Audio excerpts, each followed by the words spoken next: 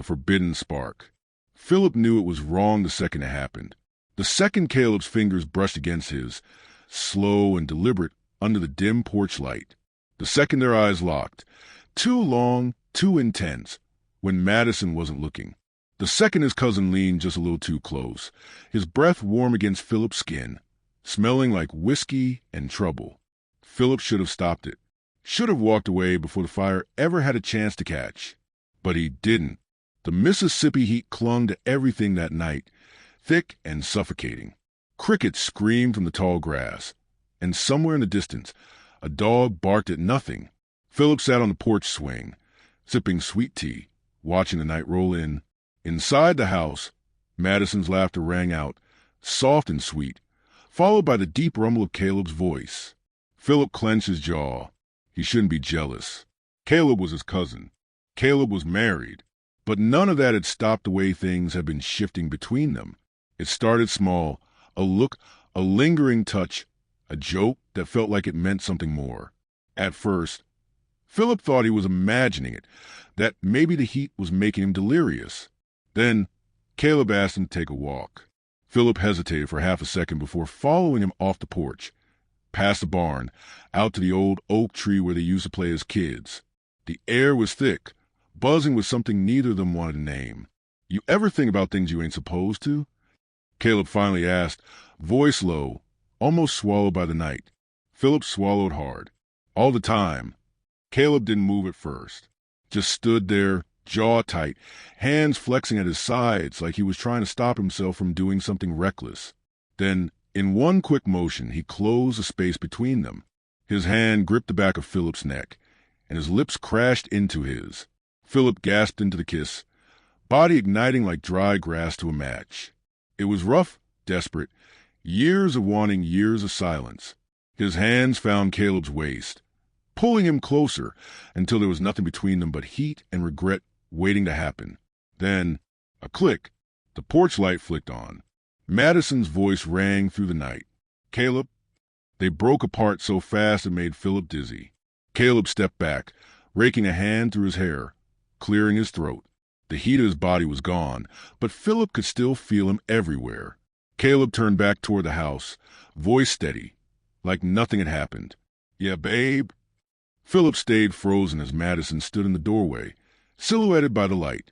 She didn't step forward, didn't say anything else, just stood there, watching, too close, way too close. As Caleb walked past him, his fingers barely brushed against Philip's hand, like a promise, a warning, a secret begging to stay hidden. And Philip knew, without a doubt, this was only the beginning. Dangerous games and close calls. Philip knew they should stop.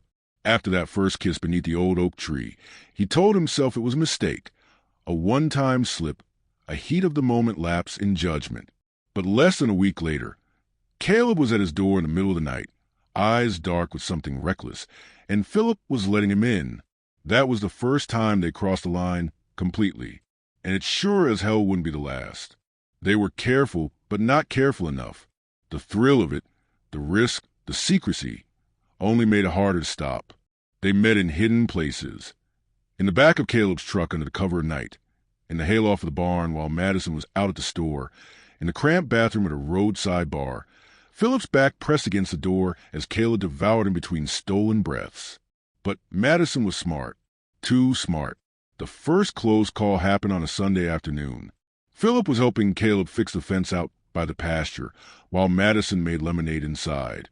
The summer sun was brutal, sweat soaking through their shirts, their bodies tense from working so close together, but not close enough. At some point, they ended up in the shade of Caleb's truck, out of sight from the house. Caleb leaned against the tailgate, wiping sweat from his brow, chest rising and falling as he looked Philip over. "Damn, it's hot." Philip smirked. "You ain't just talking about the weather, are you?"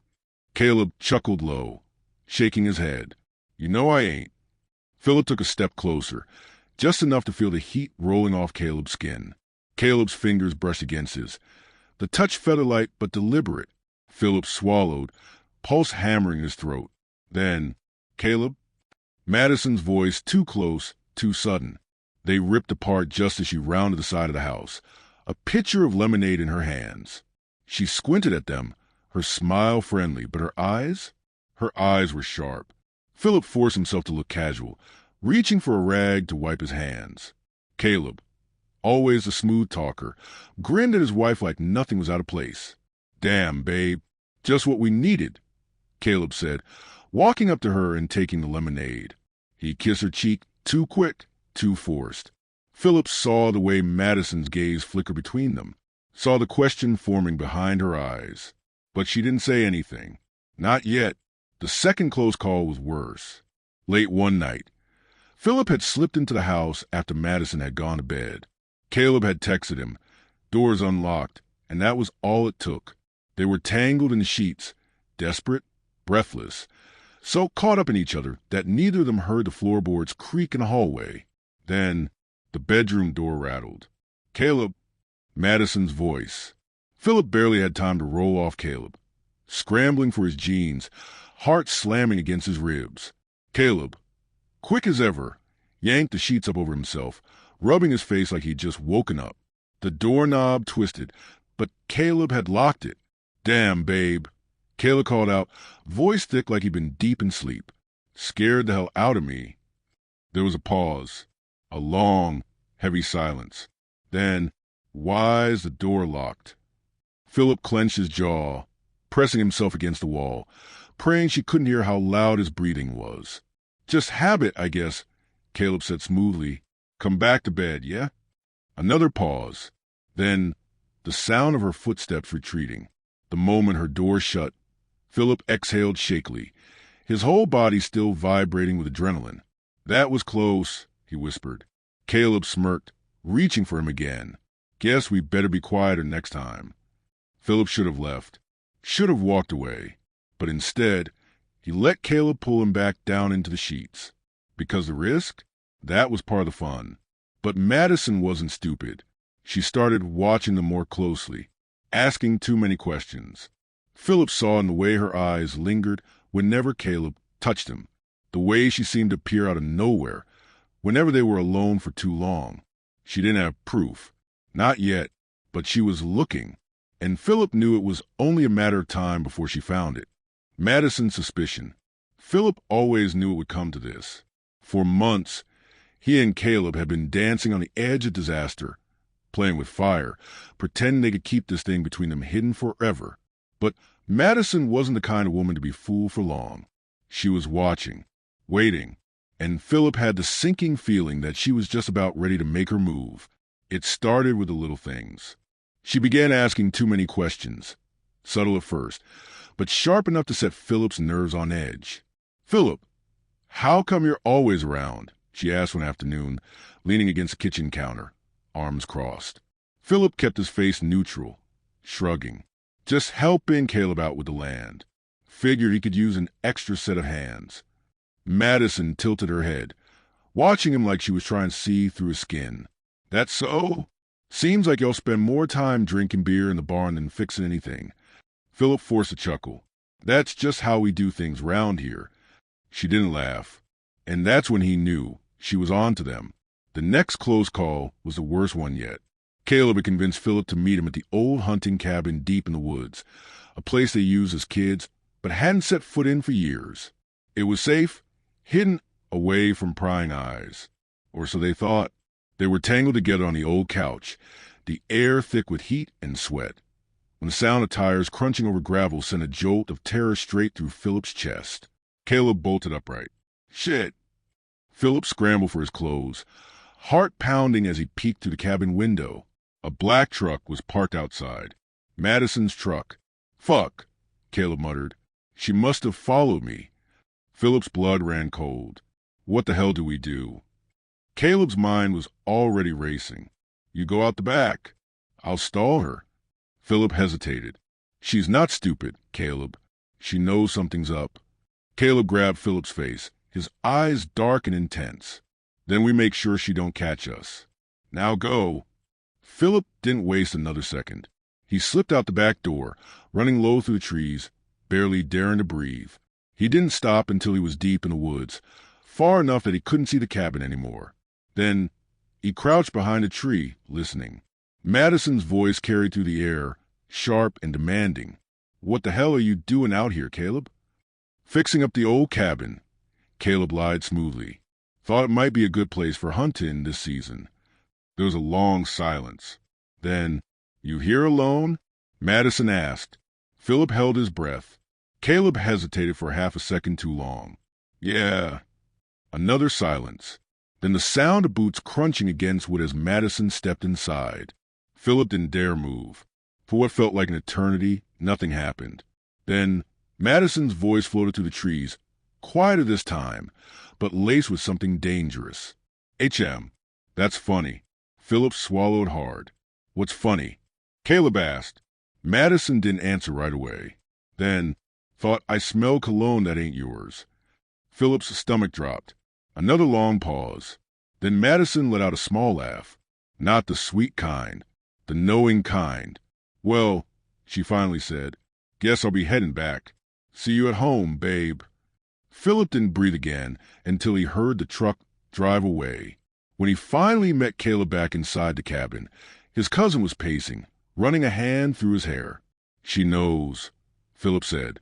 Caleb exhaled, shaking his head. "Not yet, but she's getting real damn close." Philip ran a hand down his face, his whole body still vibrating with adrenaline. "We can't keep this up forever, Caleb." Caleb turned to him then, eyes fierce. "Ain't no way in hell I'm stopping." Philip should have argued.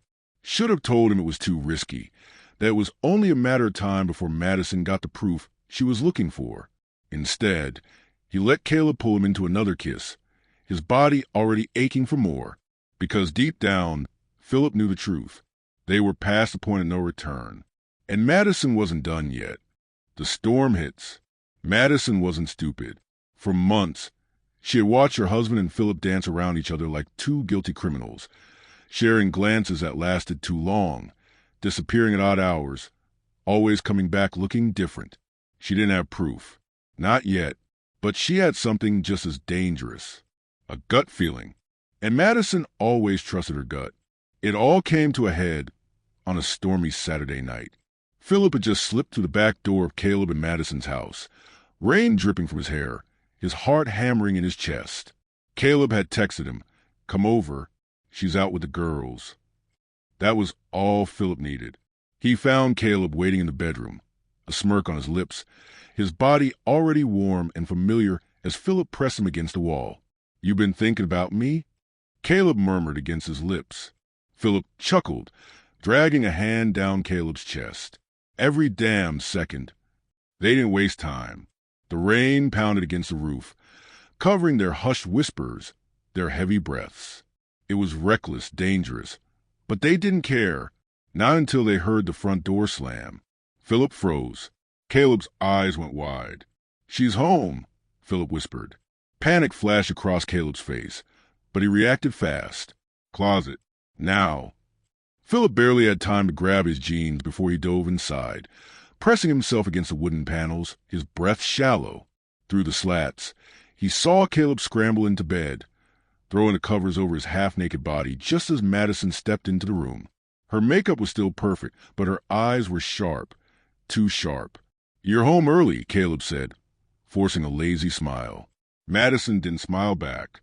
She glanced around the room, then sniffed the air. Philip's stomach clenched. That damn cologne. Madison took a slow step forward. "Yeah, girls' night was cut short. Some folks just can't handle their liquor." Her eyes flicked to the floor.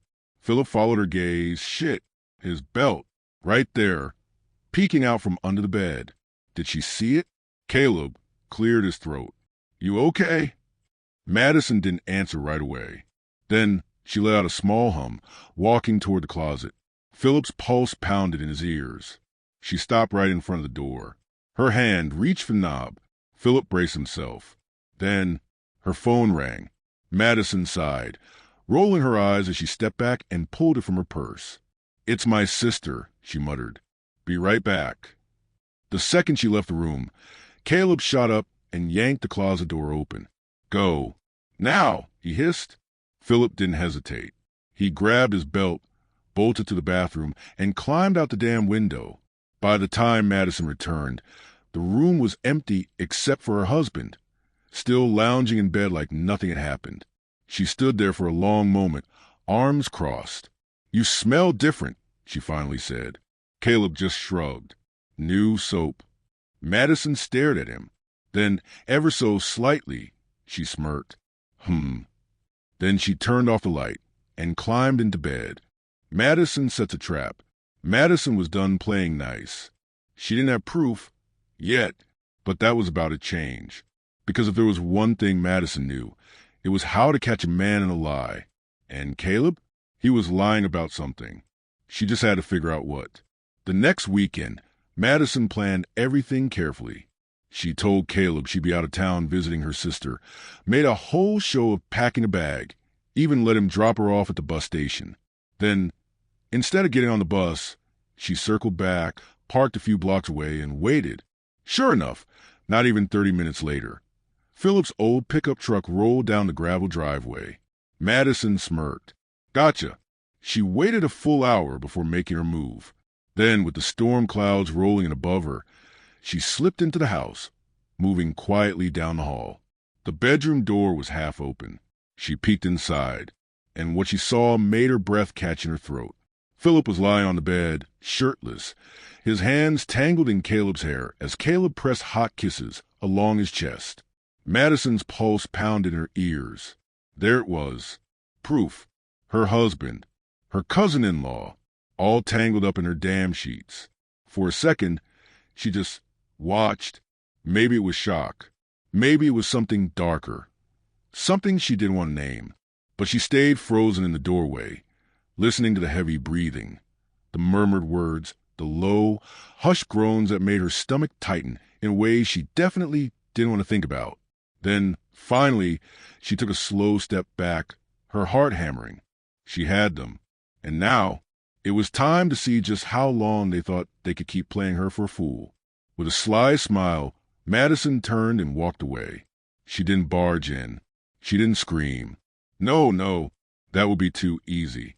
Instead, she let herself out the back door and drove away, like she had never been there at all. But inside her head, a plan was already forming. Because if Caleb and Philip thought they were getting away with this, they were dead wrong. Madison's game begins. Madison didn't sleep that night. She lay awake, staring at the ceiling, replaying every moment in her head, every touch, every whisper, every goddamn moan she wasn't supposed to hear. Her husband, her cousin-in-law, fucking in her bed. The rage inside her burned hot, but she didn't lose control. No, that would be too easy. Caleb and Philip thought they were being sneaky, thought they were outsmarting her. She let them keep thinking that. For now. The next morning, Madison woke up early and made breakfast like nothing had happened. Caleb came stumbling into the kitchen, his hair still messy from sleep, a lazy grin on his face. "Morning, babe." "Morning, sweetheart," Madison said, smiling as she flipped a pancake. Philip's truck was already gone. Figures. She slid a plate in front of Caleb and sat across from him, watching as he dug in. "You sleep good." Caleb barely looked up. "Yeah, you." Madison smirked. "Like a baby." He had no clue. Not a damn clue. Good. That afternoon, Madison took her plan to the next level. She texted Philip. "Madison, hey, can you come by later? Got something I want to talk to you about." It took a few minutes. But then, Philip, sure? Everything okay?" Madison grinned. "Madison, of course. Just want to catch up." Philip took the bait. By the time he arrived, Madison was already waiting on the porch, sipping sweet tea, her expression unreadable. Philip looked nervous as he stepped out of his truck. "Hey, Madison." "Hey, Philip." She gave him a slow once-over. "Come on in." Inside, Madison led him to the living room. The air was thick, heavy with tension. Philip shifted on the couch. "So, what did you want to talk about?" Madison took a sip of her tea, letting the silence stretch just long enough to make him sweat. Then she leaned forward, lowering her voice just enough to make his stomach twist. "You ever feel like some things are just meant to happen?" Philip swallowed. "What do you mean?" Madison smiled, but it wasn't sweet. It was sharp, knowing. "I mean," she reached out, dragging her fingertips along his knee. Sometimes people have secrets, and sometimes it's more fun to share them than to keep them hidden. Philip went still. Madison. She leaned in closer, her breath warm against his ear. What would you do if I told you I know? Philip's body stiffened. Bingo. Madison pulled back and tilted her head. Relax, Philip. I'm not mad. Philip just stared at her, his heart hammering. I know, she whispered, smirking. I know everything. Philip shot up from the couch, panic flashing his eyes. Madison, She laughed softly, standing up to face him. Don't worry. I'm not going to ruin your little secret. She stepped closer, trailing her fingers up his chest, enjoying the way he barely breathed. In fact, I think we can make this real interesting. Philip swallowed hard. What are you saying? Madison leaned in, her lips just inches from his. I'm saying, she murmured, her voice a slow, dangerous drawl. Let's have some fun. The offer. Philip felt like he couldn't breathe. Madison stood close. Too close. Her fingers trailing lightly over his shirt, her lips curled in a smirk that sent ice through his veins. She knew, and yet she wasn't screaming. She wasn't crying. She wasn't threatening to tell the whole damn family and send everything crashing down. Instead, she was smiling, and that was worse. Philip took a shaky step back. Madison, whatever you think you know, it's not. Oh, honey. Madison's laughter was soft, almost pitying. Don't insult me with that nonsense. I know about you and Caleb. Philip froze. The way she said it, so casual, so certain, made his stomach churn. I saw you, she whispered. Heard you. Her smirk widened. And you know what? I'm not even mad. Philip felt dizzy. This had to be a trap. Then what do you want? He asked cautiously. Madison tilted her head, eyes gleaming. I want in. Philip blinked. What? I want in, she repeated, stepping closer. You and Caleb clearly have your fun. So why not let me have some fun, too? Philip's mouth went dry. You're joking. Madison trailed a finger down his chest, her voice sultry, teasing. Am I? Philip shivered. This wasn't happening. Madison, you're married to Caleb. And Caleb is fucking you behind my back, she said sweetly. So I think the normal rules are out the window, don't you? Philip was speechless. Madison sat on the couch, crossing her legs, watching him like a cat eyeing a trapped mouse. Here's the deal. You and Caleb keep doing whatever you're doing. I won't tell a soul. She leaned back. In exchange, I get access. Philip swallowed. Access? Madison grinned. To you. Philip's stomach flipped. You want to? Madison laughed. Oh, sugar. I don't necessarily want to fuck you, but I do want to have fun. Philip's head spun. Caleb would never. Madison cut him off with a smirk. You really think Caleb's the one running this marriage? She took a sip of her drink. You'd be surprised what men will agree to when their secrets are on the line. Philip's hands clenched into fists. If you think I'm just gonna... Oh, hush, sweetheart. Madison stood up, brushing past him, her lips near his ear. I'm not threatening you. I'm inviting you. Philip's heart pounded. Madison winked as she reached the door. Take some time to think about it, sugar. Then she opened it and glanced over her shoulder. Because one way or another, we're all going to be real close from now on. And with that, she walked out, leaving Philip with his pulse racing, his mind spinning, and the sinking feeling that nothing in his life was ever going to be the same again. Caleb's crossroads. Philip didn't know how long he stood there after Madison left. Her perfume still lingered in the air, sweet and suffocating. She knew. She wanted in, and she wasn't giving them a choice. His hands were shaking. He needed to talk to Caleb. That night, Philip texted Caleb. Philip, we need to talk. Now. No response. 5 minutes. 10 minutes. Then, Caleb. Can't. At home. Later? Philip gritted his teeth. No. Now. Caleb. Madison's here. Can't just leave. Philip's stomach churned. Philip. You might not have a choice. An hour later, Philip heard the rumble of Caleb's truck pulling up behind his house. The moment Caleb walked through the door, Philip grabbed him by the collar. What the fuck did you do? Caleb's eyes widened. Whoa, what? Philip shoved him back. Madison knows. The color drained from Caleb's face. No, she doesn't. Philip let out a cold, humorless laugh. Oh, she does. And guess what? She's not mad. She doesn't want to leave you. She doesn't even want to ruin us. Caleb swallowed hard. Then what does she want? Philip's jaw clenched. She wants access. Caleb frowned. Access? She wants to be part of this. Said she won't stop us if she gets something out of it. Caleb ran a hand down his face. Jesus Christ. Philip stepped closer, voice low and urgent. You need to fix this. Shut it down. Tell her something. Anything.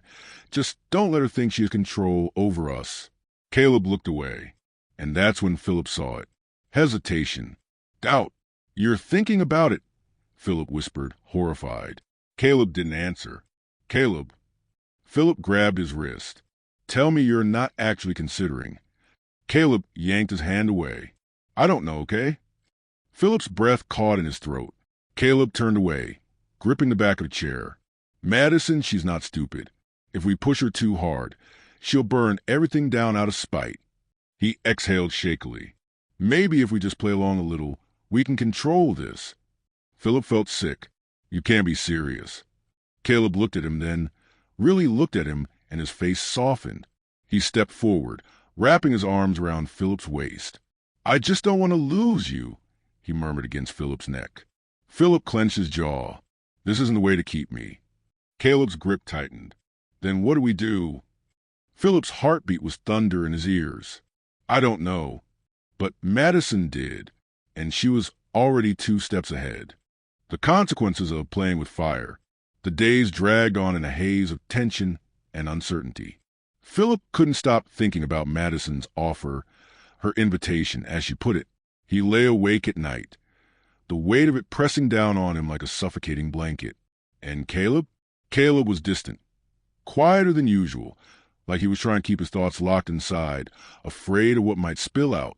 The lines between right and wrong had blurred, but now they were walking a dangerous edge. The next afternoon, as Philip was walking out to his truck, he saw Madison's car parked just a little too close to the front door. She was waiting for him. He swallowed hard before approaching her. Madison, he said cautiously, trying to keep his voice steady. What do you want? She was lounging casually against her car, wearing a tight black dress that clung to her curves, her lips painted a deep red. She gave him a look, eyes glinting with mischief. I told you what I want, she purred. I told you that you and Caleb could keep doing whatever it is you've been doing, if you let me join the fun. Philip crossed his arms over his chest. You don't get it. This is a mess. Caleb and I, this... He gestured vaguely to the space between them, struggling for the right words. It's not something you can just add yourself into. Madison smiled, stepping closer. Oh, sweetie, you think I'm just in this for a little fun? I'm in this because I see something that could be mine. All of it. Philip recoiled at the cold calculation in her voice. What are you talking about? He demanded. Madison's grin widened, and her eyes flashed with dark amusement. I'm talking about power, Philip. Control. You think you're in charge, but you're not. You're just another pawn on the board. She leaned in, her voice dropping to a whisper. And Caleb? He's already playing my game. He just doesn't know it yet. The words hit Philip like a slap. He recoiled, his mind racing to process what she was saying. I don't know what you're talking about, he muttered, shaking his head, the unease growing in his chest. I think you do, she replied smoothly, her fingers trailing lightly over his arm, sending a shiver down his spine. You just don't want to admit it. Philip stepped back, feeling dizzy. This wasn't supposed to be happening. They were supposed to be in control. They were supposed to have the upper hand. But now Madison was pulling the strings, and it was clear she wasn't going to let go until she had what she wanted. That night, Philip sat at home, the silence in the room almost suffocating. Caleb was still at work, and he couldn't stop running Madison's words through his mind. He couldn't keep pretending that everything was fine. When Caleb walked in a few hours later, he found Philip pacing the living room, his hand running through his hair. "What's going on?" Caleb asked, his voice tired but concerned. Philip stopped pacing, his heart pounding in his chest. "We need to talk." Caleb looked at him, eyebrows furrowing. "What is it?" Philip took a deep breath and turned to face him. "Madison's playing us, Caleb. She's not just interested in the affair. She wants more than that." Caleb's expression shifted, the color draining from his face. "What do you mean?" "She's not just trying to get in on the fun. She wants to control this. She wants us." Philip's voice grew tight with anger. "She's already got you wrapped around her finger." Caleb stepped back, looking confused. "What? No, that's not true." "It is." Philip's eyes burned with frustration. "She's been playing you from the start, and now she's playing me, too." Caleb's shoulders slumped, and for a brief moment, Philip saw the realization hit him. "You're right," Caleb whispered, his voice thick with guilt. "She's too smart for us." Philip stepped forward, his chest tight. "So what are we going to do about it?" Caleb rubbed his forehead, his eyes clouded with confusion. "I don't know. I never thought it would go this far. I thought I could control it." Philip clenched his fists, frustration mounting. "Well, now it's out of control, and if we don't do something, it's going to tear us apart." The following days were a whirlwind of half-conversations, broken glances, and missed opportunities to fix things. Madison's game was gaining momentum, and it seemed like every move she made pushed them farther into the corner. But the more Philip thought about it, the more he realized he didn't want to be controlled anymore. He didn't want to be someone's pawn. But it might already be too late. The breaking point. The air in the house felt thick, like the calm before a storm. Every glance exchanged between Caleb and Philip seemed loaded with unspoken tension. The days had become a series of quiet, desperate moments, and Philip knew that if they didn't take action soon, they would lose everything. Madison was playing a dangerous game, one that had already changed everything. But now it wasn't just about the affair. It was about power, control, and a twisted game that neither Philip nor Caleb had signed up for. It started with a simple text. "Madison, I'm having a dinner party. Caleb, and I would love for you to join us." Philip stared at the message, his thumb hovering over the screen. He knew the invitation wasn't innocent. It was another move in her chess game, one that would trap them further. He typed out a quick response. "Philip, I'll be there." Then, as if it were the most natural thing in the world, he tossed his phone aside and sat back on the couch, a deep sense of dread pooling in his stomach. Dinner at Madison and Caleb's house was a lavish affair. The table was set with candles and an expensive bottle of red wine, the kind that felt like an expensive luxury they couldn't afford. Caleb was smiling, his laughter forced, his eyes darting nervously from Madison to Philip. Madison, on the other hand, was playing the part of the perfect hostess. She looked flawless, her smile practiced, and her eyes sharp as she watched Philip. It was like she could see straight through him, straight through the cracks in the facade. "Glad you could make it, Philip," Madison purred, setting a glass of wine in front of him. "I've been thinking about our last conversation." Philip stiffened, his fingers tightening around his glass. "What about it?" he asked, keeping his voice neutral. "Oh, you know," she said, her tone sweet as syrup. "How we should all be honest with each other." She looked at Caleb, her gaze possessive. "Honesty can be so freeing, don't you think?" Caleb cleared his throat, looking uncomfortable. "Madison, we don't need to." But she cut him off with a raised hand. "No, Caleb, it's fine. I just want to make sure Philip understands exactly what's at stake here. Don't you, Philip?" Philip's heart was pounding in his chest, his throat dry. "I understand," he said, the words tasting bitter in his mouth. Madison smiled sweetly, but there was something predatory in the way her eyes lingered on him. "Good, because I don't think we're finished talking about what I really want." Later, after the dinner had ended, the three of them were sitting in the living room, the tension thick in the air. Caleb was nervously fiddling with his phone, avoiding eye contact with both of them. Madison's smile never faltered as she turned to Philip. "Caleb's a good man," she said softly, her eyes glinting with an unspoken promise.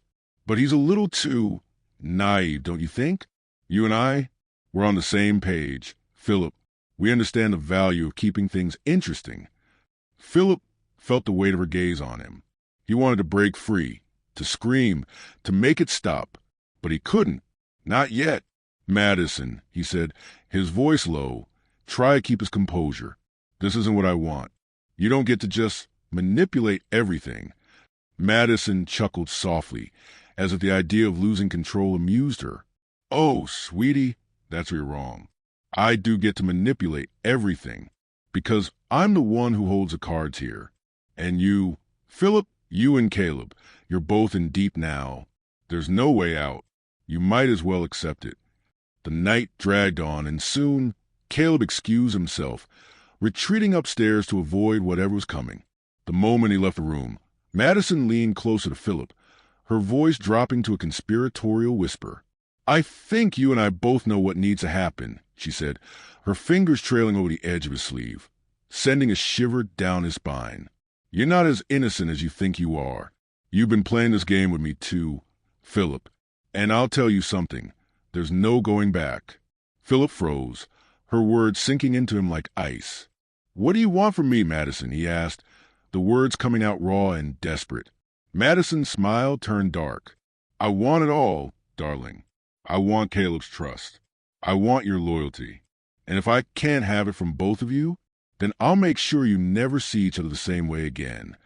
Back at home, Caleb was already in bed when Philip came in, his mind racing. He couldn't shake the feeling that things were spiraling out of control, that they were too deep in Madison's web to escape. When Caleb sat up in bed, looking at him with tired eyes, Philip finally spoke. Madison knows, Caleb. She knows we're in it now. Caleb was silent for a long moment, his expression unreadable. Finally, he whispered, Then what do we do, Philip? Philip's voice was a mixture of fear and determination as he replied, We fight, or we lose each other for good. The breaking point. The following days were filled with a strange tension, like a storm hanging in the air, waiting to break. Caleb and Philip both knew they couldn't continue like this, living in fear of Madison's manipulation. But they were trapped in her game now, the lines of right and wrong so blurred that they had no idea who they could trust anymore. It was late one evening when Caleb finally decided to confront Madison, his hand trembling as he dialed her number. Philip was sitting in the living room, watching Caleb pace back and forth, the weight of the conversation about to unfold pressing heavily between them. Are you sure about this? Philip asked, his voice cautious. He didn't want to see Caleb walk into Madison's trap any more than he already had. Caleb nodded grimly, holding the phone to his ear. I don't have a choice anymore. I can't keep pretending I don't see what she's doing. It's time to put an end to it. Madison picked up on the third ring. Her voice was cool, with an edge of curiosity. Well, Caleb, I didn't expect you to call me so soon. What can I do for you? Caleb took a deep breath, his hand tightening around the phone. We need to talk. In person. No games, no manipulation. Just the truth. Madison's laughter echoed through the line, a sound that sent a chill down Caleb's spine. You think I'm the one playing games? You're so sweet, Caleb. But I've known from the start this was always going to end this way. Her words hit him like a slap, but he wasn't backing down. Where and when? A few hours later, Caleb found himself standing at the door of Madison's house, the once familiar space now feeling foreign and foreboding. Philip was waiting in the car, too afraid to follow Caleb inside, yet unable to stay behind. Madison opened the door with a sly smile, her eyes gleaming as she stepped aside to let Caleb in. Come in, darling. You and I need to have a serious talk. She led him to the living room, where the same wine and candles from the dinner party earlier that week sat untouched on the coffee table. Everything felt rehearsed, like part of a play they had all agreed to perform. Caleb sat on the couch, his nerves on edge. I'm done, Madison. We're done. Whatever it is you think you control over, it stops here. Madison's smile didn't waver. She took a seat next to him, her movement slow and deliberate. Oh, Caleb, you think you have control, but you never did. You and Philip have been playing right into my hands from the start. Caleb's heart sank. What do you want from us? Why are you doing this? Madison's eyes sparkled with cruel amusement. Power, Caleb. Control. You're not the first man to fall for me, and you won't be the last. But I'll tell you something. You were never meant to be in charge. This game was always mine to win. Back in the car, Philip watched the house, his stomach twisting in knots. He was supposed to be in there with Caleb. They were supposed to face Madison together. But as the minutes ticked by, a sickening feeling gnawed at him. What if it was too late? Inside, Caleb was struggling to hold his ground. He had come there to end things, to put an end to Madison's manipulation. But her words were like poison, slipping into his mind and making him question everything. I think you're just mad at me for not giving you exactly what you wanted, Madison said, leaning closer. Maybe if you really understood how badly you need me, you'd stop pushing me away. Caleb's breath hitched as he realized what she was implying. I don't need you, Madison. I don't want you like that. Not anymore. Madison's smile faltered for just a second before it returned, even more predatory. You're wrong, Caleb. You'll come around. They always do. Meanwhile, Philip was spiraling. He couldn't shake the feeling that something terrible was happening inside that house. His hands were shaking as he gripped the steering wheel, unable to look away from the front door. But just as he was about to get out of the car and storm inside, his phone buzzed. It was a text from Caleb. Caleb, get ready. It's over. Back inside, Madison stood up, crossing the room and turning toward the door. You can't run away from this, Caleb. You'll always come back. You're not done yet. Caleb clenched his fists, his anger boiling over. I don't need you in my life anymore. I don't need any of this. He stood up, walking toward the door. It's time for you to accept that. Madison watched him leave with an unreadable expression. We'll see about that, she murmured under her breath, her eyes dark and calculating. As Caleb stepped outside, Philip was already waiting for him, his face tense and worried. What happened? What did she say? Caleb let out a shaky breath, shaking his head. She doesn't get it, Philip. She's not going to let us go that easily. Philip's heart sank.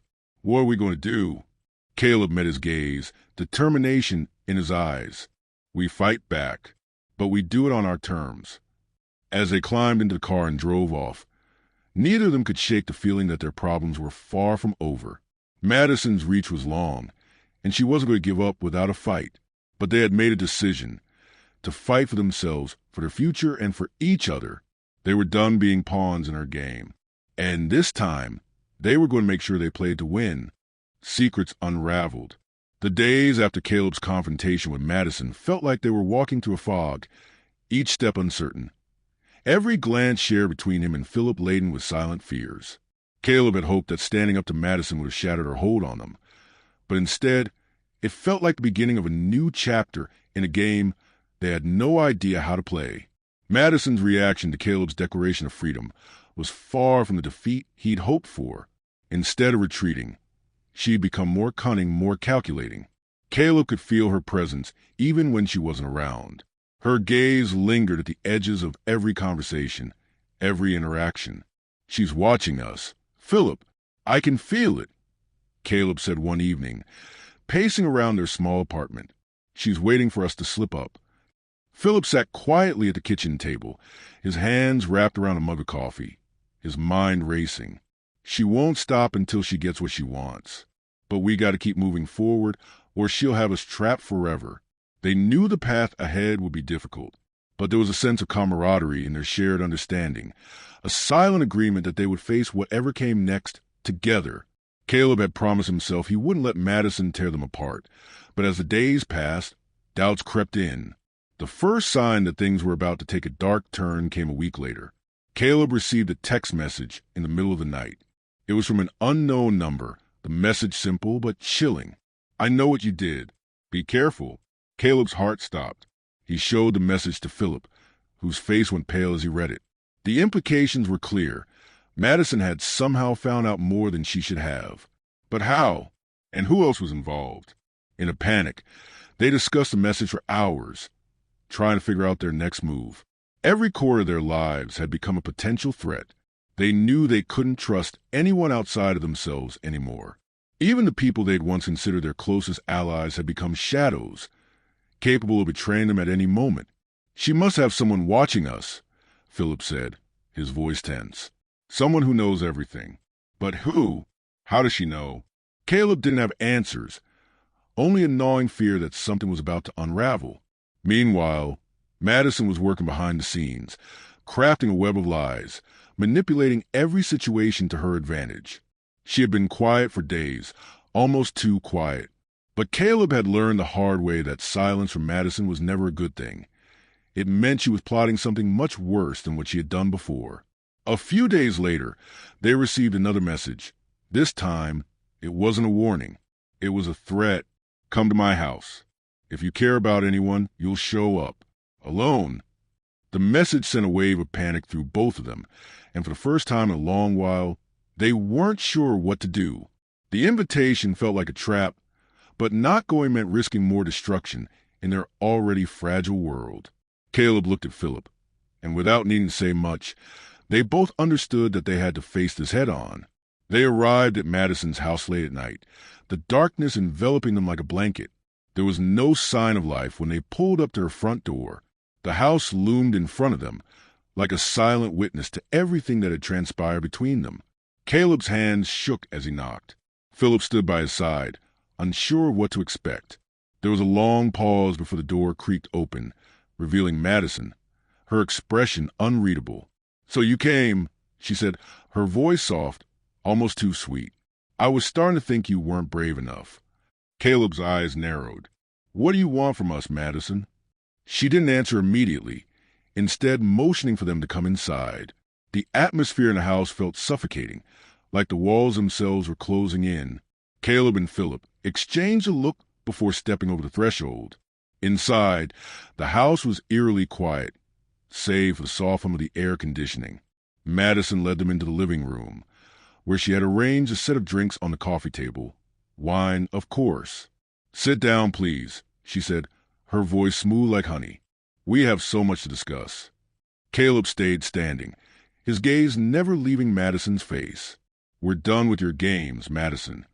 Her smile twisted, as though she were enjoying the drama unfolding before her. "You think you can walk away from me so easily? From this?" She gestured to the space around them, the tension thick in the air. "You and Philip. You're too far in to ever leave. I made sure of that." Caleb clenched his fists. "You don't control us anymore." Madison's eyes gleamed with something darker, something predatory. "Oh, Caleb, it's never been about control. It's about power.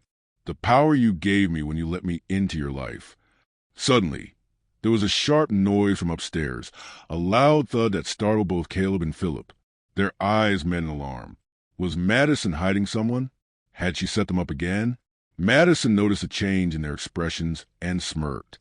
"Relax. It's just the house settling. But you know, I've always believed that if you want something, you have to be willing to fight for it. And Caleb, darling, I always get what I want." Her words hung in the air like a challenge, and Caleb knew, deep down, that their next move would either solidify their escape from her clutches or seal their fate forever. The final play.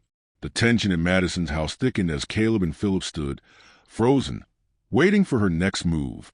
The sound from upstairs faded, but the unease lingered. Every moment felt like the calm before a storm, and neither Caleb nor Philip knew which direction the wind would blow. "You're not going to intimidate us anymore, Madison," Caleb said, his voice steady but his nerves betraying him. Madison took a step forward, the click of her heels echoing off the hardwood floors. "Intimidate? Darling, I'm not here to intimidate. I'm here to remind you of the truth." Philip shifted uncomfortably, glancing at Caleb, who was still staring Madison down. "What truth?" he asked, his voice low. Madison's lips curled into a slow smile. "That you're trapped. You think you can keep running, that you can keep sneaking around in the shadows, but eventually you'll slip. And when you do, I'll be waiting." Her words were venomous, each syllable dripping with control she believed she held over them. Caleb felt a sharp pang in his chest, a reminder of how deep she had wormed her way into their lives. But they had come too far to back down now. "Then why are we still here, Madison?" Caleb continued, his tone colder now. If you really think you have the upper hand, why don't you just finish it? Tell us what you really want. Madison's eyes flickered, a brief flash of uncertainty crossing her face. But it was gone in an instant. I'm giving you the choice, Caleb. You can either keep fighting me, keep running from what you know we all want, or you can make peace with it. She paused, her gaze shifting between them. But here's the thing, she gestured to space around them, the air heavy with years of deception, will never be enough for you. You'll never be free from me. You think I don't know what's going on between you two? Between you and Philip? Her voice grew darker, colder as she stepped closer. Caleb took a deep breath, his hand tightening around his jacket. We're not afraid of you anymore. Good, she sneered, because you should be. Suddenly, another noise echoed from upstairs, louder this time. A series of quick, heavy footsteps, followed by a door creaking open. Caleb and Philip shared a look, their hearts racing. Was Madison expecting someone? Or had she set a trap that they hadn't seen coming? Before either of them could speak, the sound of a voice, unmistakable and familiar, rang out from the second floor. Madison, what's going on down there? Is everything all right? It was his voice. Caleb's heart skipped a beat. Jason. Madison's eyes darkened with a mix of frustration and amusement. Jason, she muttered under her breath, as if she were annoyed by his interruption. Caleb froze, caught off guard. Jason was Madison's brother, the one person who had always stayed on the outskirts of their complicated mess. But Caleb knew Jason had always suspected something wasn't right. Had he figured it out? Stay quiet, Madison hissed, her voice low but sharp. Let me handle this.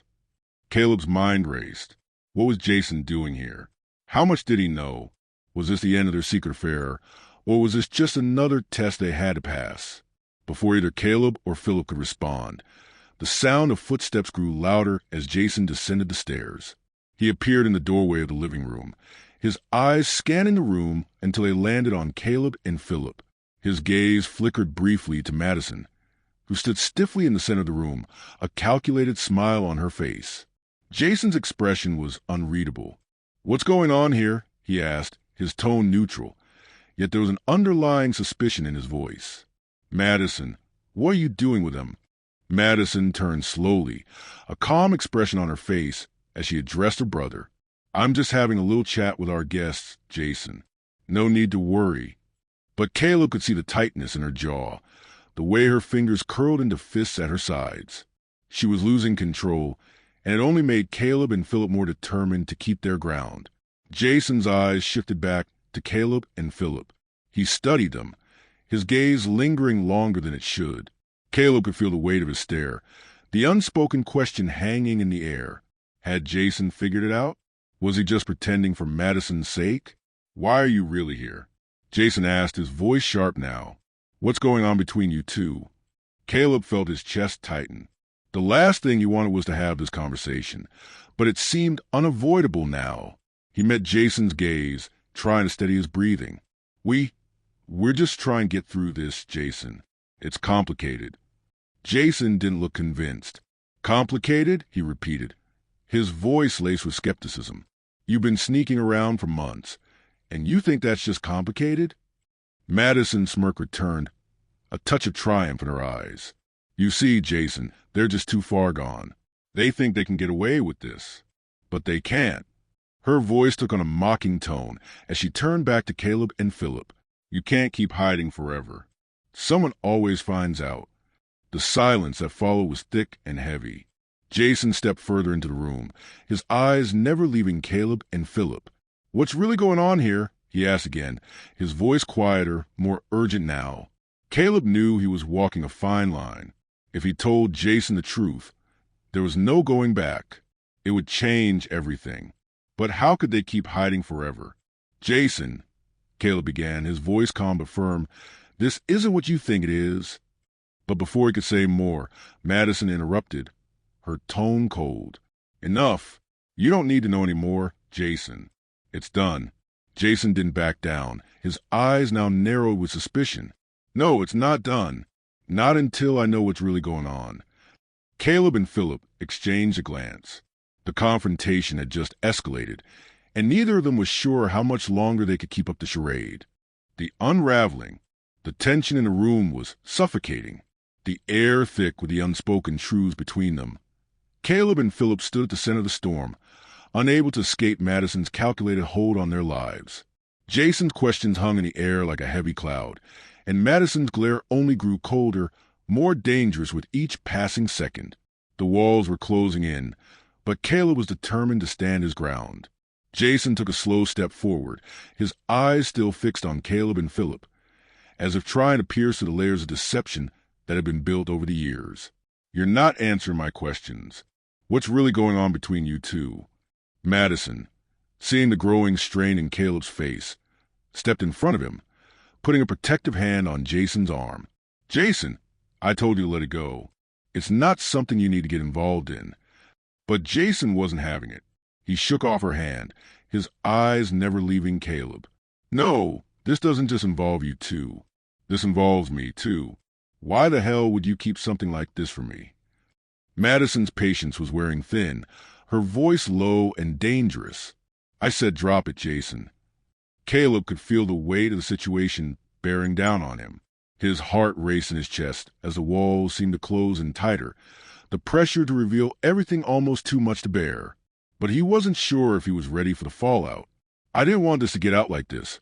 Caleb finally spoke, his voice trembling slightly. "But we've been hiding for so long. It was never supposed to get this far." Jason's expression softened just a little, his voice quiet but insistent. "What does that even mean, Caleb? What are you hiding?" Before Caleb could respond, Madison, with a flash of anger, snapped, "This is my business, not yours." She turned back to Caleb, eyes burning with fury. "You should have known better. You really thought you could get away with this." Philip felt the weight of Madison's words, the sting of her accusations landing right in the center of his chest. He stepped forward, putting a hand on Caleb's shoulder, trying to offer some support in this moment of chaos. "It's over, Madison," he said, his voice firm but measured. "We can't keep pretending. The truth is out now." Madison's laugh was sharp, almost bitter, as she crossed her arms.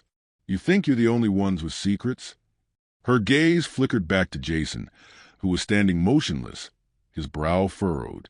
"Jason, you've been living in the dark about everything, haven't you?" Jason looked at his sister, then back at Caleb and Philip. His eyes held a mixture of confusion, hurt, and a growing realization. "What do you mean, Madison?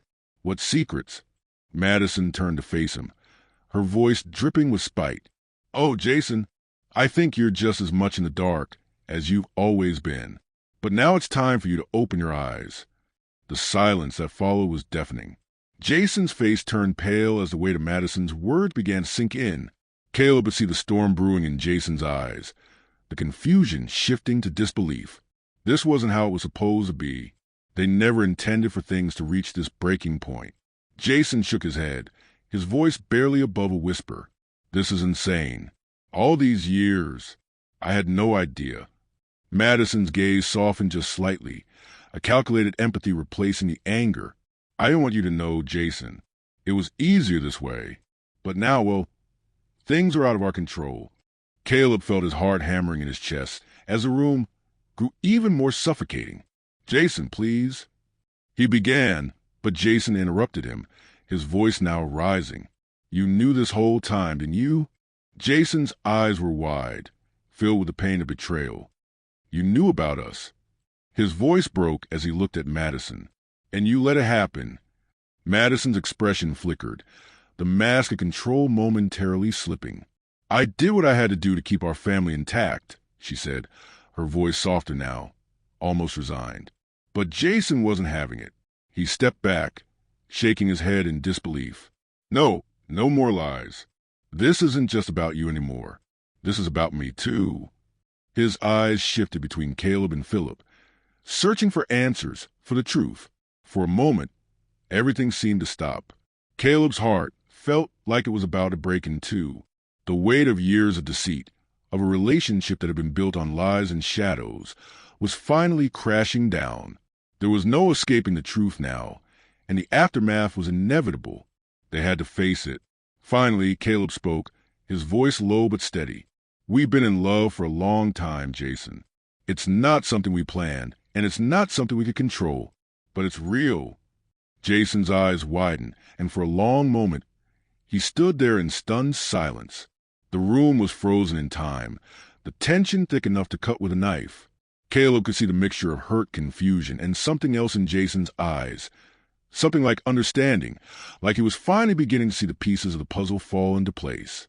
But just as the silence stretched, Madison stepped forward, her voice a cold warning. "You can't just barge in and break everything down, Jason. This is our family, and you don't get to decide how it ends." Jason shook his head, the anger now taking hold. "I'm not going to stay quiet anymore. Not while you've been playing with us like this." The storm had finally arrived, and there was no going back.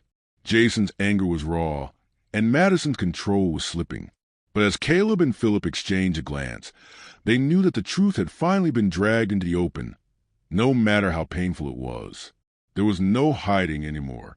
Madison took a step back, her lips curling into a forced smile. "Fine. If this is how you want to play out, then let's play." Collateral damage. The storm had only just begun. Jason, his hands shaking with the intensity of everything he had just uncovered, felt the weight of the situation pressing down on him. His mind raced, his thoughts a tangled mess of betrayal, confusion, and the aching realization that everything he had known about his family had been a lie. He stood there, rooted to the spot, as Madison and Caleb exchanged tense, knowing looks, each of them on the edge of something much bigger than they could control. "Jason," Caleb said, his voice soft but laden with guilt, "I never wanted you to be caught in the middle of this." Jason didn't respond immediately. He couldn't find the words. The pain in his chest was too raw, too real. The shock had dulled his senses, leaving him numb, unsure of what to feel, what to do next. His mind couldn't stop replaying the moment when he had finally uncovered the truth, the affair, the lies, the secrecy that had been festering for so long. It was too much to process in one moment. Finally, after what felt like an eternity of silence, Jason turned to Madison. His voice was steady, though filled with emotion. "How long, Madison? How long did you know? Was I just a fool the whole time?" Madison didn't flinch, but Caleb could see the crack in her armor. The anger that had once defined her was now replaced with something much more vulnerable, something almost desperate. "I tried to protect you, Jason. I really did," she said quietly, almost pleading. "You think I wanted this? To destroy everything we had?" Her voice shook with the weight of her own emotions. "It was easier to keep you in the dark than let you in on the truth. It's easier to pretend everything is fine, to keep the family together." Jason's eyes flashed with a mix of disbelief and frustration. "That's what you call protecting me? Lying to my face for years." His chest tightened, the anger boiling inside him. "You were never protecting me. You were protecting yourself." Madison didn't answer. Instead, she looked away, her eyes scanning the room like she was searching for some way out of this mess. But there was no escaping it now. The truth was out, and no one could hide from it any longer. Caleb felt the sting of his own guilt as he watched the exchange between Jason and Madison. He had always known that the day would come when the truth would spill over, but he had hoped, prayed, that they would have more time. Time to figure it out. Time to make sense of it all. Time to escape the consequences of their actions. But there was no more time. The wall they had so carefully built was crumbling, and Caleb was standing at the center of the wreckage. He reached out a hand toward Jason, but the younger man stepped back, his eyes hardening as he put distance between them. "Don't. Just don't." Jason's voice was tight, like a wire stretched too thin. "I don't want your pity. I don't want your apologies. I want the truth." Caleb swallowed hard. "It's all true, Jason. Everything you're thinking, it's true. And I'm sorry. I'm sorry for hurting you." Jason scoffed, his anger now fully consuming him. "Sorry? Sorry doesn't fix this, Caleb. Sorry doesn't fix years of lies, years of pretending everything was fine when it was all falling apart in the background." Madison stepped between them, holding her hands up as if to physically separate the two men. "Stop it, both of you," she said, her voice strained. "This isn't helping anyone. It's over. Can't we just move on?" But Caleb knew, deep down, that they couldn't move on. Not from this. not from the mess they had made. Jason's eyes locked onto Madison's, filled with fury. "Move on," he spat. "How do you expect me to move on from this? From you? From everything you've done?" He shook his head, his chest rising and falling with the intensity of his breath. "You've destroyed everything, Madison. Everything." There was no going back. Caleb knew that. He knew that no matter how hard they tried to patch things up, to pretend they could go back to the way things were, it would never happen. The trust was broken beyond repair, and the damage had been done. The silence that followed was deafening. It was as if the weight of their actions had finally caught up with them, and no one knew what to say next. Jason, his heart still heavy with betrayal, looked between Caleb and Madison, his expression a mixture of sadness and anger. "You can't undo this," he muttered, more to himself than anyone else. Caleb wanted to reach out, to comfort him, to tell him everything would be okay, but he couldn't. Not anymore. The chasm between them was too wide, and nothing he could say would change what had already happened. Their relationship, whatever it had been, was shattered. Madison took a step back, her hands trembling as she ran them through her hair. "I never wanted it to end like this," she said quietly, her voice shaky. "I never wanted to hurt anyone. I thought I was doing what was best for everyone. But you weren't," Jason interjected, his voice harsh. "You were doing what was best for you. You were keeping everything to yourself, pretending like we were all happy when we were falling apart." The truth stung, but Jason couldn't deny it.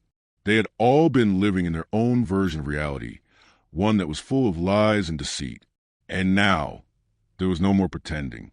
As the tension in the room reached a boiling point, Caleb could feel the weight of the inevitable crashing down. Their world, built on secrets and stolen moments, was finally unraveling, and there was no way to stop it.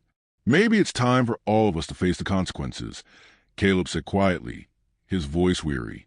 "Maybe it's time for us to stop pretending that everything's going to be okay." Jason's eyes met his, and for a moment there was a flicker of understanding, of acknowledgement, but it was fleeting, lost in the sea of anger and betrayal that still swirled between them. The damage had been done, and the path forward was uncertain. Madison's gaze flickered between the two of them, her eyes filled with a mix of regret and defiance. "You think this is the end? You think I'm just going to let everything fall apart?" she said, her voice cold. "This is far from over." Caleb felt a chill run down his spine. There was something in her tone, something dangerous lurking beneath her words. She wasn't finished yet, and neither was the story of their tangled lives. Fractured bonds. The days after the confrontation were quieter than any of them could have imagined. The storm of anger and betrayal that had consumed Jason, Caleb, and Madison settled into a tense, suffocating silence, as if the three of them were waiting for something to break the stillness. But in the wake of everything, nothing felt resolved. No one could go back to the way things had been. Jason found himself retreating further into his own mind. He spent hours alone in his room, staring at the walls, his thoughts a whirlwind of pain and anger. Every time he closed his eyes, the image of Caleb and Madison together haunted him. The stolen glances, the soft touches, the years of lies. It had all been right in front of him, and he had been too blind, or maybe too hopeful, to see it. He felt foolish, like the entire weight of his life had been a carefully constructed illusion. One afternoon, a knock at his door broke him from his thoughts. He hesitated, unsure whether he was ready for another confrontation, but the knock came again, more insistent this time. "Jason?" Caleb's voice was muffled through the door. Jason hesitated, his mind still reeling. He didn't want to face Caleb, not yet, not with the hurt still fresh. But he couldn't ignore the man any longer. With a deep sigh, he opened the door, his eyes meeting Caleb's with a mixture of anger and pain. "Can we talk?" Caleb asked quietly. Jason didn't answer right away. Instead, he stepped back, allowing Caleb into the room, though every inch of him screamed to push the man away. But the years of history between them, the tangled mess of their shared past, held him in place. Caleb took a breath, his eyes not quite meeting Jason's. "I'm sorry," he said softly. "I know that's not enough, but it's all I can say." Jason shook his head. "Sorry doesn't fix this. You've broken something that can't be repaired. I don't know how to trust you again, Caleb." You don't just get to apologize and expect everything to be okay. It's not that simple. I know it's not, Caleb responded, his voice full of regret. But I need you to know that I never wanted to hurt you. It wasn't supposed to end up like this. I care about you, Jason. I always have. Jason clenched his fists, the emotions inside him threatening to burst. Do you? Because it sure as hell didn't feel like that when I found out about you and Madison. Caleb's face twisted in pain, but he didn't look away. I made a mistake. A huge mistake. I let things get out of control, and I hurt you in the process. But it's not just about us. It's about everything that's been building for years.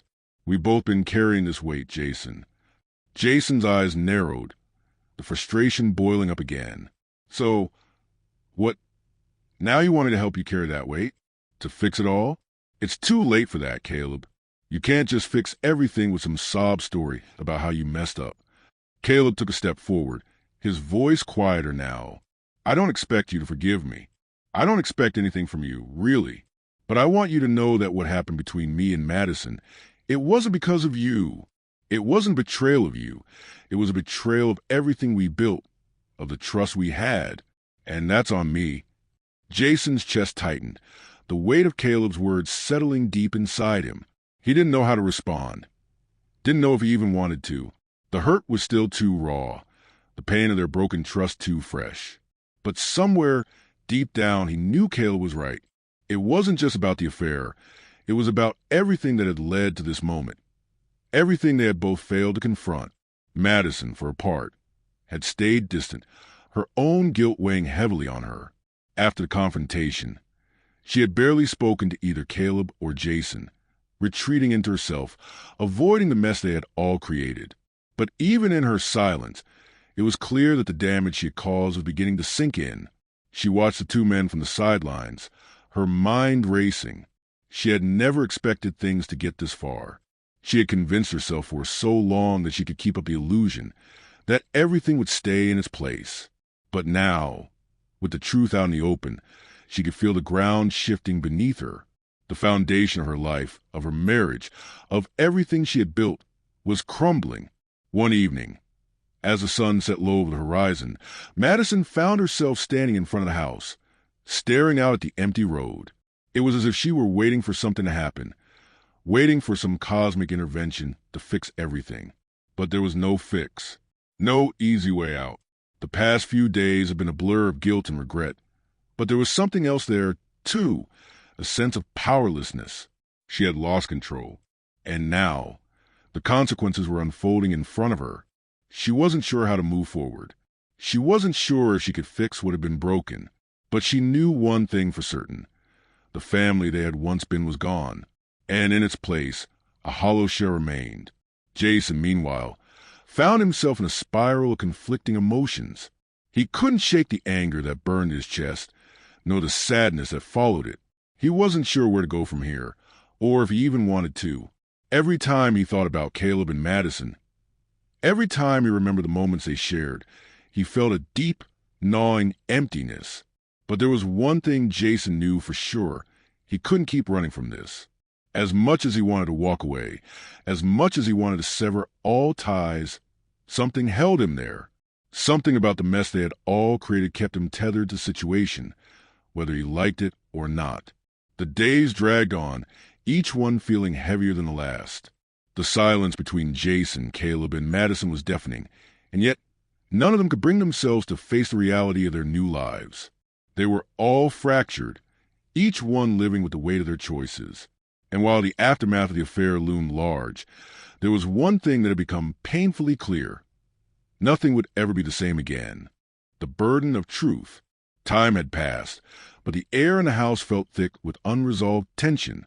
Jason had spent countless hours reflecting on what had happened, on the betrayal, the lies, and the mess of emotions that had been left in its wake.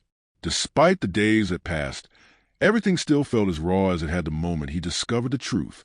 Jason had tried to push the thoughts of Caleb and Madison to the back of his mind, but the weight of everything, every whispered word, every shared moment, refused to stay buried. It was like an itch under his skin that he couldn't scratch, a memory that lingered like smoke in the air.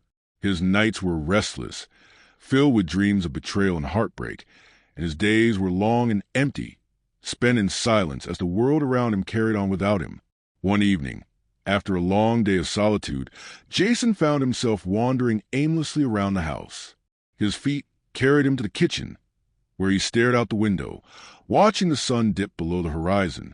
The world seemed so still, so quiet, but inside his mind was a whirlwind. He needed something, anything, to pull him from the spiral he felt trapped in. A knock at the door startled him. He didn't expect anyone, especially not Caleb or Madison, but the sound of someone outside, someone needing him, brought him back to reality. Hesitant, Jason opened the door, unsure of what he would face. Standing there was Caleb, his face a mask of guilt and desperation. There was a moment of silence between them, neither knowing what to say, but both knowing that something needed to be said. "Jason, we need to talk," Caleb said, his voice low and strained. Jason looked at him, the anger rising again, but underneath it, there was still a flicker of something he didn't want to acknowledge, something he had buried deep inside. "What is there left to say, Caleb? You've done enough damage. I don't know if there's anything left to fix." Caleb's eyes softened, but his posture remained tense, as if the weight of everything hung heavy on his shoulders. "I know, but I can't live with the thought that we just let it all go. Let us go. Let you go. I made a huge mistake, Jason." Jason crossed his arms, the bitterness thick in his tone. "And what do you expect from me now? Forgiveness? To pretend like none of this ever happened? It's not that simple." Caleb stepped closer, his eyes searching Jason's face for some sign of forgiveness. But there was nothing there, only pain. "I don't expect forgiveness. I don't even expect you to ever trust me again. I just want you to know how much I regret what I did. I don't know how to fix it, but I want to try. I want to be honest with you, Jason. I can't keep living with this guilt." Jason's chest tightened. He didn't want to hear it. He didn't want to feel anything for Caleb anymore. But the truth was, a part of him still cared. Maybe it was foolish. Maybe it was a weakness. But he couldn't completely shut the door on the years they had spent together, the history they had built. You can't undo the past, Caleb. You can't just erase what you've done. Caleb's face crumpled with the weight of Jason's words. "I know, but I'm asking you to let me try. Not to fix things, but to make things right. I don't want to lose you, Jason. Not like this." The vulnerability in Caleb's voice hit Jason harder than he expected. It was like a punch to the gut, reminding him of everything they had been, everything they still could have been if things hadn't spiraled so far out of control. Meanwhile, Madison had become a shadow of the person she used to be. The guilt gnawed at her every moment, and the distance between her and Caleb grew. She couldn't look at him the same way anymore. What they had shared, what they had done, felt like a lie, a betrayal of the life they had tried to build, and it was tearing her apart from the inside. She had tried to fill the silence with distractions, but nothing worked. Every conversation felt empty, every interaction forced. She avoided Caleb as much as possible, hiding behind the walls she had built to protect herself. But deep down, she knew nothing could protect her from the truth. One night, as she sat alone in their bedroom, staring at the walls, she heard Caleb's footsteps in the hall. He knocked on the door, his voice soft but firm when he spoke. "Madison, we need to talk." Madison froze. She hadn't wanted to confront him, hadn't wanted to hear his apology or explanations. She just wanted to forget, wanted to pretend everything could go back to the way it had been before they had crossed that line. But now, she knew that wasn't possible. With a sigh, she stood and opened the door. Caleb stood there, looking weary, his eyes heavy with the weight of everything that had happened. "Madison, I'm sorry. I don't know how to fix this, but I need you to know that I never meant to hurt you. I never meant for any of this to happen." Madison blinked back tears, her voice trembling as she spoke. "I don't know how to believe you anymore, Caleb. I don't know how to believe anything you say. You've broken something inside me, and I don't know how to put it back together." Caleb reached for her hand, his grip gentle but firm. "I know, and I don't expect you to forgive me right away, but I'm not giving up on us. I want to work through this, if you'll let me." Madison pulled away from him, shaking her head. I don't know if I can. I don't know if I can look at you the same way. You're not the man I thought you were, Caleb. And I'm not sure I can love someone I don't even know anymore. The room was heavy with silence. Caleb stood there, unsure what to do or say next. He had never imagined that it would come to this, that they would be on the edge of something they couldn't return from. The fractured pieces of their relationships continued to fall, scattered across the years. Jason, Caleb, and Madison were all left to deal with the aftermath of their decisions. But even as they struggled to pick up the pieces, they all knew that nothing would ever be the same again. Time may heal some wounds, but there were some things that could never be forgotten, things that could never be fixed. And so, they continued to live with the consequences of their choices, each one wondering if there was any way to salvage what had been lost. But the truth was, they had all crossed a line, and once that line was crossed, there was no going back. Fractured bonds. The tension between Jason, Caleb, and Madison continued to mount, but as time passed, so did the bitter realization that their lives could never return to the way they once were. Each of them had been changed, wounded, but still standing in the wreckage of their choices. It was a strange place to be, neither knowing what the future would bring nor wanting to acknowledge the brokenness they carried within. Jason sat on his porch one evening, the crickets singing their songs in the background, but it felt like silence was drowning him. The world outside seemed peaceful, serene, even, but inside his mind was constantly racing. His heart still carried a secret weight, one he couldn't shake. Even after everything that had happened, the thought of Caleb, his voice, his touch, haunted him. And yet, Jason knew that reconnecting was out of question. The damage had been done, and there was no going back. He had spent so much of his life running from his feelings, but now it seemed like there was nowhere left to hide. The affair, the betrayal. Everything had come to light, and there was no escaping the consequences. That night, Caleb didn't come by. For the first time in months, there was no knock on his door, no desperate plea for forgiveness, no promises of change. It left Jason feeling strangely hollow, as if something that had been a part of him had simply vanished. Meanwhile, Madison had buried herself in her work, using it as a distraction from the chaos at home. She couldn't bring herself to face Caleb, and every time she looked at him, the guilt and distrust boiled to the surface. Their marriage, once something that felt secure, had become a battleground, one where no one was winning. Madison's friends noticed a change. The light in her eyes had dimmed, the smile that once came easily now forced. They kept asking what was wrong, but she never gave them the truth. She couldn't. She didn't even know how to explain the storm inside her, the way everything felt like it was crumbling beneath her. The nights were the hardest. The long stretches of silence between her and Caleb were suffocating. She would lie awake, staring at the ceiling, wondering how things had gone so terribly wrong. She missed the way they used to talk, the way they used to laugh. But that person, the person who loved her completely, without secrets, felt like a distant memory. One night, as the wind howled outside, she heard Caleb pacing in the other room. The sound was soft at first, like the faint shuffle of feet, but then they grew louder, more erratic. Madison couldn't take it anymore. She stood up and walked into the living room. "Caleb," she said, her voice hoarse from holding everything in. "We need to talk." He froze, his back to her, and then slowly turned around. His face was drawn, tired, like someone who had been carrying a weight too heavy for too long. "I know, Madison," he said quietly. "I know we need to talk, but what's left to say? I've already said I'm sorry. I don't know how else to fix this." Madison crossed her arms, her heart heavy with frustration. "Sorry isn't enough anymore. I don't think it ever was. You lied to me, Caleb. You betrayed me in a way that I can't even comprehend. And now we're just going through the motions." Caleb's eyes softened, but he didn't move closer. "I know, and I understand why you're hurt. I don't expect you to forgive me right away. You just want me to forget," she interrupted, her voice shaking with emotion. "But I can't. I can't forget what you've done, and I can't ignore how much it's destroyed me. I don't even know who you are anymore." The words hit Caleb like a punch to the gut. His face twisted with pain, but there was no arguing with her. She was right. He had betrayed her, and no matter how many times he apologized, It wouldn't change what had happened. Madison sighed, her shoulders slumping. I don't know if I can keep doing this, Caleb. I don't know if I can keep pretending that everything's fine when it's not. Jason, on the other hand, had found a way to channel the chaos within him.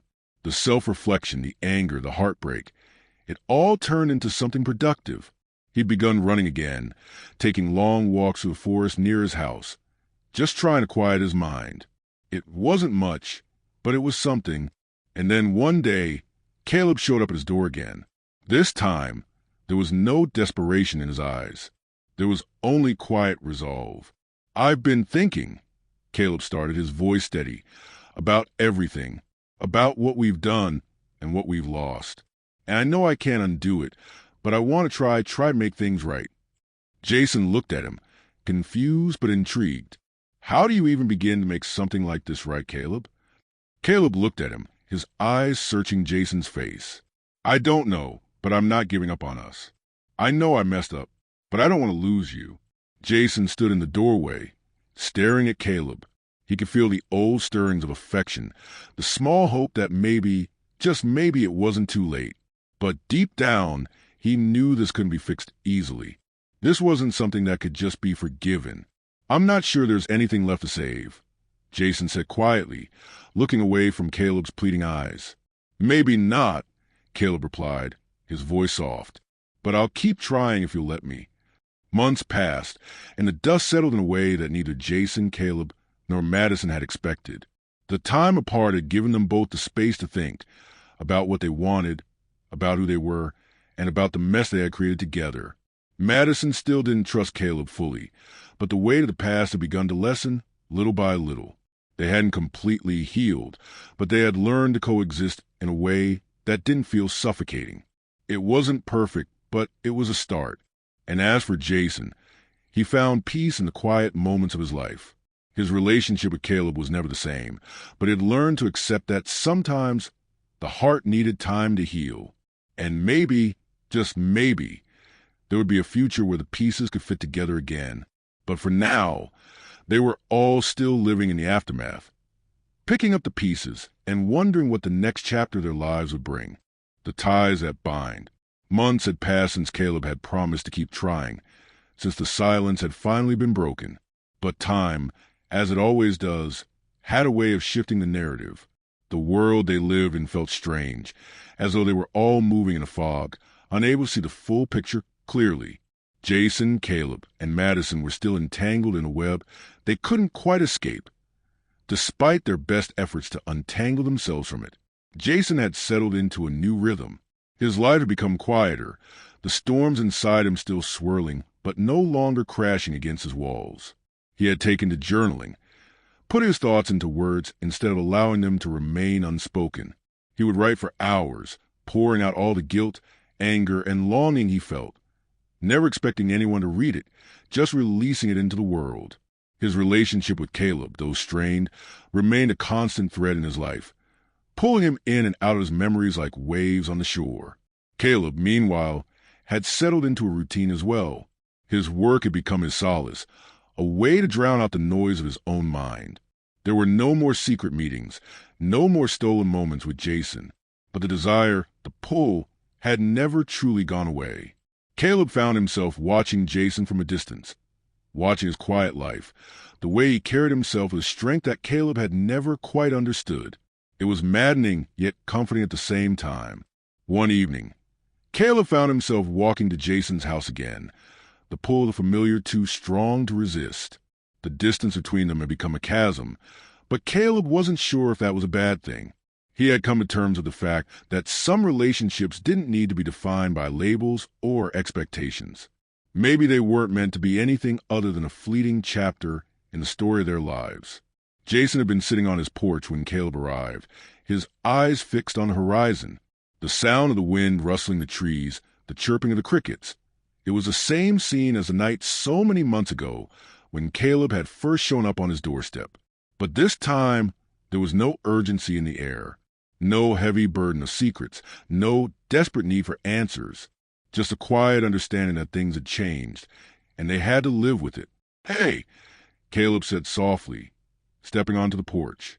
Jason looked up, his eyes meeting Caleb's for the first time in what felt like forever. There was a long pause, both of them unsure of how to bridge the gap between them.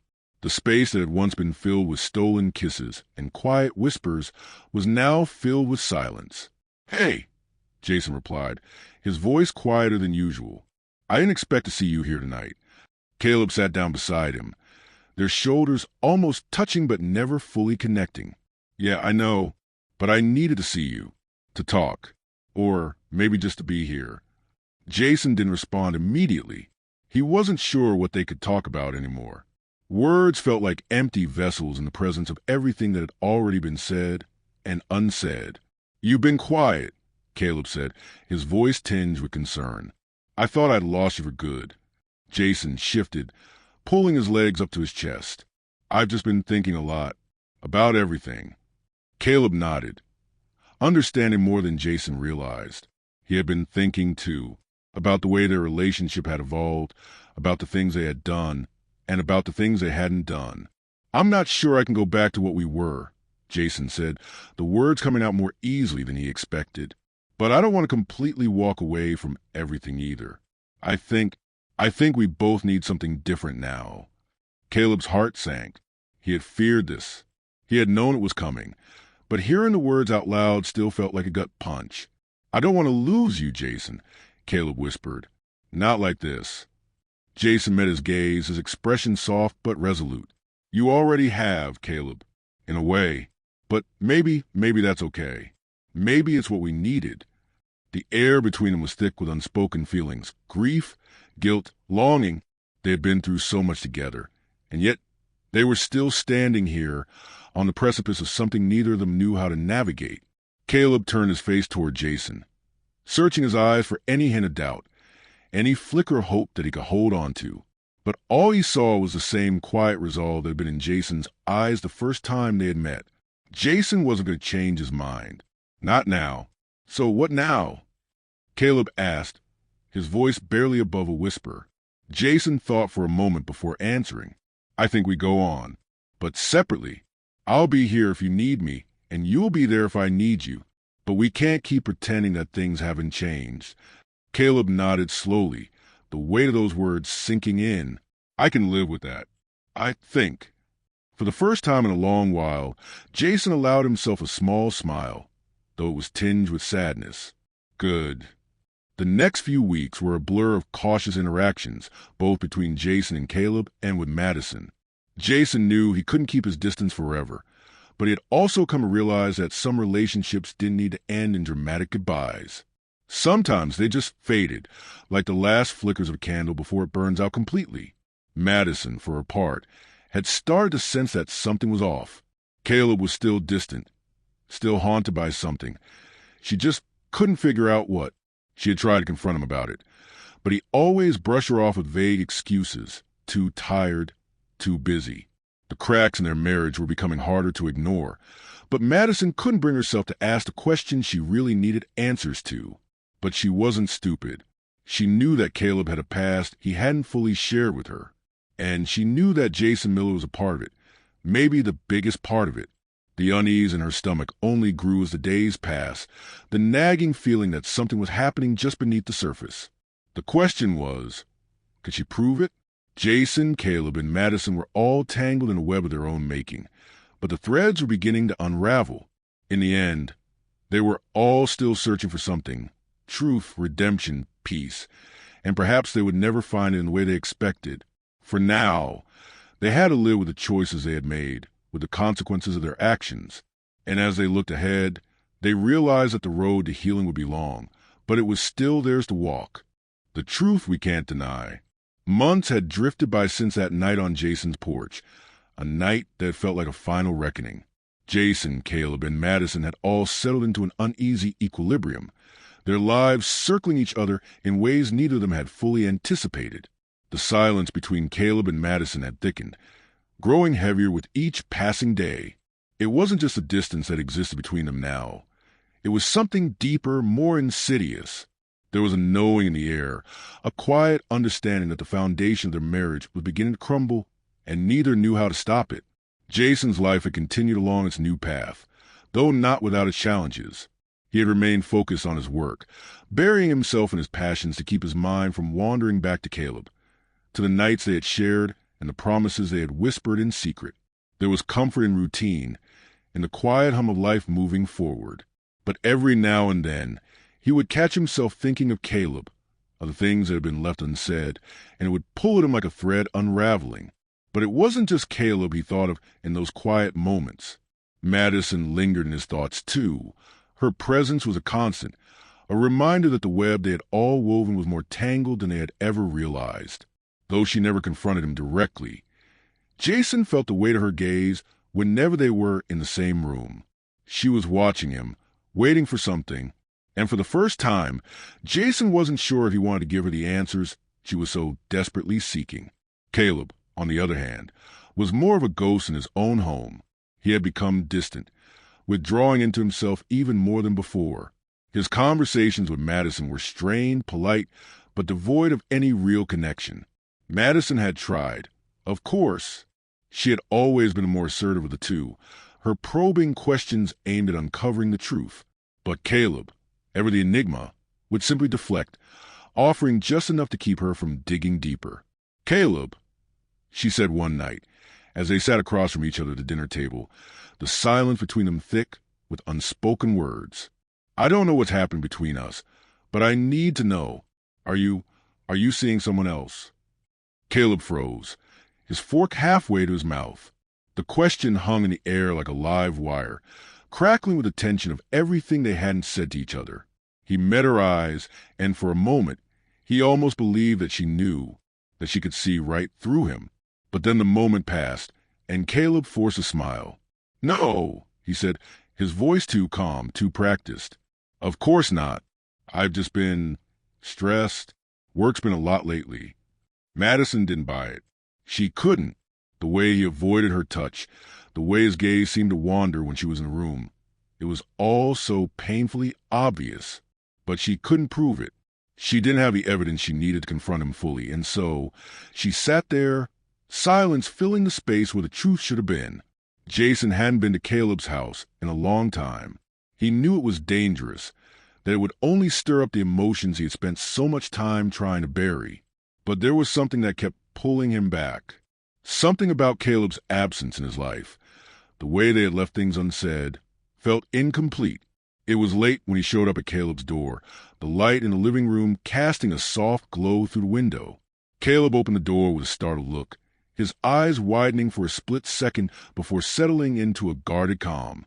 "Jason," he said, his voice thick with something Jason couldn't place. "What are you doing here?" "I couldn't stop thinking about you," Jason said, his words coming out before he could stop them. "I needed to see you." Caleb swallowed hard, his jaw tightening. "You shouldn't be here." Jason felt the sharp edge of that statement, but he couldn't back down. "Not now. I need to know where we stand, Caleb. I can't keep pretending like nothing happened, like everything's okay." Caleb stepped back, opening the door wider for Jason to enter. There was no more avoiding this. Whatever was left unsaid between them had to be confronted. "Come in," Caleb said quietly, his tone resigned. "Let's talk." They moved to the couch, sitting just far enough apart to keep the space between them, but close enough that the tension in the room was palpable. Caleb's eyes were fixed on the floor, his hands fidgeting in his lap. "I don't know how we got here," Caleb said after a long silence. "I don't know how things got so complicated. But it's not just about you and me anymore, Jason. It's about Madison. It's about what I've done to her. I don't know how to fix it." Jason's heart clenched. He hadn't wanted this, to be caught in the middle of Caleb's marriage, to be the catalyst for this wreckage. But he knew that their connection had never been just about the physical moments they shared. It had always been something deeper, something that neither of them could ever truly let go of. "Caleb," Jason began, his voice low, "you can't keep pretending that everything's fine. Madison knows something's up. I can feel it. You're just not the same anymore." Caleb's gaze snapped to him then, his eyes filled with a mix of regret and pain. "I don't want to hurt her. I don't want to lose her. But I also don't want to lose you. I've never wanted that." Jason's breath caught in his throat. "But you already have, Caleb. We both know that." There was a long pause as Caleb processed Jason's words, the weight of them sinking in. He looked as though he might say something, but the moment passed, and he simply sighed. "We're all in this tangled mess," Caleb said, his voice barely above a whisper, "and I don't know if there's any way out." Meanwhile, Madison's suspicions were only growing stronger. She had noticed the little things. Caleb's distant behavior, his late nights, his avoidance of intimacy. It had been building for months, and she could no longer ignore the feeling that something was off. She was determined to find the truth, even if it meant digging through Caleb's things, sifting to the clues that would finally expose a reality she didn't want to face. One evening, as Caleb stepped out to grab some late-night groceries, Madison found herself standing in the hallway of their home, staring at the closed door of their bedroom.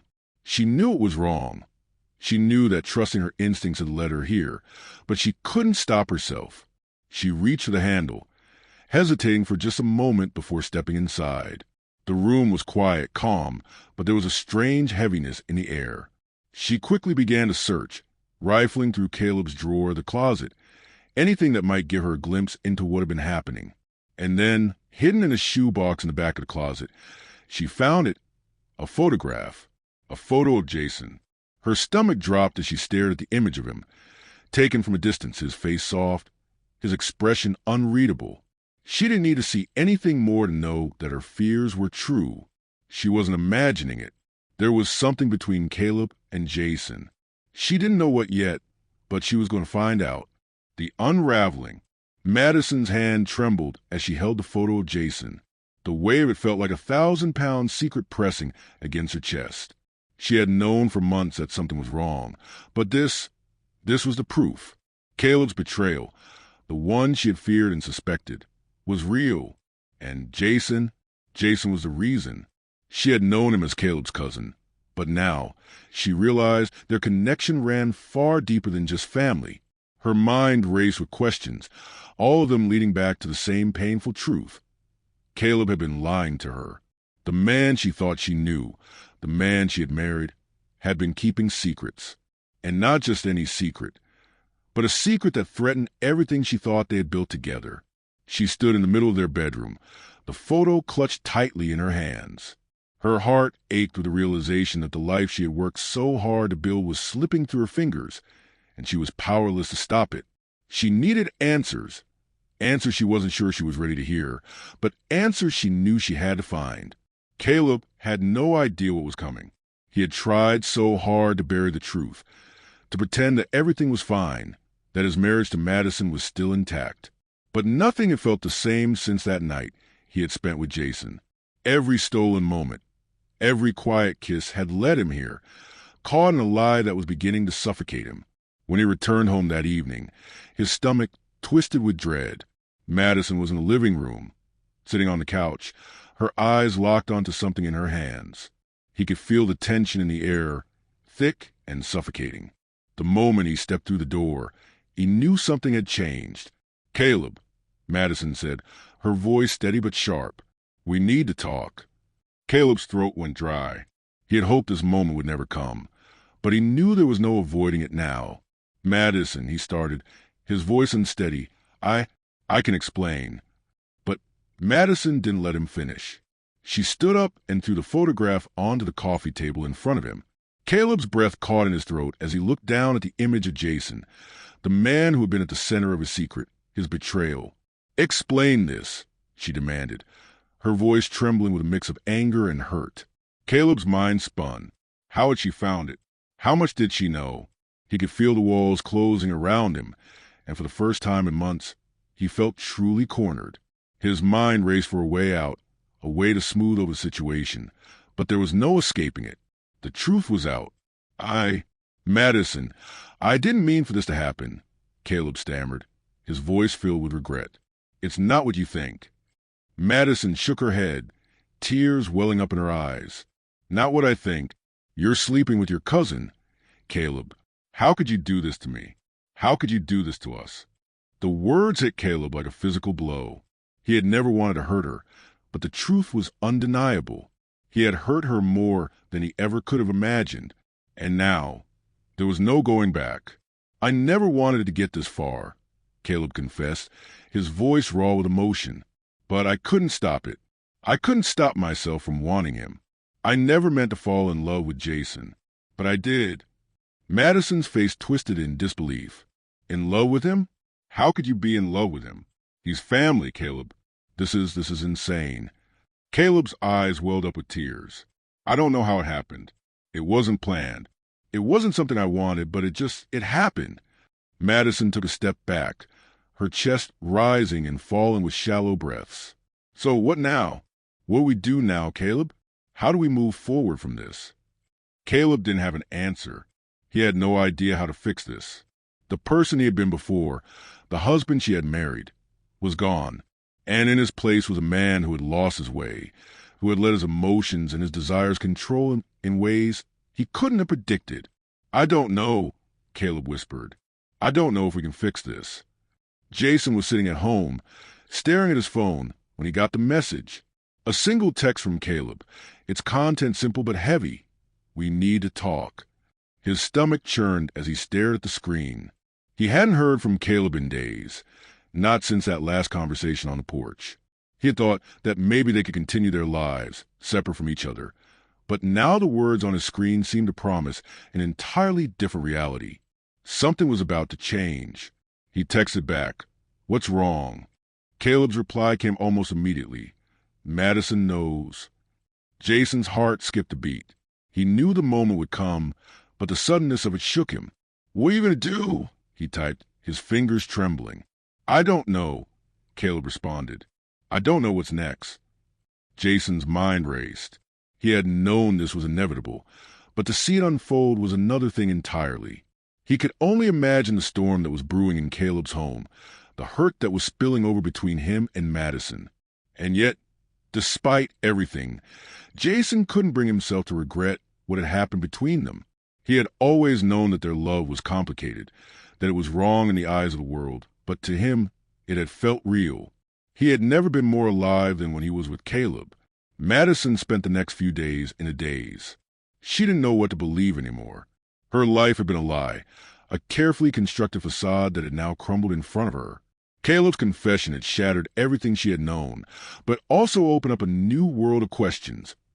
Questions she wasn't sure she was ready to face. But one thing was clear. The marriage she had fought so hard to protect was broken. She couldn't unsee the truth. Caleb had betrayed her in the most profound way imaginable, and though she didn't have all the answers, she knew she couldn't continue living in this lie. The question now was simple. What was she going to do next? The aftermath. It had been a week since Madison found the photograph. A week of silence, of barely spoken words and lingering glances that spoke volumes. Caleb hadn't left the house, but it felt like he had. His presence was a constant, unbearable weight, suffocating every room. Madison had become a ghost in her own home, walking around as if the walls were closing in on her. Her heart ached, not just from the betrayal, but from the overwhelming sense of lost time, lost love. Caleb, too, was a ghost, haunted by guilt, regret, and a spiraling fear of losing everything. He had apologized over and over, pleaded for forgiveness, but Madison couldn't shake the image of him and Jason. Their stolen moments, their hidden passion. The love he had for her had always felt true, but the love for Jason, that was something deeper, something he couldn't deny. But Madison needed more than apologies. She needed space to think, to breathe, to reclaim some semblance of control over her life. That's why, when Caleb came home from work one evening, he was greeted by the absence of his wife. The house was empty, her car gone.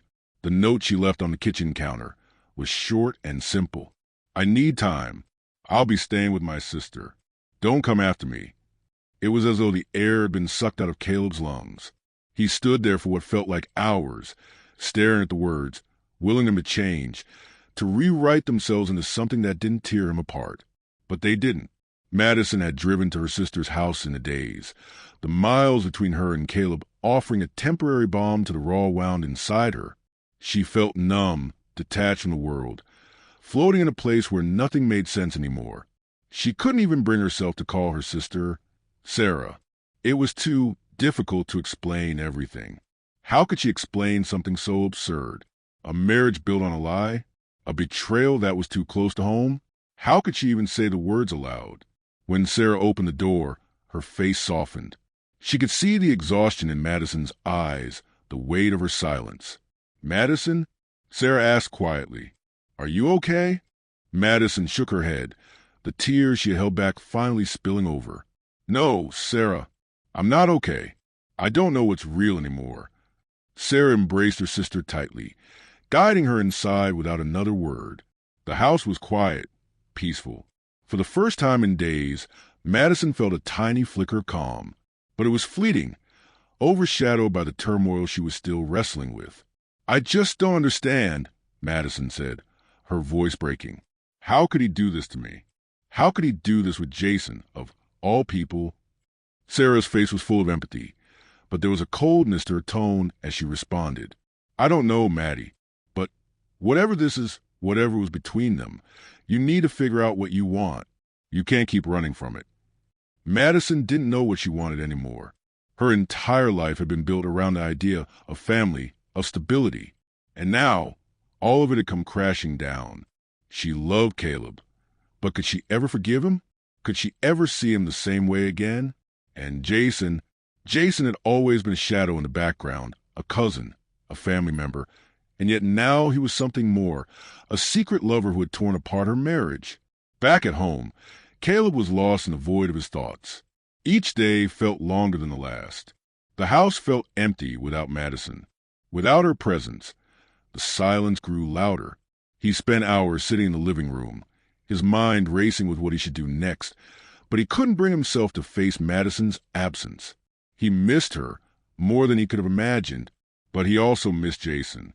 He had never wanted it to go this far. But somewhere between the stolen glances and the late-night rendezvous, he had fallen in love, in deep, forbidden love. He sent a message to Jason late one night.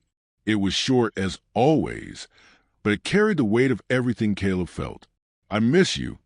Jason's response came quickly. "I miss you too, more than you know." For a brief moment, Caleb allowed himself to feel something other than guilt and regret. He closed his eyes and imagined Jason's arms around him, the warmth of their bodies pressed together, their breaths mingling in the night. But he couldn't stay lost in that dream for long. The reality of his marriage to Madison and the fact that he betrayed her was too close, too real.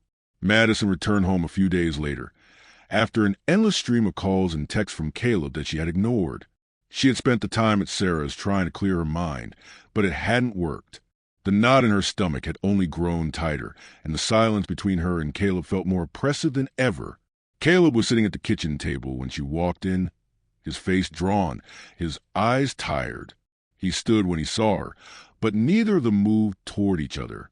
The distance between them had never felt wider. I'm sorry," Caleb said, his voice raw. "I never meant to hurt you. I don't know what came over me. I don't expect you to forgive me, but I just want you to know that I love you." Madison's gaze hardened, but there was a sadness in her eyes. She couldn't even remember when she had last felt truly loved by him. Love? Caleb, love doesn't destroy someone. Love doesn't lie. Love doesn't sleep with your cousin behind your back. His shoulders slumped. I know it's unforgivable." She took a deep breath, her fingers gripping the edge of the counter as she steadied herself. "I don't know what to do anymore. I don't know if I can live like this, not knowing who you really are." Caleb reached out, his voice pleading. "Please, Madison, don't leave. We can fix this. I'll do whatever it takes." But Madison's heart had already made up its mind. "I don't think we can. I don't know if I can ever trust you again." She turned away, walking toward the door. "I need space, Caleb. I need to figure out who I am without you, without this." Outside, the sun had already set, but the night felt colder than ever. Caleb watched from a window as Madison's car pulled out of the driveway, the sound of the engine growing fainter with each passing second. For the first time in a long while, he felt truly alone. The secrets that remain. The days following Madison's departure were like a slow, suffocating march through an endless tunnel.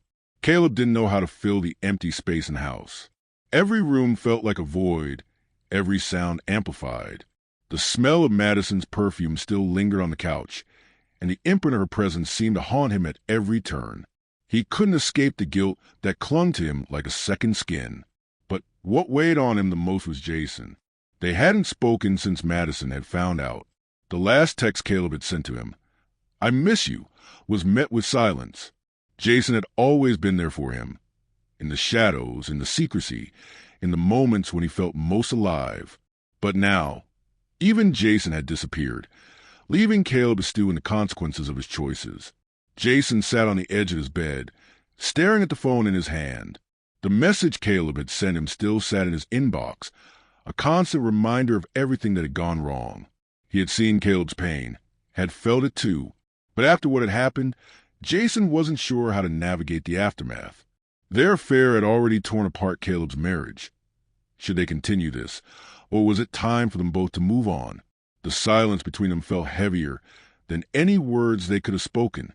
Jason didn't know what he wanted anymore, either.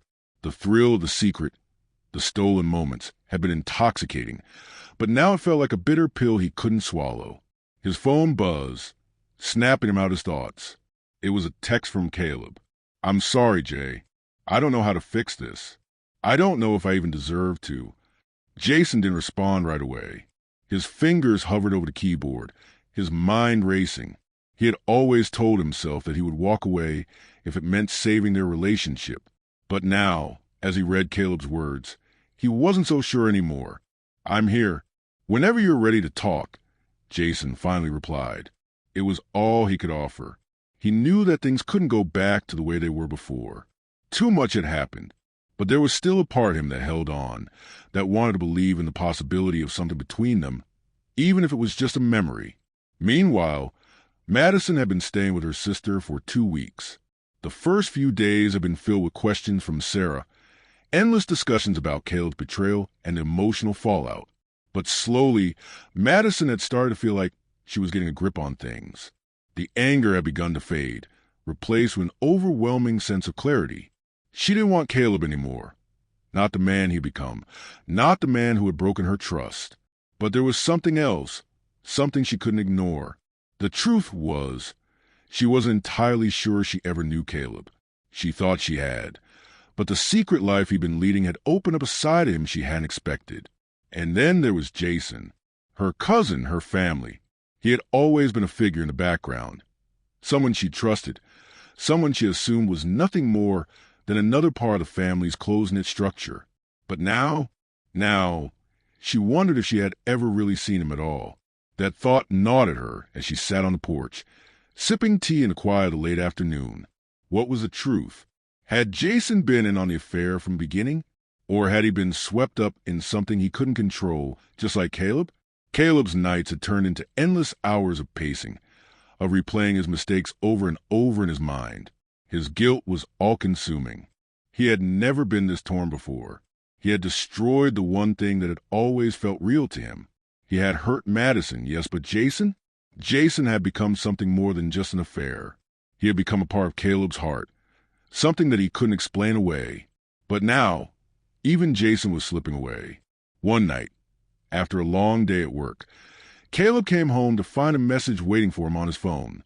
It was from Jason. "I need to see you. We need to talk." A wave of relief washed over Caleb, quickly followed by dread. He didn't know if he was ready to face whatever Jason wanted to say. But he had to. There was no avoiding it any longer. He replied immediately, "I'll be home in 30 minutes. Jason was already there when Caleb arrived, sitting on the couch, a glass of whiskey in his hand. He looked up when Caleb entered, his expression unreadable. "You okay?" Caleb asked, his voice low, unsure. Jason nodded, but his eyes betrayed him. There was something heavy hanging between them, something neither of them could put into words. "I don't know what to do, Caleb," Jason said, his voice thick with emotion. "This, whatever this was, it can't keep going. But I can't walk away from you either." Caleb sat down beside him, the distance between them close, but still palpable. "I don't want it to end either. I don't know how to fix it. I don't even know if we can." Jason's eyes searched his, and for a moment, it felt like they were back in a world where nothing mattered except them. But the weight of the situation soon pressed back into the room. What about Madison? Jason asked softly, almost as if he were afraid of the answer. Caleb looked down, his fingers trembling as they gripped the edge of the couch. I don't know. I don't know if I can ever make it right with her. I've broken her, and I've broken myself. Jason's heart ached. He knew this wasn't the answer Caleb wanted to hear, but he couldn't lie. Neither of them could lie anymore.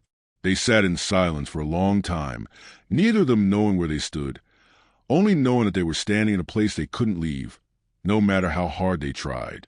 Madison's phone buzzed in the quiet of the evening. She had spent the day thinking, trying to piece together the fragments of her shattered life. When she saw who was calling, her stomach tightened. It was Caleb.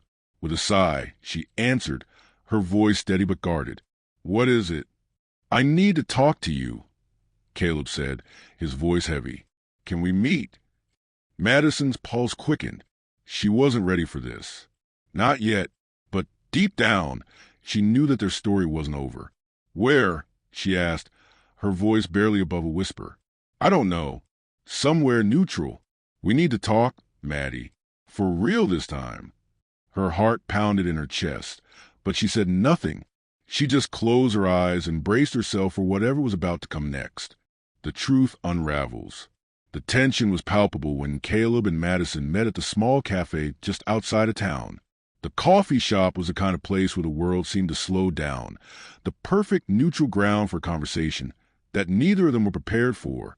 Madison had spent the last few days replaying every interaction, every word spoken in her home with Caleb, trying to understand how everything had unraveled. Her eyes scanned the cafe, trying to steady her breath, her mind racing. She wasn't sure what to expect from this meeting, but she knew that it was time. It was time for the truth. Caleb arrived first, a somber expression on his face as he walked through the door. He spotted Madison almost immediately, and his heart sank as he sat down across from her. The silence between them was thick, a stark contrast to the years of comfort they'd once shared. Madison didn't look up right away. She took a slow sip of her coffee, eyes still downcast, as if the simple act of looking at him was too much to bear. How's your sister? Caleb asked, breaking the silence, but his voice lacked the usual warmth it once had. Madison's gaze finally met his, her eyes betraying nothing but the exhaustion she felt in the past weeks. She's fine. She's been a great support to me, she said coolly, avoiding his attempt at small talk.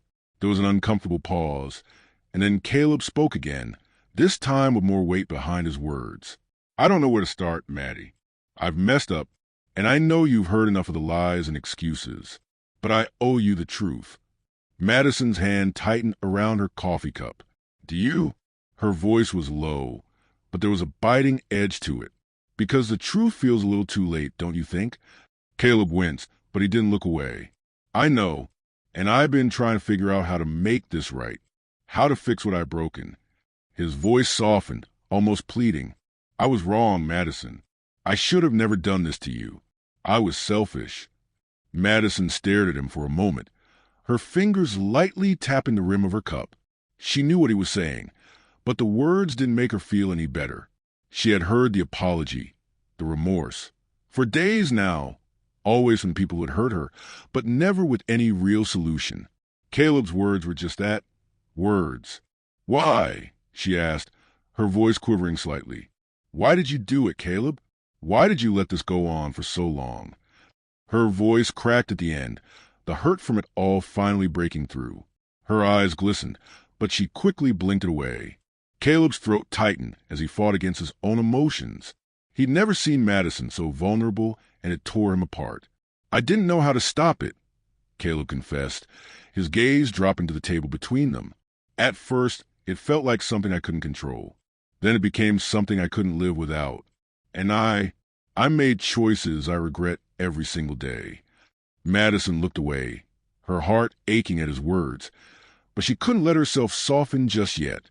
Not until she had answers to the questions that had been eating at her.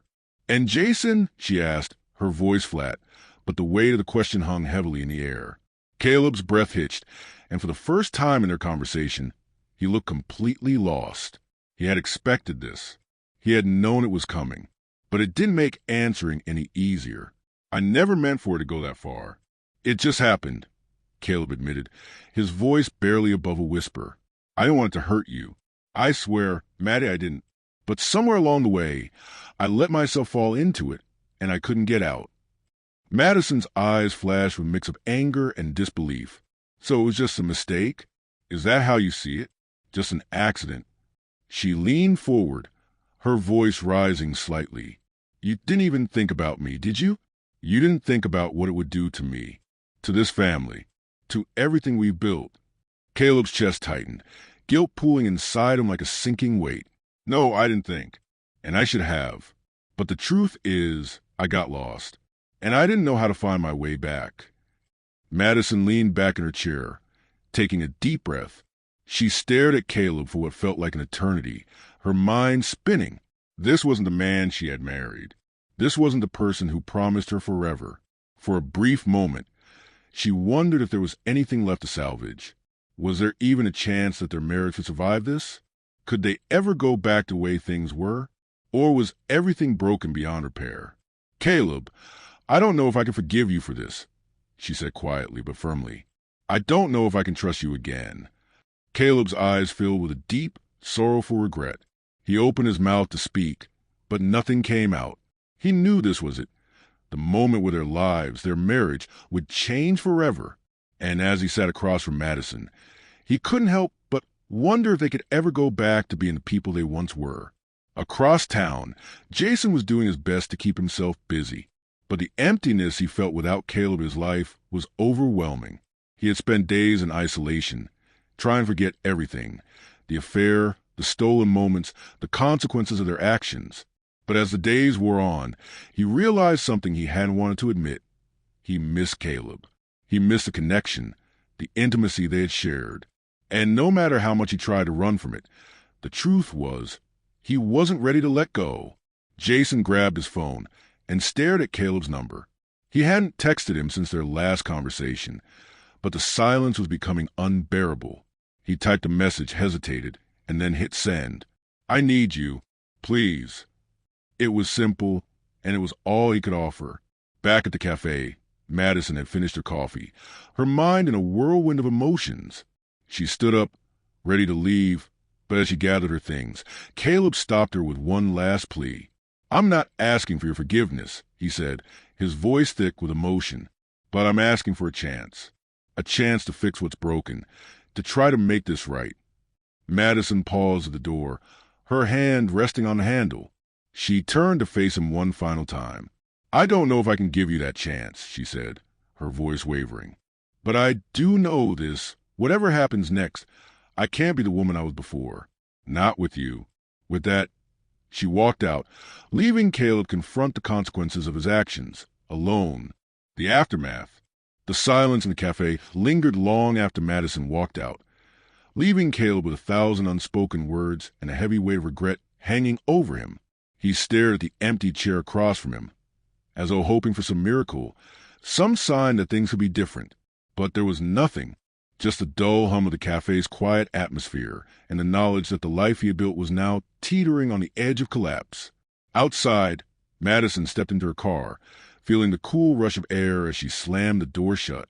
Her hands trembled as she gripped the steering wheel, trying to steady her breathing. The conversation with Caleb had gone exactly as she feared, filled with apologies, excuses, and no real answers. The trust between them had been shattered beyond repair, and she knew there was no coming back from that. As she drove aimlessly through the streets of town, her thoughts drifted to the one thing she couldn't shake, the knowledge that something deeper had been going on between Caleb and Jason. She didn't have the proof, but every instinct in her gut told her that their affair was more than just a passing mistake. It was a lie woven into the very fabric of their lives. Caleb's actions had opened a floodgate of suspicion in her mind. Her thoughts flickered to the way he had been distant, the late nights, the secrecy.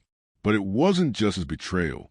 It was the fact that Jason, the one person she had trusted like family, had been a part of this deception. She had always known Jason as a steady, reliable figure in her life, a constant support when things got tough. But now she saw him through a different lens, a lens of heartbreak and distrust. Caleb's betrayal had shaken her to her core, but Jason's involvement? that hurt in ways words couldn't describe. It felt like a personal betrayal, a violation of the bond they had shared. Madison had always believed that family was the one thing that could never be broken, but now, as she drove through the streets of her hometown, she realized that nothing, not even blood, could be trusted. Meanwhile, Jason sat alone in his apartment, phone still in hand after sending that final message to Caleb. He stared at the screen, his thumb hovering over the screen, unsure whether to text again, to say something more. He had no idea how Caleb had been feeling, but he knew one thing for sure. His heart ached. His love for Caleb had been something he couldn't deny, something that had grown over time, even when they both knew how wrong it was. But the situation was more complicated than that now. Madison was hurt, and he couldn't escape the fact that he was part of that hurt. He had never wanted to hurt anyone, especially not someone like her, who had been nothing but kind to him. Jason dropped the phone onto the couch and stood, pacing. He couldn't focus, couldn't calm the whirlwind of emotions crashing through his mind. The guilt was suffocating him, each step feeling like a heavier burden. The distance between him and Caleb felt like an insurmountable chasm. He longed for Caleb's touch, for the comfort that had come from their stolen moments. But as much as he craved it, he knew that nothing could undo the damage that had been done. Not with Madison, not with their families, and certainly not with the lives they had both lived. The days that followed were a blur of confusion, pain, and missed opportunities. Caleb and Madison tried to navigate the awkwardness of their fractured relationship, but there was no escaping the tension. Caleb made attempts to fix things, to reassure her, but Madison remained distant, her heart and mind closed off from him. Jason, on the other hand, stayed away, avoiding Caleb's calls and messages, knowing that his presence would only complicate matters further. But his absence was felt in every corner of the house. Caleb couldn't escape the longing for him.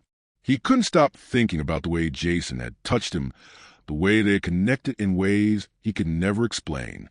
Madison, ever the observant one, had noticed a shift in Caleb, the absence that seemed to linger every time Jason wasn't around. There was a new chill between them, a distance that had never existed before.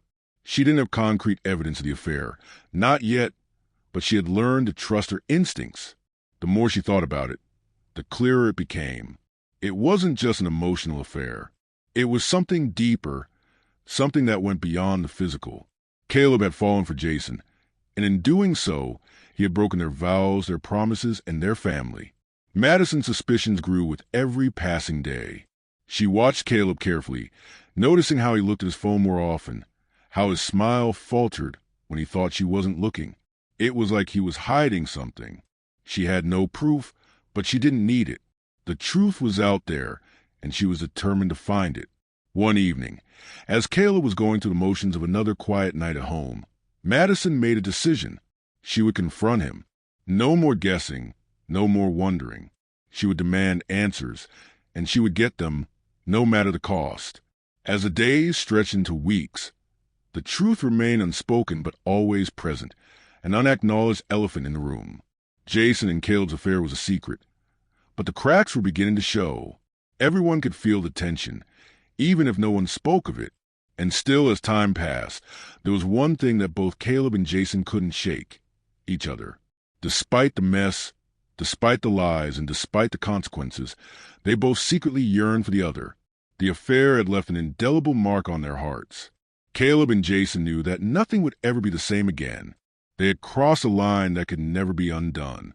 Yet, in some strange way, they were bound together by the love they had shared, a love that could neither be easily forgotten nor denied. Madison's suspicions grew, and though she didn't have the proof, she knew the truth in her bones. But the question lingered: what could she do with it? What would she do if she finally knew for sure? Only time would tell. The calm before the storm. The next few weeks passed in a strange haze for Caleb. His life, once filled with a sense of stability and routine, now felt like an endless cycle of secrets and lies. He couldn't escape the feeling that everything he had known was slowly falling apart. Every conversation with Madison felt forced, like they were both playing a part in a scene they were never meant to perform. He missed the days when they were truly happy, before the truth about his affair with Jason had come to light. But no matter how hard Caleb tried to push his feeling for Jason to the back of his mind, they kept coming to the forefront. Jason haunted his thoughts, his touch still lingering on Caleb's skin even when he was far away. Their stolen moments together, the quiet intimacy they had shared, had left an indelible mark on him. Caleb couldn't help it. He still loved Jason. He always would. It had been a week since he last heard from Jason, and Caleb found himself unable to reach out. He knew it was a bad idea, that it would only make things worse, but the pull toward Jason was undeniable. He had to see him again. Jason, too, found himself in a similar emotional turmoil. His thoughts were consumed by Caleb, by the love that had bloomed between them in spite of everything. He hadn't spoken to Caleb since that fateful day at the cafe, and yet he couldn't let go of the desire to be with him. He had tried to focus on other things, tried to distract himself with work and the mundane routine of life, but Caleb lingered in his thoughts like a haunting melody he couldn't escape. It was a Thursday evening when a message came, a simple text from Caleb. "I need to see you." Jason's heart skipped a beat. The weight of those words was almost too much to bear. He had known this was coming. The tension between them had been building ever since Madison had confronted Caleb. Now, it seemed that their secret was threatening to break open completely. Jason's fingers hovered over the screen for a long moment, his mind racing with possibilities. He wanted to see Caleb more than anything, but he also knew how dangerous it was. Madison was growing suspicious, and every day they remained silent, every day they hid from truth, the closer they came to being caught. Still, despite the risks, Jason replied, "I'll be there in an hour." An hour later, Jason pulled up to Caleb's house, the familiar sense of dread settling over him. He knew they were both walking a fine line, but the magnetic pull between them was impossible to resist. He parked his car a few houses down, trying to remain unnoticed before he made his way to the back door of Caleb's house. Caleb opened the door almost immediately, as if he had been waiting for this moment. His face was tense, his eyes searching Jason for any sign of doubt. But Jason didn't have the answers Caleb was looking for. All he knew was that being here, with him, felt like the only thing that mattered. Without a word, Caleb pulled Jason inside, his lips meeting as in a desperate kiss that spoke volumes. There was no time for questions, no time for apologies. They were lost in each other, their hands and lips and bodies reconnecting in the only way they knew how, through the secret language of their desire. But as their passion grew, so too did the awareness that they were pushing the boundaries, that their stolen moments would soon be over. Jason pulled away, his breath coming in heavy gasps. "Caleb, we can't keep doing this," he whispered, his eyes wide with a mix of fear and longing. "I know," Caleb replied, his voice thick with emotion, "but I can't stop. I can't stop wanting you, Jason. I just need you." Jason closed his eyes, trying to steady his thoughts. "But we're risking everything. Madison, she's getting closer to the truth. You know that, right?" Caleb nodded, his jaw tight. "I can't lose you. I don't care what happens anymore. If she finds out, then so be it." Jason stepped back, his heart racing. "You're saying you want to destroy everything?" "No," Caleb said, his eyes dark with intensity. "I'm saying I'm willing to lose it all for you." Jason's breath hitched in his throat. The intensity of Caleb's words sent a shiver through him. He had known the risks, had known that this was all a dangerous game. But hearing Caleb say it, admitting that he was willing to throw it all away, was a moment of raw honesty that Jason wasn't sure how to handle. The silence between them grew, heavy with the weight of their choices. Neither of them knew how much longer they could keep up this secret, but in that moment, they didn't care. All they cared about was being together. As the night wore on, the two of them remained in Caleb's house, avoiding any talk of Madison or the consequences of their actions. But deep down, they both knew the truth. This couldn't last forever. It was only a matter of time before Madison uncovered what they had been hiding, and when she did, nothing would ever be the same. In the quiet of Caleb's living room, they found solace in each other's presence, in the stolen moments that had come to define their relationship. But with each passing second, the storm that loomed on the horizon seemed to grow ever closer. The unraveling, the weeks following that night, were a blur. Caleb and Jason fell into a rhythm of secret meetings and stolen moments. each encounter feeling more dangerous than the last. They lived in constant fear of being caught, but the pull between them was undeniable. Every touch, every kiss, was a rebellion against the life they had built, a life filled with lies, but also with love. Caleb's mind was consumed by Jason. Every conversation with Madison felt like an act, a performance that he was becoming more and more detached from. He had once loved her, but now it felt like he was just going through the motions. He was hiding behind a mask, playing a role he wasn't sure he wanted to continue. Madison, on the other hand, had begun to notice small changes in Caleb. He was distant, his eyes often clouded with thought. She attributed it to stress from work, or perhaps the strain of their marriage. But a nagging suspicion tugged at her, one that she couldn't quite shake. Something was off. One evening, as Caleb returned home from a business trip, he found Madison sitting on the couch, a look of concern etched across her face. It was late, and he had expected to find her asleep, but there she was, waiting for him. "Caleb, we need to talk," she said, her voice calm but firm. Caleb's heart skipped a beat.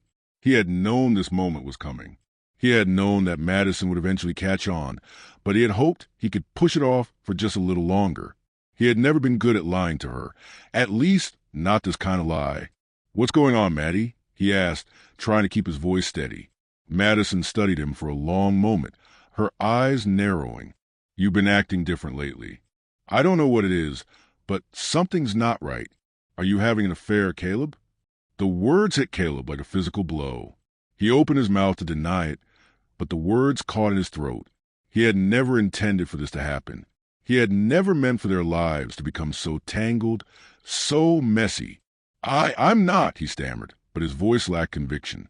Madison saw through him. She always had. "Don't lie to me," she said quietly, her voice breaking slightly. "I know something's going on. I can feel it. Who is she, Caleb?" Caleb stood frozen, torn between the woman he had married and the man he had fallen in love with. He had no answers, no way to explain what had happened without tearing apart everything he had known. "Madison, he began, but the words died on his lips. Before he could say anything else, the front door opened. Jason walked in, his face lighting up when he saw Caleb. But when his gaze shifted to Madison, his smile faltered.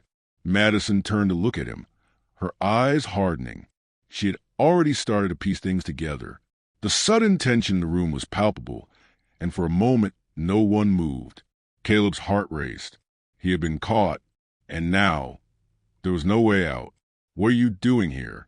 Madison asked, her voice cold. Jason hesitated. He had always known this day would come, but he never thought it would happen so soon. He exchanged a glance with Caleb, trying to gauge the situation, but it was too late to back out now. I just came by to talk to Caleb," Jason said, his voice steady, but Caleb could hear the nervousness underneath. Madison's eyes flicked between the two men, her suspicions now confirmed. She could feel the heat rising in her chest, a mix of anger, betrayal, and something else she couldn't quite identify. "Talk to Caleb?" she repeated, her voice low. "Or is this something more?" Caleb stepped forward, his hands held up in a gesture of peace. "Madison, please. It's not what you think." But Madison was already shaking her head, her face flushed with emotion. "I know exactly what it is, Caleb," she said, her voice thick with hurt. "I just didn't want to believe it." There was a long silence as the reality of the situation settled in. Caleb could feel the weight of Madison's words, and yet all he could think about was Jason. He wanted to be with him more than anything. He had known that from the moment they had first kissed. But as Madison's eyes filled with tears, something inside him cracked. He had never wanted to hurt her. He had never wanted to destroy their life together. But he had. "I'm sorry," Caleb whispered, his voice barely audible. "I never meant for any of this to happen." Jason took a step back, his heart heavy with guilt. He knew he wasn't the one who should be apologizing, but the sight of Madison's pain tore him apart. This wasn't what he had wanted. He had never wanted to come between marriage, especially one that had once been full of love and promise. Madison wiped her eyes, her anger giving way to a quiet sadness. "How long?" she asked, her voice trembling. "How long has this been going on?" Caleb swallowed hard. He didn't have an answer. He didn't know how long it had been. All he knew was that for once, he had felt truly alive when he was with Jason. "I don't know," he said, the words tasting bitter in his mouth. "But I can't stop." Madison let out a sharp laugh, but it was empty, hollow. "I guess that's it then," she said, her voice breaking. "You're done with me, and you've chosen him." "I'm sorry," Caleb repeated, his voice barely above a whisper. Madison stood up, her body rigid with emotion. She turned away from them both, walking toward the door without another word. Jason and Caleb both watched her go, the silence between them suffocating. As the door slammed shut behind her, Jason looked at Caleb, his expression unreadable. "This is it, isn't it?" he asked quietly. "She knows." Caleb nodded, his chest tight. "Yeah, she knows." The end of Madison. It had been a long, quiet night. Caleb lay beside Madison, the faint hum of the ceiling fan the only sound in the room. They had been together for years now, but tonight everything felt different. The intimacy that had once come so naturally was gone, replaced by an undeniable tension. The cracks in their relationship had been showing for months, and Caleb knew they were no longer invisible. Madison rolled over, propping herself up on her elbow to look at him.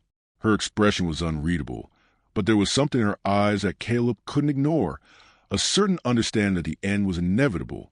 "Caleb," she said softly, her voice hoarse with emotion, "we need to talk." He sighed, turning his head to meet her gaze. "I know. We've been dancing around this for too long." There was a pause. Madison studied him carefully, like she was trying to decide how much more of him she could take. "I can't keep pretending anymore, Caleb," she whispered, her voice trembling just slightly. "You've been distant for months now. I know you've been lying to me." Caleb sat up in bed, his body stiff. "Madison, No," she interrupted, shaking her head. "I don't want to hear any more excuses.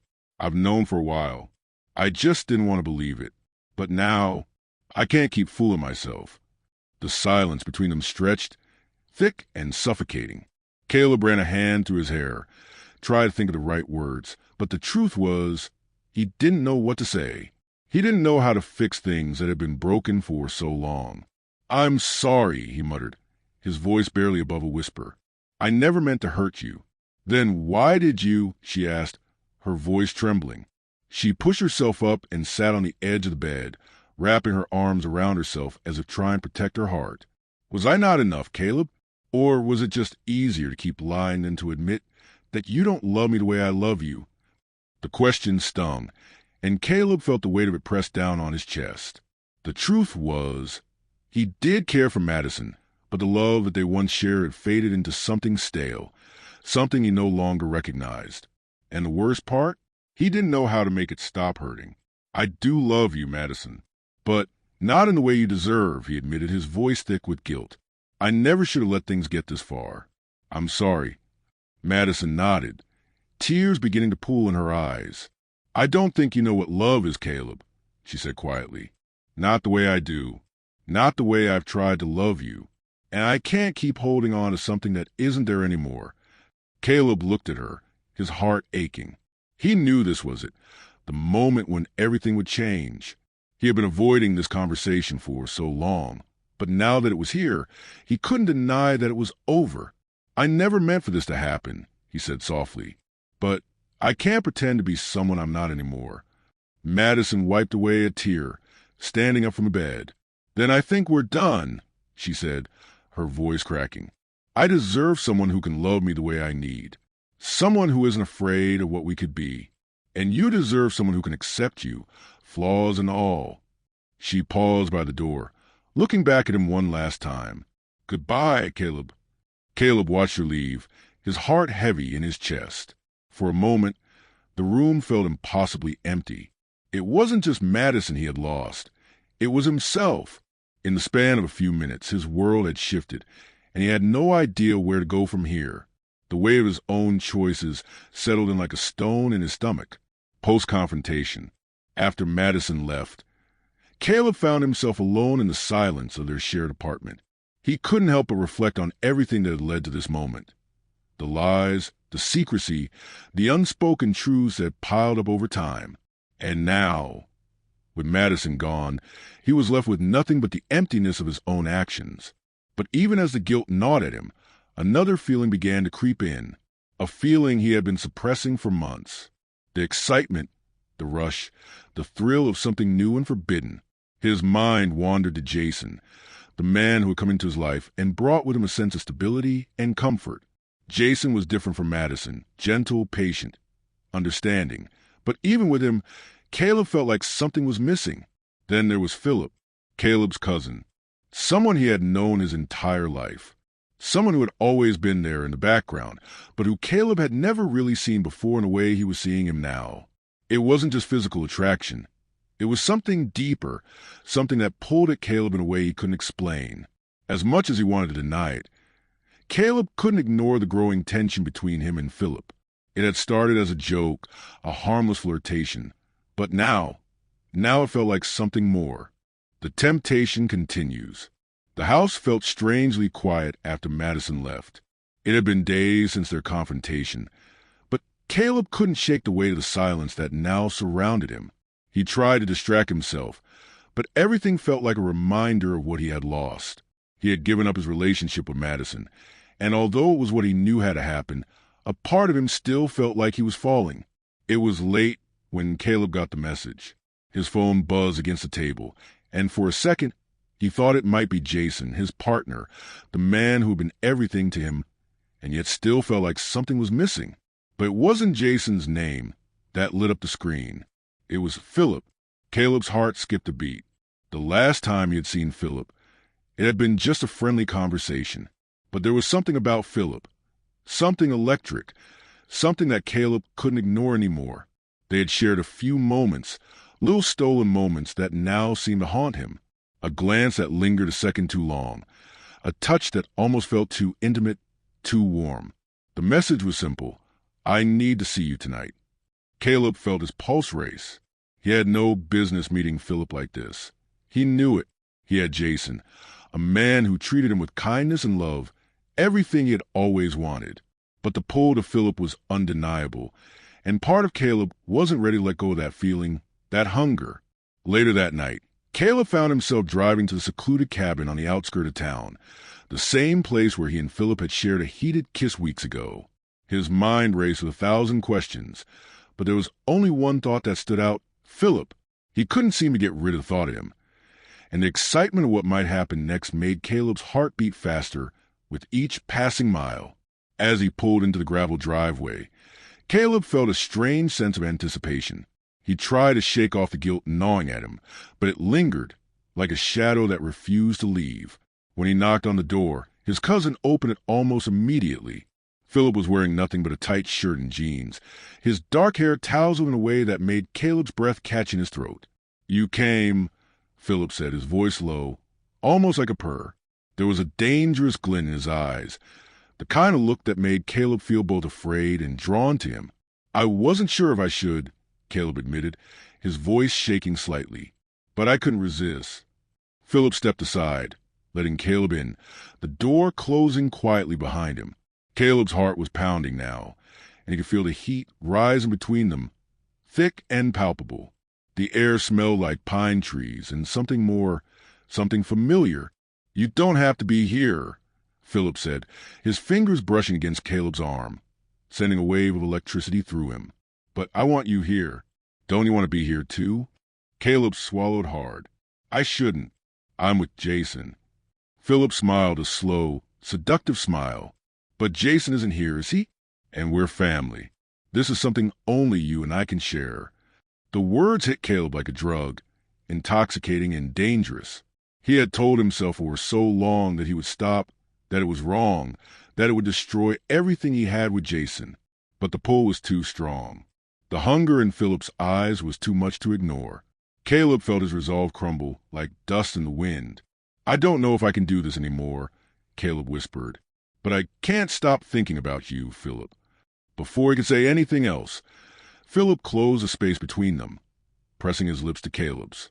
The kiss was urgent, hungry, filled with the tension that had been building between them for weeks. Caleb responded instinctively, his hands trembling as he reached for Philip, the connection between them too powerful to deny. The next few hours were a blur of desire and guilt. Caleb lost himself in Philip, their bodies tangled together as the world outside seemed to disappear. Each touch, each whisper, was a sweet, sinful reminder of what he couldn't have, but craved all the same. In the morning, Caleb woke to an empty cabin. The sunlight filtered through the windows, casting long shadows across the room. He rolled over in the bed, his chest heavy with the weight of what had just happened.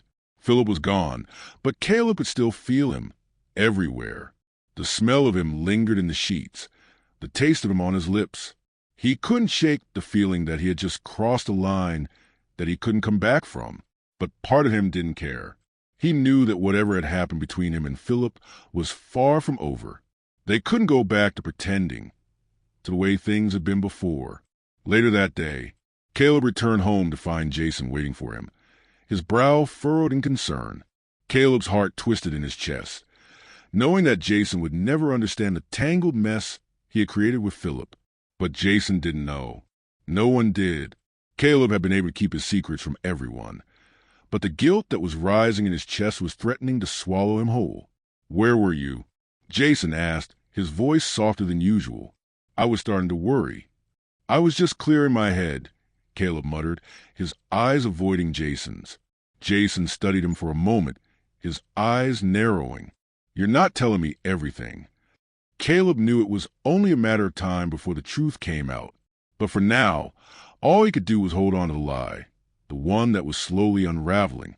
He tried to focus on Jason, to feel the connection that had once been so strong, but all he could think about was Philip and the dangerous game he was playing, caught in the web. The days following Caleb's secret meeting with Philip passed in a haze. He went through the motions of his life, working, eating, spending time with Jason, but his mind was elsewhere. Every time he saw Jason's face, a pang of guilt shot through him.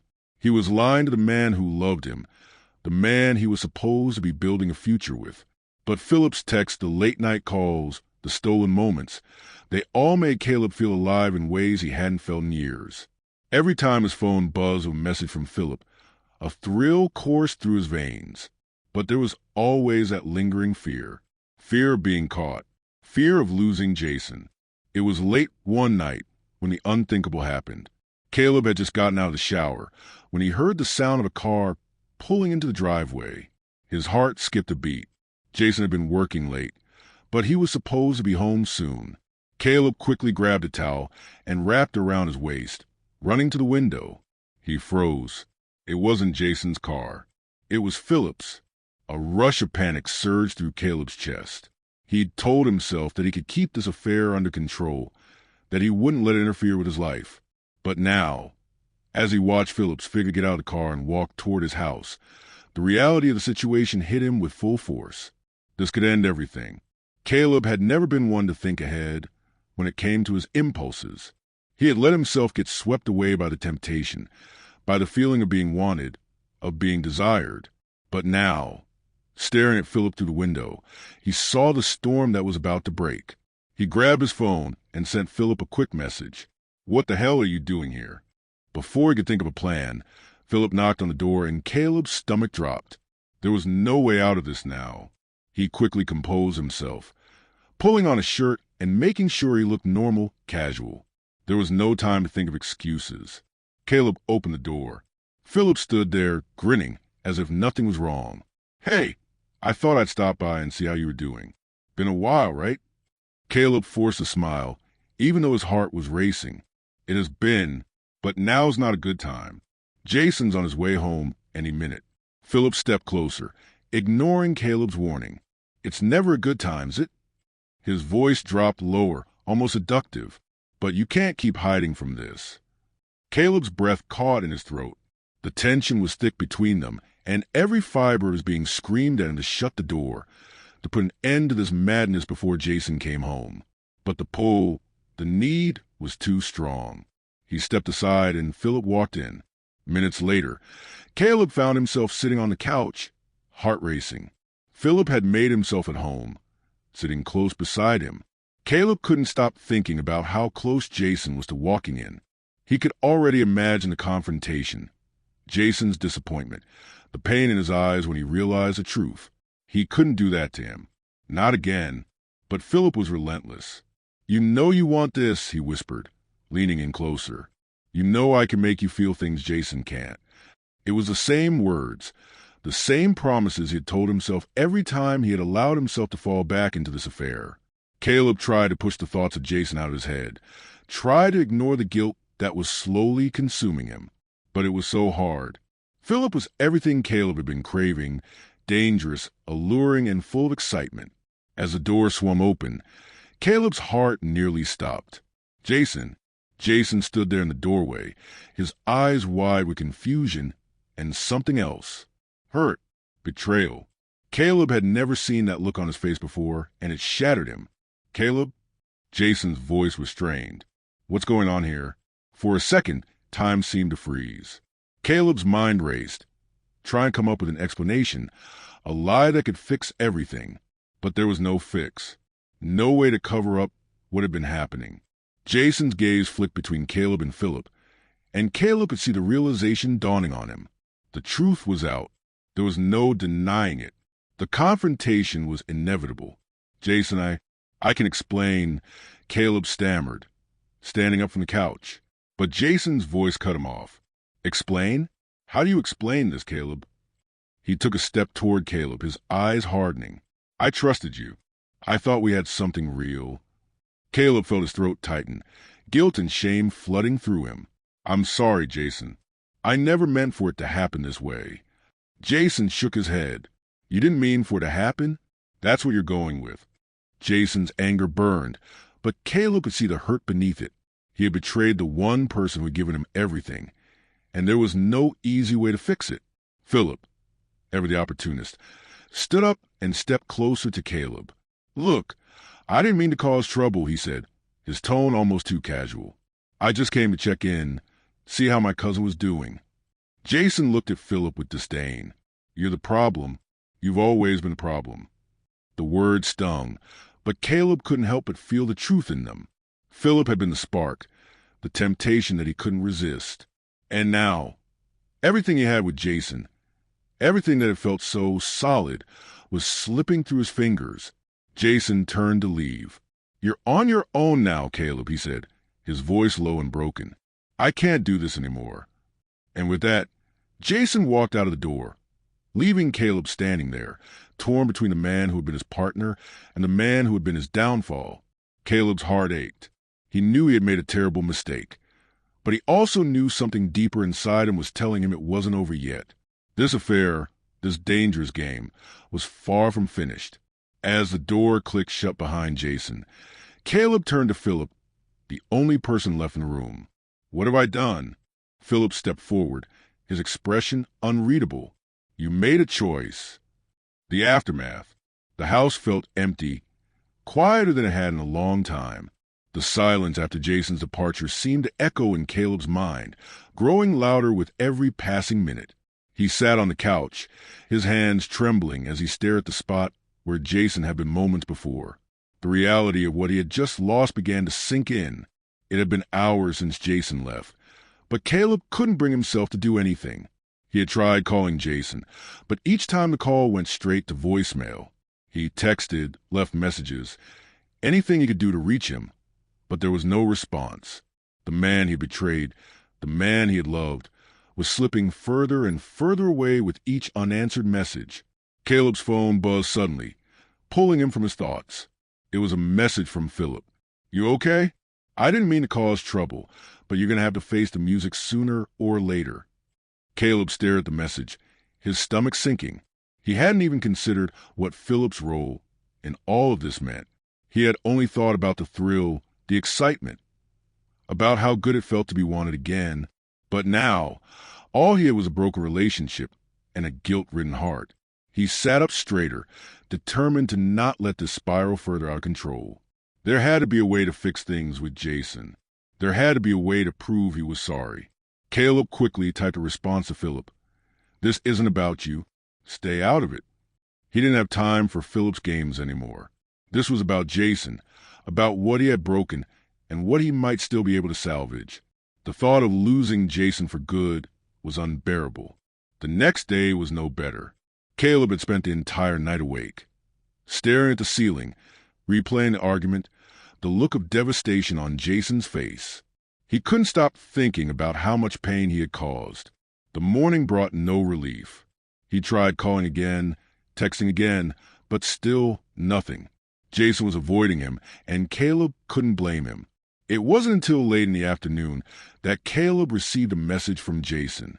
It was short, simple, and filled with an anger that made Caleb's heart twist. "We need to talk. Tonight, at my place. Don't bring anyone with you." Caleb's breath caught in his throat. This was it. This was a chance to make things right, or destroy everything once and for all. He quickly responded, "I'll be there." That night, Caleb stood outside Jason's apartment, heart racing. It felt like hours had passed, though it was only a matter of minutes before Jason opened the door. His expression was cold, unreadable. "You came." Jason's voice was flat, but there was something beneath it.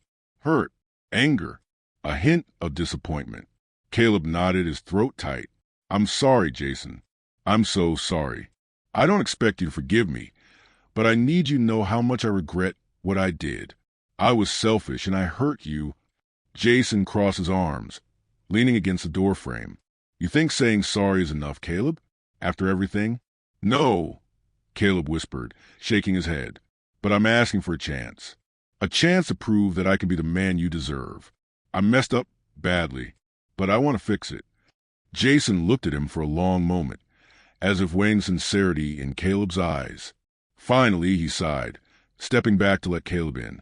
"Come in," Jason said, his voice softer now, though there was still a wall between them. Inside, the atmosphere was tense.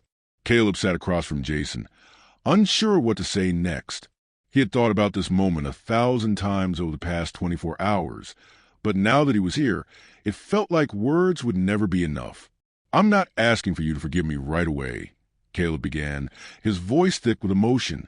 "I just want you to know that I'm done with all of it, the lies, the cheating. I don't want anyone but you." Jason didn't respond immediately, and the silence stretched on, thick and uncomfortable. He looked down at his hands, then back up at Caleb.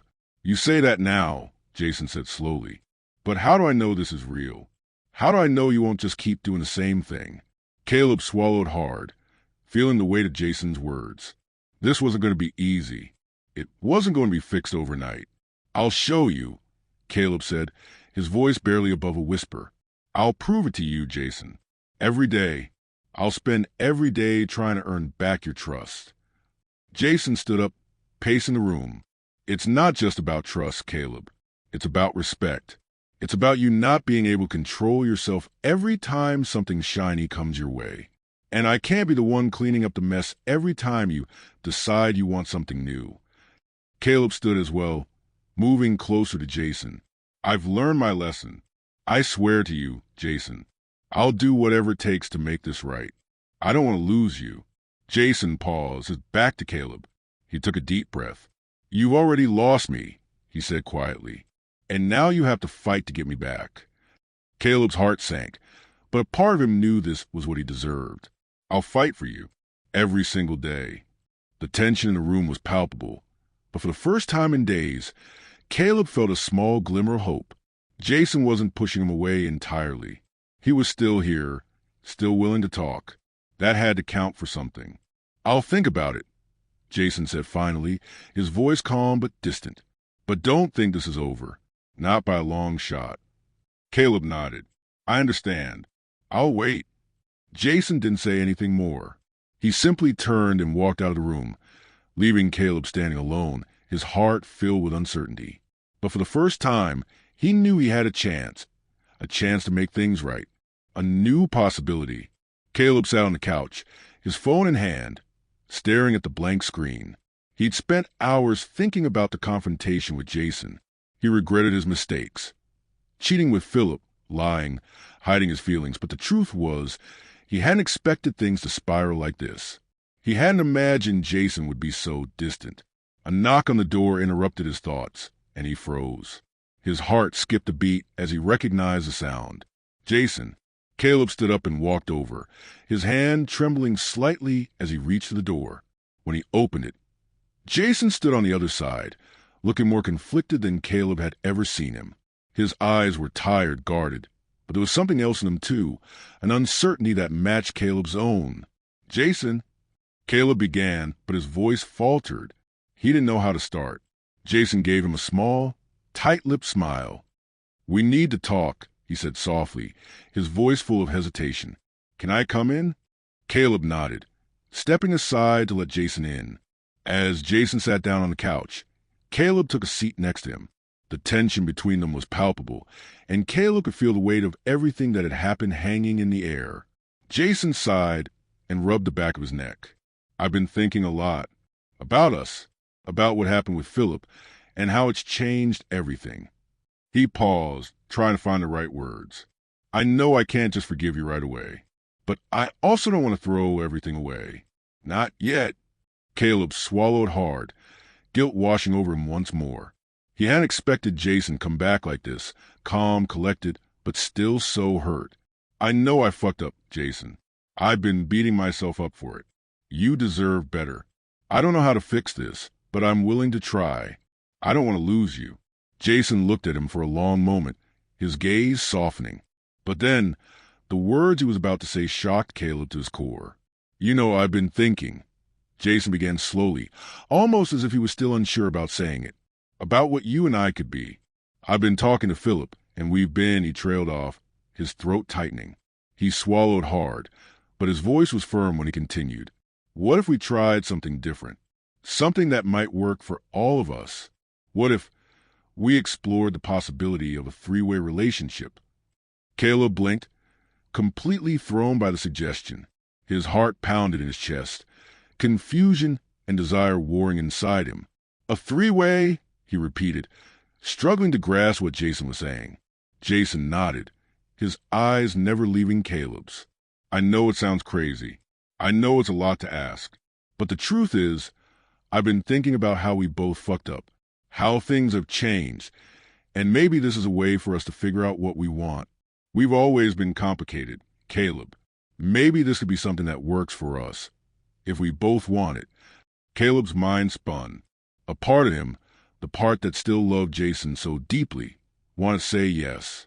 He wanted to grab onto the idea of fixing things, of repairing the relationship that had been broken by his own betrayal. But sharing Jason with Philip? That felt like too much.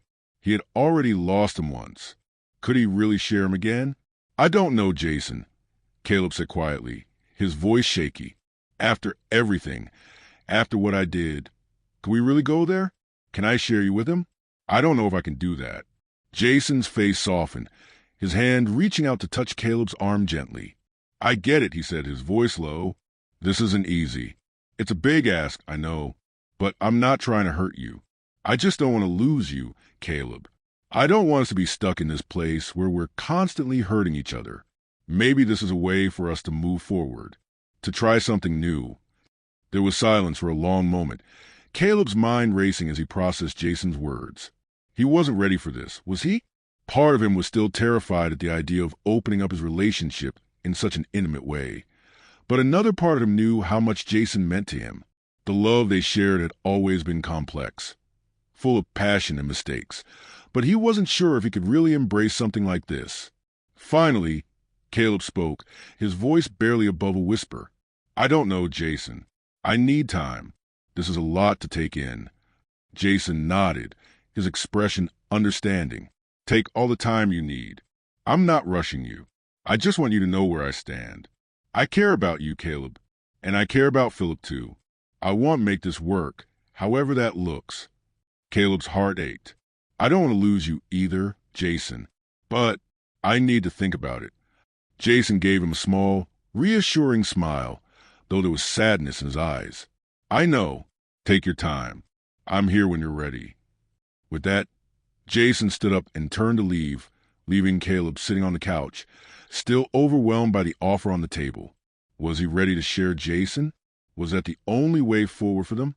Caleb didn't know, but as the door clicked shut behind Jason, the uncertainty remained, leaving Caleb wondering what the future might hold. Uncharted territory. The days following Jason's unexpected proposal were filled with tension.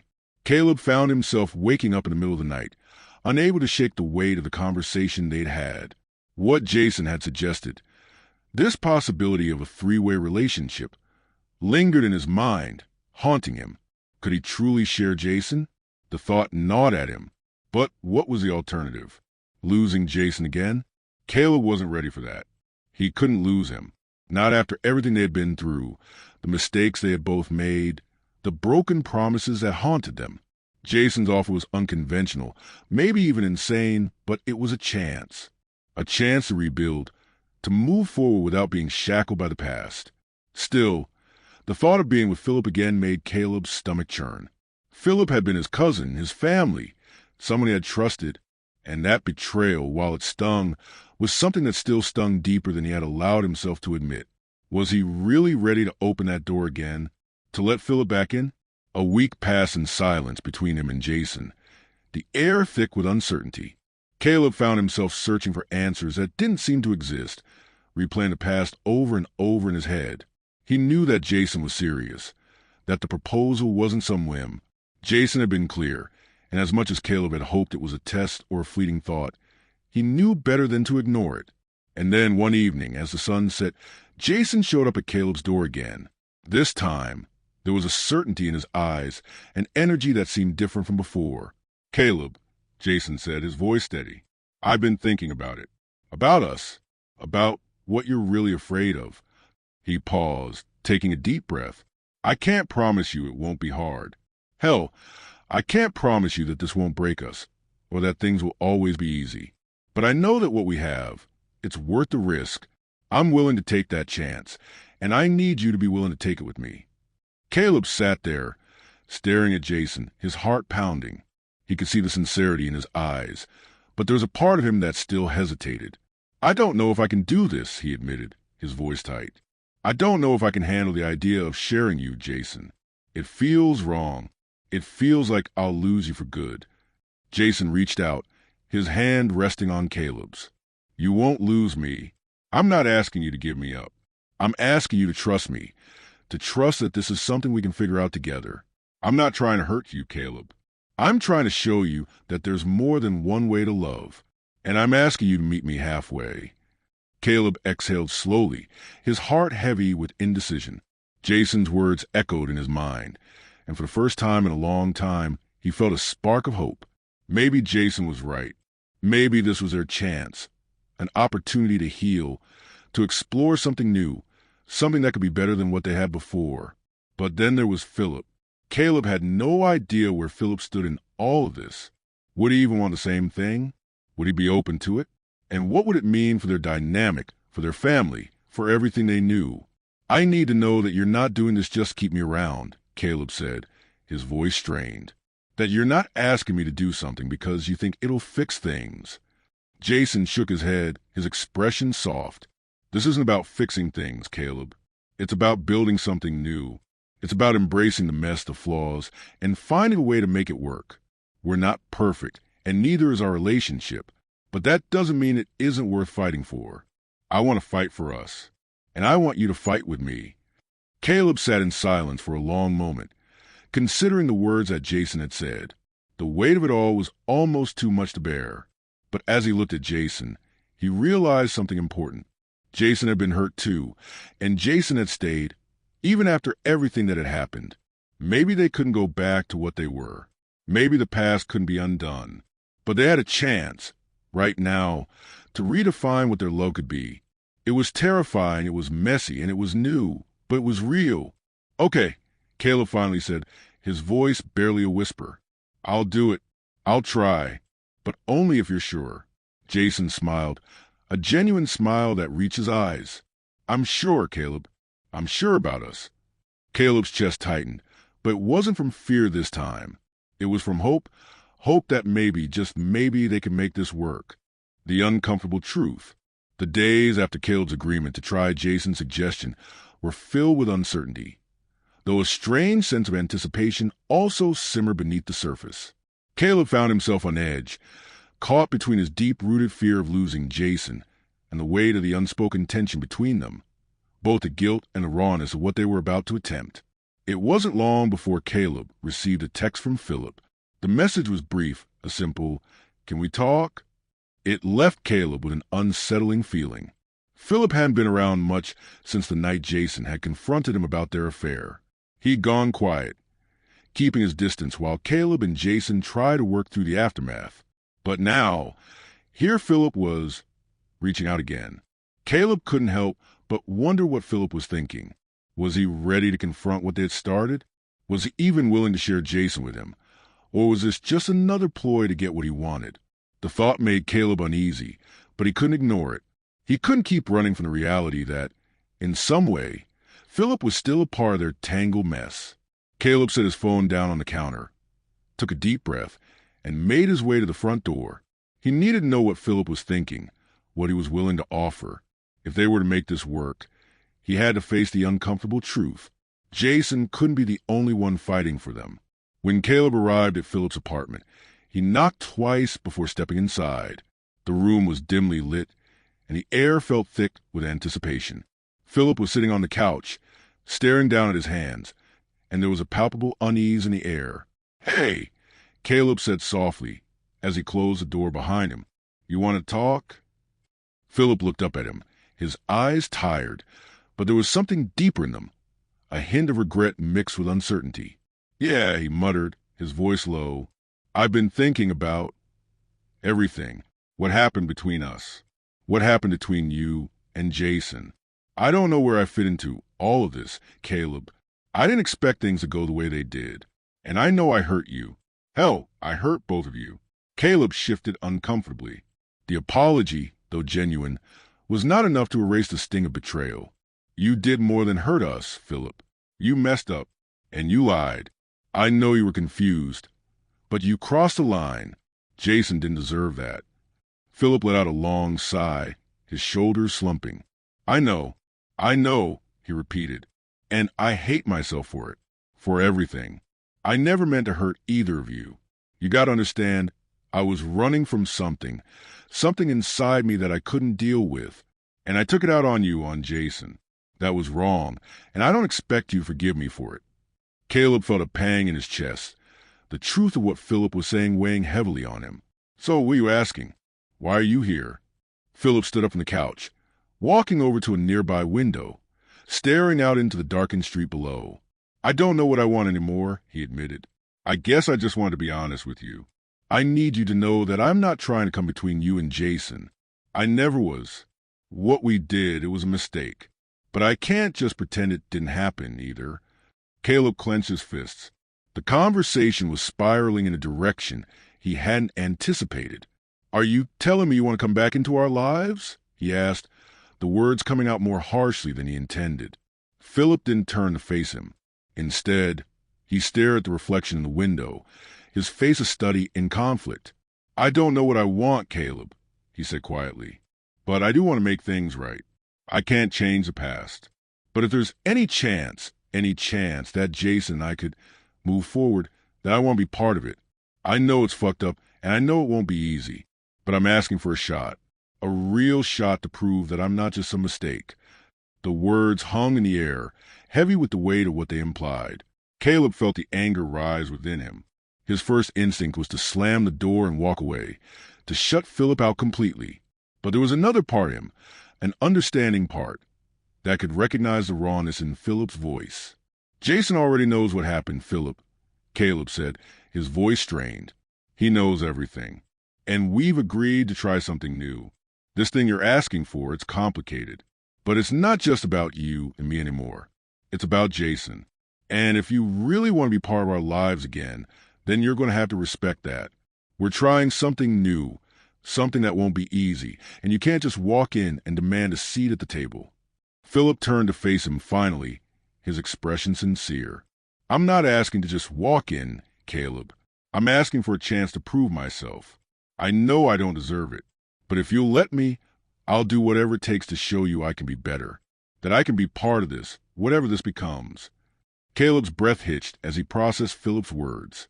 He felt torn between the past and the future, torn between his love for Jason and the complicated mess that was Philip. There was a part of him that still saw Philip as family, even after the betrayal. But that didn't mean he could easily forget what had happened. "I'll talk to Jason," Caleb said finally, his voice tight with emotion. "But I'm not making any promises. This is between the three of us now, and you need to know that." Philip nodded, his eyes filled with gratitude. "I get it, and I'll respect that. I'll be patient, Caleb. I need you to know that I'm sorry for everything." As Caleb left Philip's apartment, the weight of the conversation pressed heavily on his chest. He didn't know what the future held, but one thing was clear. Nothing was simple anymore. It was no longer just about Jason and Caleb. It was about building something that was uncharted, with no map to guide them. And as he drove home, Caleb couldn't help but wonder if they could really make it work. Would the three of them, Jason, Philip, and Caleb, be able to find a way to heal, to trust each other again, and to create something that could last? He didn't know the answer, but for the first time in a long time, he was willing to find out the path forward. The days following Caleb's meeting with Philip were filled with an undercurrent of tension. Jason could sense it, though Caleb didn't say much about their conversation. It was as though the weight of the situation had become a shadow between them, always present but rarely spoken directly. Caleb sat at the kitchen table, staring at his phone. The message from Philip had been simple, asking for a chance to talk, but it was heavy with the implications of everything that had transpired. Caleb was still trying to figure out exactly what he wanted from all of this, what they wanted. Jason, who had been quiet for most of the day, watched Caleb from across the room. He could feel the distance, even though Caleb was physically there. It wasn't just the uncertainty. It was the truth of what had happened. He had let Caleb into his life, his heart, and now they were trying to rebuild something that had been broken in ways neither of them could have predicted. "Caleb," Jason said softly, breaking the silence. His voice carried the weight of the question that had been building in him. What did Philip say? Are you really thinking about giving him another chance? Caleb looked up, meeting Jason's gaze. He didn't want to hide the truth from him, but at the same time, he didn't know how to say the words that had been swirling in his mind for days. "It's complicated," Caleb replied, his voice strained. "I don't know if I can forgive him for what he did, Jason, but I also know he's trying to make things right. I need to figure out if I'm willing to let him back in." Jason's heart tightened. He hadn't expected an easy answer, but hearing Caleb's uncertainty still stung. "You know I don't trust him," Jason said, his voice tinged with bitterness. "What if he hurts you again? What if he hurts us both?" Caleb ran a hand through his hair, frustration creeping into his expression. "I don't know, Jason. I'm not even sure what's going to happen with us, let alone with him. But I need to at least try. I owe it to myself to figure out what I want. And I think Philip deserves a chance to prove he can change." Jason's gaze softened, but the ache in his chest remained. "I get it," he said quietly. "You've always believed in second chances. But what happens if we end up getting hurt again? You've already been through so much because of him." Caleb stood up and walked toward Jason, placing a hand on his shoulder. "I know. I don't want to hurt you, Jason. But I also don't want to run away from this, whatever it is that we're trying to build together. I can't keep living in the past, and I don't want to lose you either." Jason swallowed hard, feeling the weight of Caleb's words. There was no easy answer, no clear path ahead. But one thing was certain, they were at a crossroads, and no matter how difficult it would be, they couldn't move forward without first confronting the pain that had come between them. The silence between them lingered for a moment, thick with the heaviness of unspoken thoughts. Caleb squeezed Jason's shoulder before stepping back. Taking a deep breath, "I'll talk to Philip," Caleb said finally, "but only if we're both ready for it. And we'll do this together, okay? Whatever happens, we face it as a team." Jason nodded, his eyes filled with a mixture of hope and uncertainty. "Yeah, as a team." As Caleb left the room to send a message to Philip, Jason couldn't shake the feeling that things were about to change again. No matter what happened next, their relationship was evolving into something neither of them could fully control. But perhaps that was the only way forward, embracing the unknown, the risks, and the possibilities. Later that evening, as Caleb sent the message to Philip, Jason sat alone on the couch, his thoughts racing. Was he ready to welcome Philip back into their lives? And if so, could they all find a way to make this work without falling apart again? Jason wasn't sure, but he was willing to try. The tipping point. The days after Caleb sent the message to Philip were full of quiet anticipation. The atmosphere in the house shifted, like a cloud looming overhead. Jason tried his best to act normal, to keep everything from spiraling into chaos, but every time he looked at Caleb, he saw the same uncertainty that plagued his own mind. Would this be the moment they either worked through it or completely fell apart? As the weekend passed, the message from Philip remained unanswered, and Caleb grew restless. The distance between them seemed to widen with each passing day, and Jason couldn't help but wonder if their bond was as fragile as it appeared. But just as the tension seemed unbearable, Caleb's phone buzzed. A message from Philip. Caleb's hand trembled as he picked up his phone, staring at the screen for a moment before opening the message. Jason watched him try to read his face. It wasn't a long message, just a few lines, simple but laden with meaning. Caleb's expression was unreadable as he read the words silently to himself. Jason didn't have to ask. The look on Caleb's face told him everything he needed to know. This was it. The decision was being made. "I need to talk to him," Caleb said quietly, his voice shaky but determined. Jason nodded, though his heart felt heavy. "Are you sure you're ready for this?" Caleb let out a breath, running a hand through his hair. "I don't know, but I have to try, Jason. I need to know if I can move on from all of this. If we can move on." Jason's gaze softened, and he stepped closer to Caleb. "I just don't want to lose you." Caleb gave him a small smile, though it didn't quite reach his eyes. "You won't, I promise." The conversation was over as quickly as it had begun.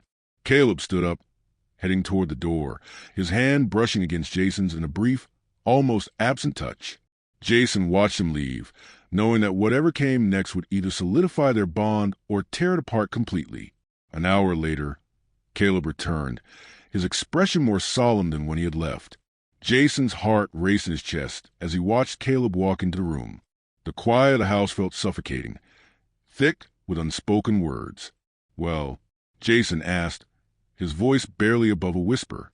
Caleb took a deep breath, looking as if he was carrying the weight of the world on his shoulders. "He wants to meet. He wants to talk face to face." Jason felt a lump form in his throat. This wasn't just a casual conversation anymore. This was the moment when everything would either fall apart or start to heal. "When?" Jason asked, his stomach twisting in knots. Caleb hesitated. "Tonight." Jason nodded, though the fear was creeping in. "Are you sure about this? You're not just going back to him because it's familiar, are you?" Caleb looked him in the eyes, a vulnerability in his gaze that Jason hadn't seen in a long time. "No, I'm not. But I need to do this, Jason. For me. For us." Jason tried to smile, but it felt like his emotions were too tangled to allow it. "I just want you to be happy, no matter what happens." Caleb nodded. "I know, and I promise, no matter what, we'll work through this. Together." Later that night, Caleb met Philip at a small, secluded park just outside town. The air was thick with tension, and as soon as Caleb laid eyes on him, all the memories of what they'd shared flooded back. "Hey!" Philip greeted him, his voice low and uncertain. Caleb stood still for a moment, unsure of how to respond. He could feel the weight of the past hanging over them, the mistakes, the broken trust. But as he took a step closer to Philip, he realized that the man standing before him was still the same person he had once loved. "I'm here," Caleb said softly, his voice steady, though his heart was racing. "What do you want from me, Philip?" Philip's eyes met his with a vulnerability Caleb hadn't expected. "I want to make things right. I know I fucked up, Caleb, but I love you, and I want to prove to you that I can change." Caleb took a deep breath, weighing his options. It wasn't just about what Philip wanted. It was about what Caleb needed and what he was willing to risk. "I don't know if I can forgive you," Caleb replied, the words tasting bitter on his tongue. "But I'm willing to listen." And so they talked about the past, the mistakes, the hurt they had caused each other.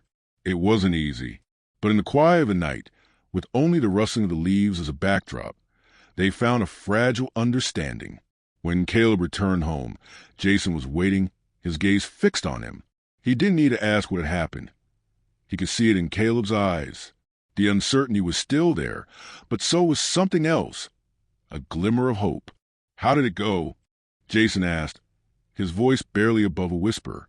Caleb stepped closer to him, reaching out to take his hand. "It wasn't easy," he said softly, "but I think I'm ready to move forward. With you, with everything." Jason nodded, his heart swelling with relief. It wasn't over yet.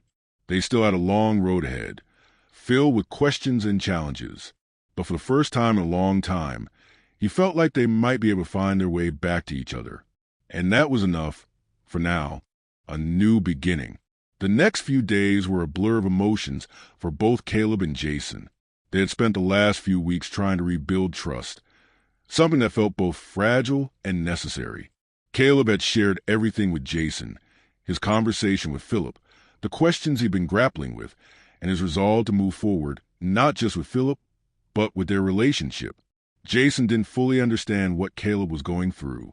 He wasn't sure if Caleb was still in love with Philip, or if the man he had once been to Caleb could ever truly be left behind. But Caleb had promised him that he was committed to making things right, to making their relationship the priority. Jason had heard those words before, but now he felt like they meant something more. He watched Caleb, not with judgment, but with understanding. They were both broken in different ways. But maybe, just maybe, they could heal together. Jason sat at the kitchen table, his mind racing as he stared at the half-finished coffee in front of him. Caleb had left for work, leaving behind a small note that simply read, "We'll get through this. I love you, Jay." Jason ran his finger over the words, reading them once more. There was still so much left unsaid, so much to figure out. The doorbell rang. Jason's heart skipped a beat. His first instinct was to ignore it. But then he remembered that Philip had been trying to get in touch with him too. He had sent Jason a message the night Caleb left for work. Jason had chosen to leave it unread. But now, standing at the door with the overwhelming need to know everything, he felt a pang of curiosity mixed with unease. He opened the door.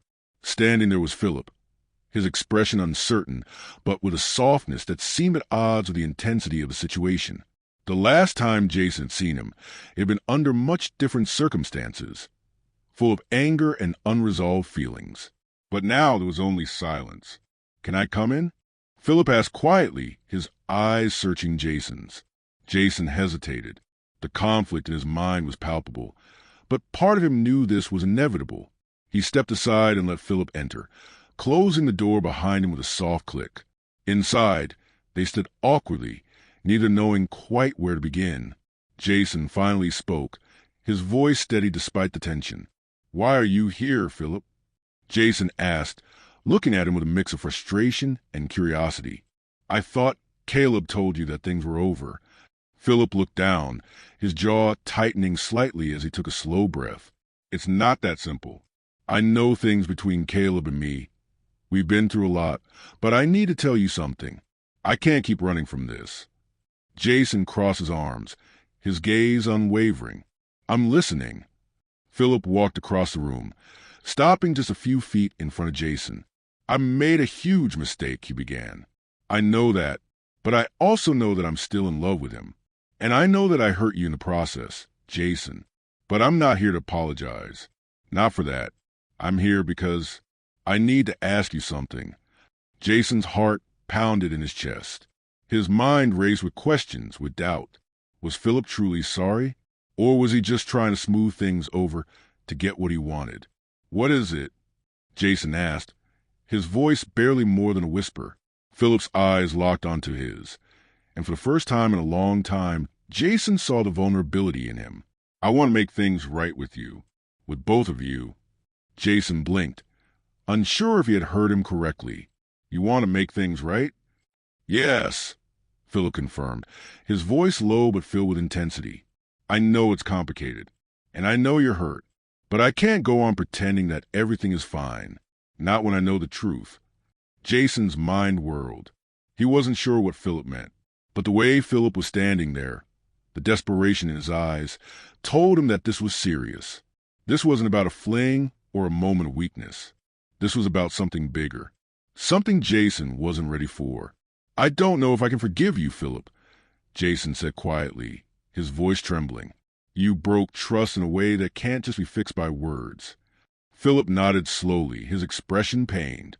"I know, and I'm not asking you to forgive me right away. But I want you to know that I'm not the same person I was. I've learned from my mistakes." Jason took a deep breath, his gaze shifting to the floor. This was a conversation he never thought he'd have, not with Philip, and not after everything that had happened. But as much as he wanted to hate him, as much as he wanted to walk away from the past, something in his gut told him he couldn't ignore Philip's presence. After a long silence, Jason finally met his eyes again. "You can't just waltz in and expect things to go back to normal, Philip." "I know," Philip responded quietly, "but I also know that I'm willing to fight for what I want. And right now, that's making sure Caleb and you both know that I'm here. I'm not going anywhere, but I'm not going to force anything. I want to fix this, whatever it takes." Jason's mind was reeling, but before he could respond, the front door opened. Caleb had returned. He stood frozen in the doorway for a moment, his eyes flicking between Jason and Philip. His hand tightened on the doorframe, his jaw set. Jason could see the tension in his shoulders, the way his entire body seemed to stiffen. "Caleb, we need to talk," Philip said, his voice hesitant but steady. Caleb didn't answer at first. He just stood there, his expression unreadable. Finally, he nodded and walked into the room. He didn't look at Jason, not yet, and his eyes didn't linger on Philip. They just seemed distant. Jason's heart pounded. It was clear that whatever was about to unfold would change everything. The room was thick with unresolved tension, and Jason didn't know if they were ready for conversation they were about to have. Tensions explode. The silence in the room was deafening, thick with unspoken words and heavy with the weight of the past few months. Caleb stood by the door, his hand still resting on the frame, and for a moment, it felt like he was trying to ground himself in the chaos that had suddenly descended. Jason could see the conflict in his eyes, torn between loyalty, guilt, and the fear of losing both men in the process. Jason didn't know what to say. He had never imagined he'd be in a situation like this. Philip, standing across the room from him, his face tense but vulnerable, was someone he had tried to forget. Caleb's presence behind him, however, felt like the anchor he'd always clung to, even when it seemed impossible to hold on. And now, here they were, two men who had hurt him, and yet he still wasn't sure how to let go of either of them. Caleb was the first to break the silence. His voice was low but firm, carrying an edge that Jason had never heard before. "What's going on, Philip?" Caleb asked, his eyes narrowing slightly as he looked over at his cousin. "Why are you here? You know you can't just show up and expect things to go back to normal." Philip swallowed hard, his throat visibly tight with the pressure of the moment. "I know," he replied, his voice soft but steady. I had to tell you both the truth. I made mistakes. I hurt you, Jason, and I hurt you, Caleb. But I'm trying to make things right. I'm not asking for forgiveness right away, but I want to fix this. I need to make it right." Caleb's expression darkened. "Fix it," he echoed. "You think you can fix this, Philip? After everything that's happened?" Jason watched as the tension between them grew, an electric charge that felt too raw to ignore. His heart was racing, and for the first time in a long time, he was uncertain about everything. He wasn't sure where this conversation would lead, but the uncertainty gnawed at him. "I don't know if I can forgive you, Philip," Caleb finally said, his voice tight with emotion. "But I also don't know what I want anymore. You messed with things I thought I understood. You hurt me, but part of me is still trying to figure out if I can even trust myself anymore." Jason shifted uncomfortably, his mind a whirlwind of thoughts. He felt like a spectator in a conversation that was supposed to involve him, but instead he was just stuck between these two men, both of whom had betrayed him in their own way, and yet still seemed to want something he wasn't sure he could give. "Jason, I know I've hurt you," Philip said, his voice catching slightly. "But I never meant for any of this to happen. I didn't want to hurt anyone. I need you to know I'm here because I want to fix what I broke. I'm not going anywhere." Jason felt a wave of anger flare inside him. "Why now?" he demanded, his voice sharp. "Why come here and say all this when everything's been destroyed? You hurt me, you hurt Caleb, and now you're just trying to fix it like it's some simple thing? You think I'm going to just forgive you?" Philip's eyes softened, and Jason could see the guilt in them. "I don't expect you to forgive me right away. I know I can't erase the past. But I want you to know that I'm not the same person I was. I want to fix things, not just for myself, but for you and Caleb too." The weight of those words settled heavily in the room. Caleb stood silently, his hands clenched into fists at his sides. He was visibly struggling with everything Philip had said, and Jason could see the battle raging inside him. "Jason," Caleb finally spoke, his voice quiet but steady. "I know I messed up. I know I hurt you, and I don't deserve your forgiveness. But I'm not asking for that right now. I'm just asking for a chance. I don't know what the future holds, but I want to try and make things work between us." Jason stared at Caleb, the raw emotion in his eyes unspoken. There was a deep sadness in Caleb's gaze, but also a glimmer of hope, and Jason didn't know if he was ready to accept it. The silence stretched on, thick and heavy, as Jason fought with his own feelings. He had always trusted Caleb. He had always believed that their love was worth fighting for. But this situation, this mess of betrayal, guilt, and broken promises, felt impossible to navigate. Jason's heart was torn. He still loved Caleb, but the hurt ran deep. He loved him, but he wasn't sure if love was enough to heal the wounds that had been inflicted. "I don't know what to say," Jason whispered, his voice shaking slightly. "I don't know if I can do this anymore, Caleb." Caleb's face fell, the disappointment and sorrow evident in the lines of his face. But instead of pleading, instead of forcing Jason to make a decision he wasn't ready for, he simply nodded. "I get it," Caleb said softly. "I really do. But I want you to know, no matter what happens, I'm still here. I still care about you. I'll do whatever it takes to prove that." Jason let out a slow breath, his hands trembling as he ran them through his hair.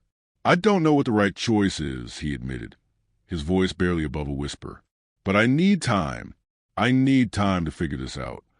Philip nodded, stepping back slightly as if giving Jason space.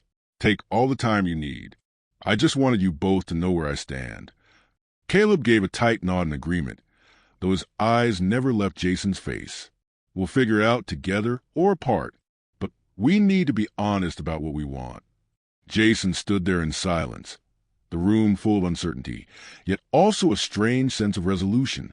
Whatever happened next, whatever choices he had to make, he knew that he wasn't alone in this. There was still a chance to find a path forward, even if it wasn't clear yet. A new beginning. The morning light filtered to the window, casting a soft glow over the room. Jason, Caleb, and Philip sat together in the quiet after the storm of emotions they had faced. It was a strange kind of peace that hung in the air, fragile but real. They had reached a new understanding, each of them willing to explore something that had seemed impossible just weeks before. For Jason, it was still hard to believe this was happening. He had spent so much time being hurt, questioning if love could really heal the wounds that had been inflicted. But now, in this moment, something felt different. Something felt like it could work, if they were willing to put in the effort. Caleb sat next to Jason, his hand resting lightly on his knee. His eyes were soft, filled with a mix of hope and uncertainty. "I don't know where this goes, Jason," Caleb said quietly, "but I know I want to try. I've made mistakes, and I'm not proud of everything I've done. But I love you." Jason looked at Caleb, his heart still torn but slowly beginning to heal. He had seen the remorse in Caleb's eyes, the sincerity in his voice. It was different this time. There was no more running away from the truth. Philip, sitting across from them, met Jason's gaze. His face was calm, though there was an intensity in his eyes that spoke volumes. "I know this isn't easy," Philip said, "but I want to make this work, too. I care about you both, and I'm willing to do whatever it takes to make sure this doesn't fall apart." There was a quiet weight to his words. Jason had never expected to find himself in this kind of situation, caught between two men, both of whom had hurt him, but both of whom also wanted something more now. It felt overwhelming, but in the best possible way. Jason took a deep breath, glancing back and forth between Caleb and Philip. He could feel the love they each had for him, but he could also feel the tension between them, an invisible thread that stretched tight, pulling them closer, yet making them all more vulnerable. The past couldn't be erased, but maybe they could build something new, something that was theirs alone. "I don't know if I'm ready for everything," Jason admitted. His voice was soft but resolute. "But I want to try. I care about both of you, and I'm willing to see where this goes. But we need to take it slow. We need to build trust." Caleb nodded, squeezing Jason's hand gently. "We can take it slow. No pressure. We're in this together." Philip's smile was small but sincere. "Together," he repeated, the word almost a promise. As the days passed, they began to find their rhythm. What had once seemed impossible became something they learned to navigate.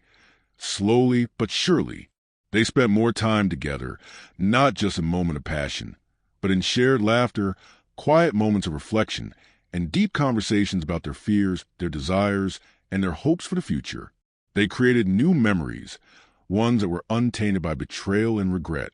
Caleb and Jason took walks under the stars, their hands brushing occasionally, their hearts beating in sync. Philip joined them for dinner, and the three of them shared stories from their past, weaving a new tapestry of connection and understanding. There were still moments of doubt, moments where Jason would question whether he was doing the right thing, whether this was too much too soon. But every time he looked at Caleb or Philip, he saw something different, something real, something that made him believe in the possibility of love in all its complicated forms. One evening, they found themselves in the same space, drawn together by an invisible pull. The air between them was thick with anticipation, not just for physical connection, but for the emotional intimacy that had been building over time. They sat close, their bodies brushing lightly, the energy between them undeniable. Jason's breath caught as Caleb leaned in, his lips brushing against Jason's forehead in a soft, tender kiss. It was a promise without words, a gesture that spoke of trust, of vulnerability, and of the unspoken understanding that they were willing to embrace the unknown together. Jason closed his eyes, allowing himself to melt into the warmth of Caleb's embrace. Philip moved closer, his presence a comforting contrast to the uncertainty that had once ruled their lives. He placed a hand on Jason's back, offering a silent support that spoke volumes. Jason felt a sense of calm settle over him as he leaned into both of them. It wasn't perfect, but it was theirs, and that, for now, was enough. They kissed again, not out of urgency, but out of a deep, growing affection that had been nurtured through time. Each touch, each kiss, was a declaration of their willingness to move forward, to let go of the past, and to create something new. For a moment, there was no past, no mistakes, no regrets. Just the three of them, wrapped up in the present. The boundaries between them seemed to blur as they gave themselves to the moment, allowing love to take on a new, uncharted form. And as they pulled away, their hearts beating in tandem, Jason realized that they had crossed a line together, a line that wasn't defined by right or wrong, but by what felt true. There were no guarantees, no promises that things would always be easy. But in that moment, Jason knew that love, in whatever form it took, was worth fighting for, moving forward. The days that followed were a whirlwind of new experiences, adjustments, and a constant learning curve for Jason, Caleb, and Philip. Their unconventional relationship had started to settle into a rhythm that felt natural despite the chaos it had once seemed to bring. The love between them was no longer something they had to hide, no longer something they kept in the shadows. They had found a balance, and it felt like they were finally living authentically, not just for themselves, but for each other. Jason spent more time with Caleb, rediscovering the connection they had before things had become complicated with Philip. The two of them had always shared a unique chemistry, an unspoken understanding that didn't need words. Caleb had hurt him before, but now, with time, trust was beginning to rebuild. There was a shared effort between them to let go of the past and focus on the future. Philip, too, was finding his place. At first, he had been the third person in this relationship, unsure of his role, but now he felt more integrated into their lives. He had come to understand Jason in a way that Caleb hadn't, perhaps because Philip had been the outsider before, watching from a distance. His connection with Jason had deepened, and he had come to truly care for him, not just as a lover, but as someone worth cherishing. It wasn't always easy, but Philip was learning that love didn't have to fit a mold to be real. One evening, as the three of them sat together in the living room, the conversation turned to the future. It wasn't the first time they had discussed what lay ahead, but tonight there was a sense of certainty in the air. They had been through the fire and had come out the other side stronger. But Jason couldn't help but wonder what the next chapter would bring. The future was uncertain, but maybe that was part of the beauty of it. "We've been through a lot," Jason said, breaking the silence. "And there's still a lot we don't know. But I think we're learning how to make this work. I'm happy. I really am. But what happens next?" Caleb looked at him with a serious expression, his eyes never leaving Jason's. "We keep moving forward. We take it one day at a time. It might be unconventional, but we're together, and that means something." Philip nodded, a small but genuine smile tugging at his lips. "I agree. No matter what, we're in this together. And that's the most important thing." Jason thought about his past, the betrayals, the heartbreaks, the insecurities that had once ruled his life. It had all seemed so overwhelming, so impossible. But now, sitting here with Caleb and Philip, he felt a sense of peace that he had never thought possible. This was a fairy tale, and it certainly wasn't perfect, but it was real, and that was enough. "I never thought I'd get here," Jason said softly, his voice full of emotion. "I never thought I could feel this happy, this safe. I don't know where this is going, but I trust both of you, and that's something I've never had before." Caleb reached out, taking Jason's hand in his. "You've always been worth it, Jason. We've just had to figure it out. But I'm not going anywhere. Not now. Not ever." Philip's hand brushed against Jason's shoulder. "We're not perfect, but we're doing this together." For the first time in a long time, Jason felt like he was exactly where he was meant to be. The past no longer defined him, and the future didn't feel as daunting. There would be challenges. There always were, but they were ready to face them together. In the weeks that followed, they spent more time creating memories that didn't have to be weighed down by the past. There were simple, ordinary moments. Mornings spent making breakfast together, late-night talks about their dreams, and moments of quiet companionship where words weren't necessary. One weekend, the three of them decided to take a trip to the coast. It wasn't an extravagant getaway, but it was something they'd talked about for months, a small escape from the complexities of life. As they walked along the shore, the wind tugging at their clothes and the salty air filling their lungs, Jason realized how far they had come. They were no longer just surviving. Now they were living. Standing on the beach, Caleb pulled Jason close, his arms wrapping around him protectively. "We've come a long way, haven't we?" Caleb murmured into Jason's ear. "We have," Jason replied, his voice quiet but steady. "But we got so much more to go, and I'm ready for it." Philip walked up beside them, his hand resting gently on Jason's arm.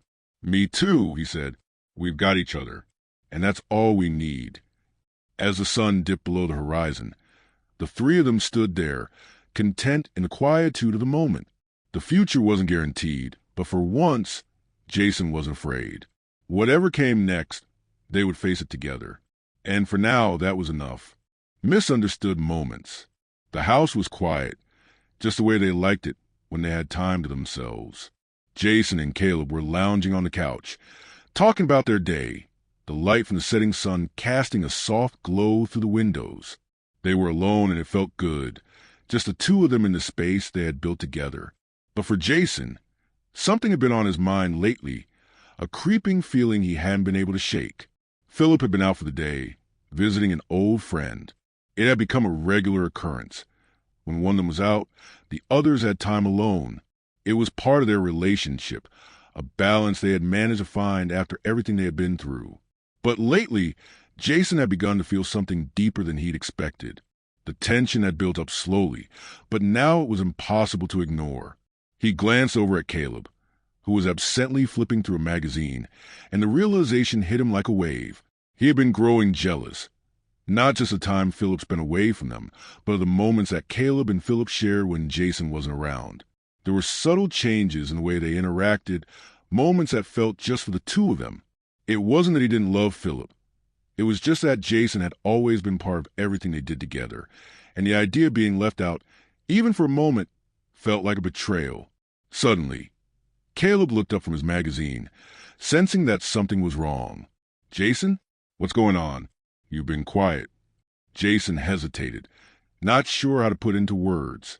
He had never been one to voice insecurities easily, but the emotions were bubbling up now. He took a deep breath and spoke carefully. "I've been thinking about us, about how things have changed since Philip started spending more time with just you. I get that we're all figuring this out, but sometimes I feel like I'm not part of it. Like you and Philip have this connection I don't get to be a part of." Caleb's face softened with understanding, but there was a flicker of concern in his eyes. "Jason, it's not like that. You're always part of everything. Philip and I, No, it's not just that," Jason interrupted, his voice tinged with frustration. "I'm not talking about just the time together. It's the moments you two share that I'm not there for. I know I'm not always going to be around, but it feels like you've started to find things between you two that don't include me, and I hate feeling left out." Caleb put the magazine down and sat up straighter, his eyes meeting Jason's. He understood now what Jason was saying, even though he didn't fully realize how deeply those moments had affected him. "I get it," Caleb said softly, "but it's not like I'm trying to shut you out. It's just, sometimes Philip and I have a different kind of connection. We've known each other longer. That doesn't mean I love you any less, Jason. You're a part of this, too, but I guess sometimes we need our space, too." Jason's heart ached hearing the truth in Caleb's words, but the jealousy still gnawed at him. He had thought their connection was supposed to be one where no one was left out, where they all shared everything, especially the intimacy. The idea that there were moments between Caleb and Philip that he wasn't a part of felt like a crack in the foundation of their relationship. Before Jason could respond, the front door creaked open, and they both turned to see Philip standing in the doorway, his expression immediately changing to one of concern. "What's going on?" Philip asked, sensing the tension in the room. Caleb stood up and walked toward him, putting a hand on his shoulder. "It's nothing. Just, Jason's been feeling left out. We've been talking about it." Philip looked over at Jason, his eyes softening. "I didn't mean to make you feel that way," he said, stepping forward. "If I've done something wrong, I'm sorry. I never want you to feel excluded. You're just as much a part of this as Caleb and I are." Jason nodded, but the hurt was still there, lingering just beneath the surface. "I know you didn't mean it. It's just, sometimes I don't know where I fit.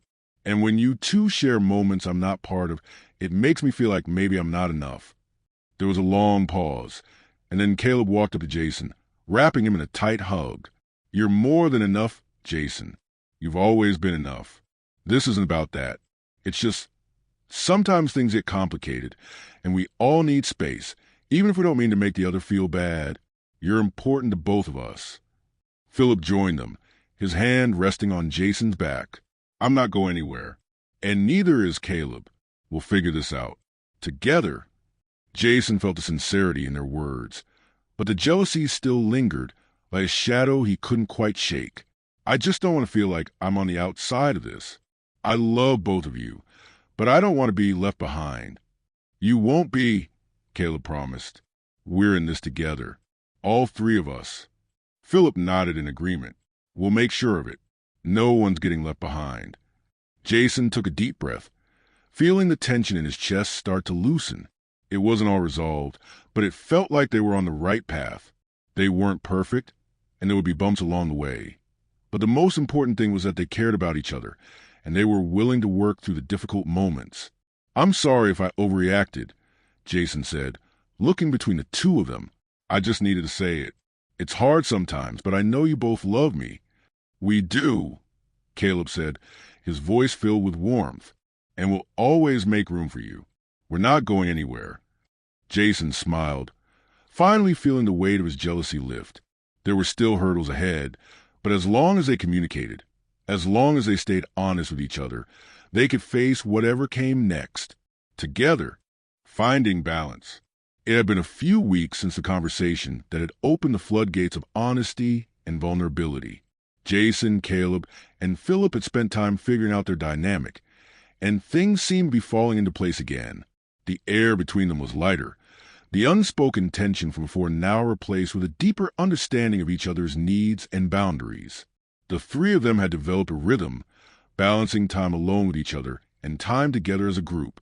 Jason had come to realize that his feelings of jealousy weren't a sign of insecurity about their relationship, but rather a reflection of his deep care for both Caleb and Philip.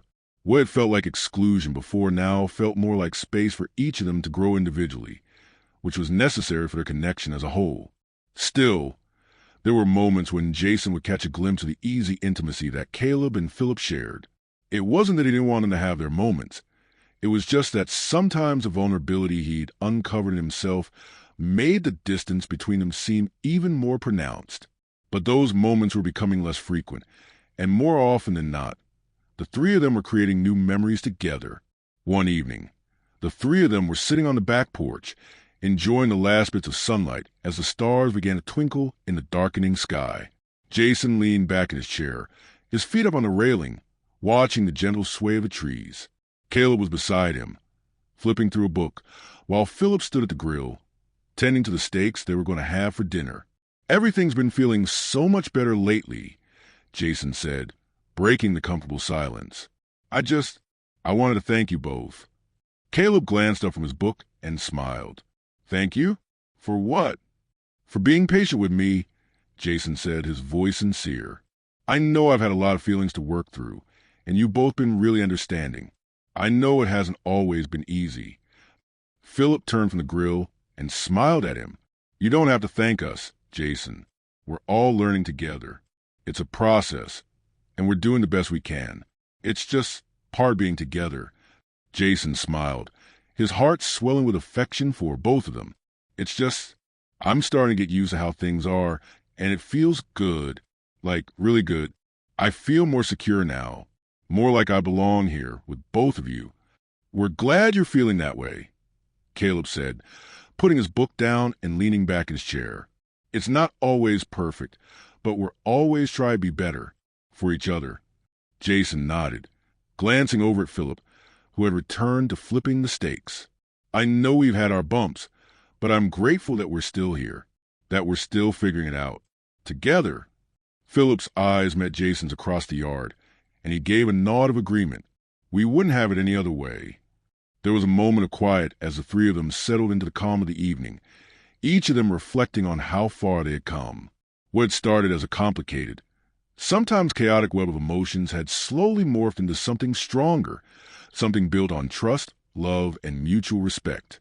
As the night deepened and the steaks were finished, the three of them sat down to eat, laughter filling the air as they reminisced about silly moments and their shared experiences.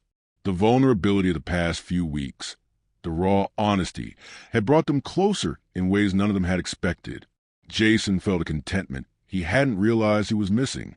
There was a sense of peace now, as though the complexities of their relationship weren't a burden, but rather something that had helped them grow. The love they shared wasn't one size fits all. It was unique, complicated, and sometimes messy, but it was theirs. And for the first time in a long time, Jason felt confident in that. Later, after dinner, they retired to the living room, where the evening unfolded into another chapter of their journey. They still had room to grow, still had things to work through, but for now, they were in a place of mutual understanding and love. It was enough. Jason looked at Caleb, then at Philip, and smiled. "I'm happy, really happy." And in that moment, Caleb and Philip both knew that no matter what the future held, they would face it together, with open hearts, patience, and the strength of their bond. Uncharted waters. The days blurred together, each one carrying a new set of challenges and joys. Jason, Caleb, and Philip had become a well-oiled machine, each of them contributing in ways that made their unconventional relationship feel surprisingly normal. What was once a source of tension, learning to balance the love they shared with the complexities of their desires, had become something they no longer needed to explain or justify. It was just their reality. But as with any relationship, especially one as unique as theirs, the uncharted waters loomed on the horizon. The love they had for each other was undeniable, but there were still unspoken things lurking beneath the surface. things they had yet to address, things that might change everything or nothing at all. It was one of those rare, quiet evenings when the three of them were sitting together on the couch, the soft hum of the air conditioner filling the background, and the scent of freshly brewed coffee lingering in the air. Philip had been working on a painting in the corner of the room, while Caleb, always the bookworm, read aloud from one of his favorite novels. Jason was just content, staring off into space, thinking about how much he had changed since they first started this journey together. "What do you think about the future?" Jason asked suddenly, his voice soft but full of curiosity. He glanced at Caleb, then Philip. Like, where do we go from here? Caleb set his book down and looked at him, brow furrowed. "What do you mean?" "I don't know. I guess I'm wondering if we're doing this for the right reasons, or if it's just easier this way, because it feels comfortable now, right? But what happens when the novelty wears off?" Jason looked between the two of them, his eyes searching their faces for an answer. He wasn't worried, at least not in the traditional sense, but he felt that they needed to confront these feelings before they grew into something they couldn't ignore. Philip put down his paintbrush, tilting his head. "I think we're doing it because we care about each other. But I get what you mean. We've been in a rhythm for so long now, it's hard to picture what's next." Jason nodded, leaning forward. "It's just that sometimes when I'm alone with my thoughts, I wonder what else we could be. Is this it? Are we going to stay in this triangle forever, or do we ever move beyond this? You know," Caleb considered his words carefully, his fingers tracing the edges of the book in his lap. "I don't think we have to figure it all out right now. Maybe it's not about where we end up, but how we get there. It's about the journey." Jason's chest tightened slightly. "But does it change? Like, what if one of us wants more? Or less? What happens when the world outside catches up with us? People will always have their opinions." Philip walked over and sat beside Jason, placing a comforting hand on his shoulder. "We're not beholden to anyone but us, Jason. I think that's what makes this work. We've always been good about being honest with each other, right? I mean, I know things will get tricky, but if we keep communicating, we'll be okay. We'll figure out as we go." Jason sighed, his shoulders relaxing under Philip's touch. "I hope so. I really do." He paused before asking, "Have you two thought about what the future holds? Outside of this?" Caleb met Jason's gaze and smiled softly. "I don't know what the future holds. I never really thought I'd end up in a relationship like this. But with you two, I can't picture my life any other way." "I'm with Caleb," Philip chimed in. "I never expected this either. But with you both, I can't imagine doing this alone. I've never been happier." Jason's heart swelled with warmth at their words. He realized then that, despite the unknowns and the doubts, he had found a sense of belonging he'd never known before. It wasn't perfect, but it was real, and it was theirs. But as the night wore on, a seed of uncertainty was planted. As much as he trusted Caleb and Philip, there was a part of him, deep down, that couldn't ignore the nagging feeling that their future together might not always be so simple. Life had a funny way of throwing curveballs when you least expected them, and Jason wasn't sure how long they could keep everything together before something, maybe small, maybe huge, ripped them apart. But for now, as the warmth of their bodies settled against each other and the quiet of the room enveloped them, Jason allowed himself to rest. He would let tomorrow worry about tomorrow. For tonight, he had everything he needed. Cracks in the foundation. The calmness of the previous night didn't last long. Days passed, and the three of them continued to exist in their shared space, their emotions woven together through countless moments of closeness. But underneath the surface, something shifted, an undercurrent of tension that began to subtly affect their dynamics. It wasn't anything drastic at first, but like the first crack in a wall, it started small, barely noticeable, until it began to grow. Jason felt it before the others. The quiet moments between him and Caleb had started to feel different. They were still intimate, still loving, but there was a distance there now, an unspoken thing that neither of them wanted to address. Caleb had become more distracted lately, his thoughts seemingly drifting elsewhere when they spent time together. Jason could tell something was on his mind. He just wasn't sure what. Philip, too, had been distant, though his was a different kind of retreat. Instead of withdrawing emotionally, He had started spending more time in his art studio, often immersing himself in his painting for hours at a time.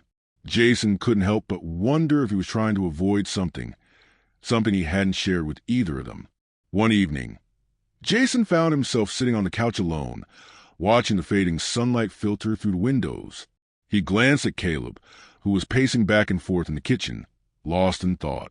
It was like there was a barrier between them now, one that hadn't been there before. The closeness they once had felt more like a distant memory than their present reality. "Caleb," Jason said softly, breaking the silence. "What's going on?" Caleb stopped in his tracks, looking over at him with furrowed brow. "What do you mean?" Jason crossed his arms, trying to keep his voice steady. "You've been distant lately. Is something wrong? You can talk to me, you know that, right?" Caleb's gaze dropped to the floor, and for a moment, Jason wasn't sure if he was going to respond. Finally, Caleb sighed and walked over to the couch, sitting next to him. "I don't know. I guess I've been feeling conflicted," Caleb admitted, his voice low. "I care about you, Jason. I really do. But sometimes I just don't know what I want anymore.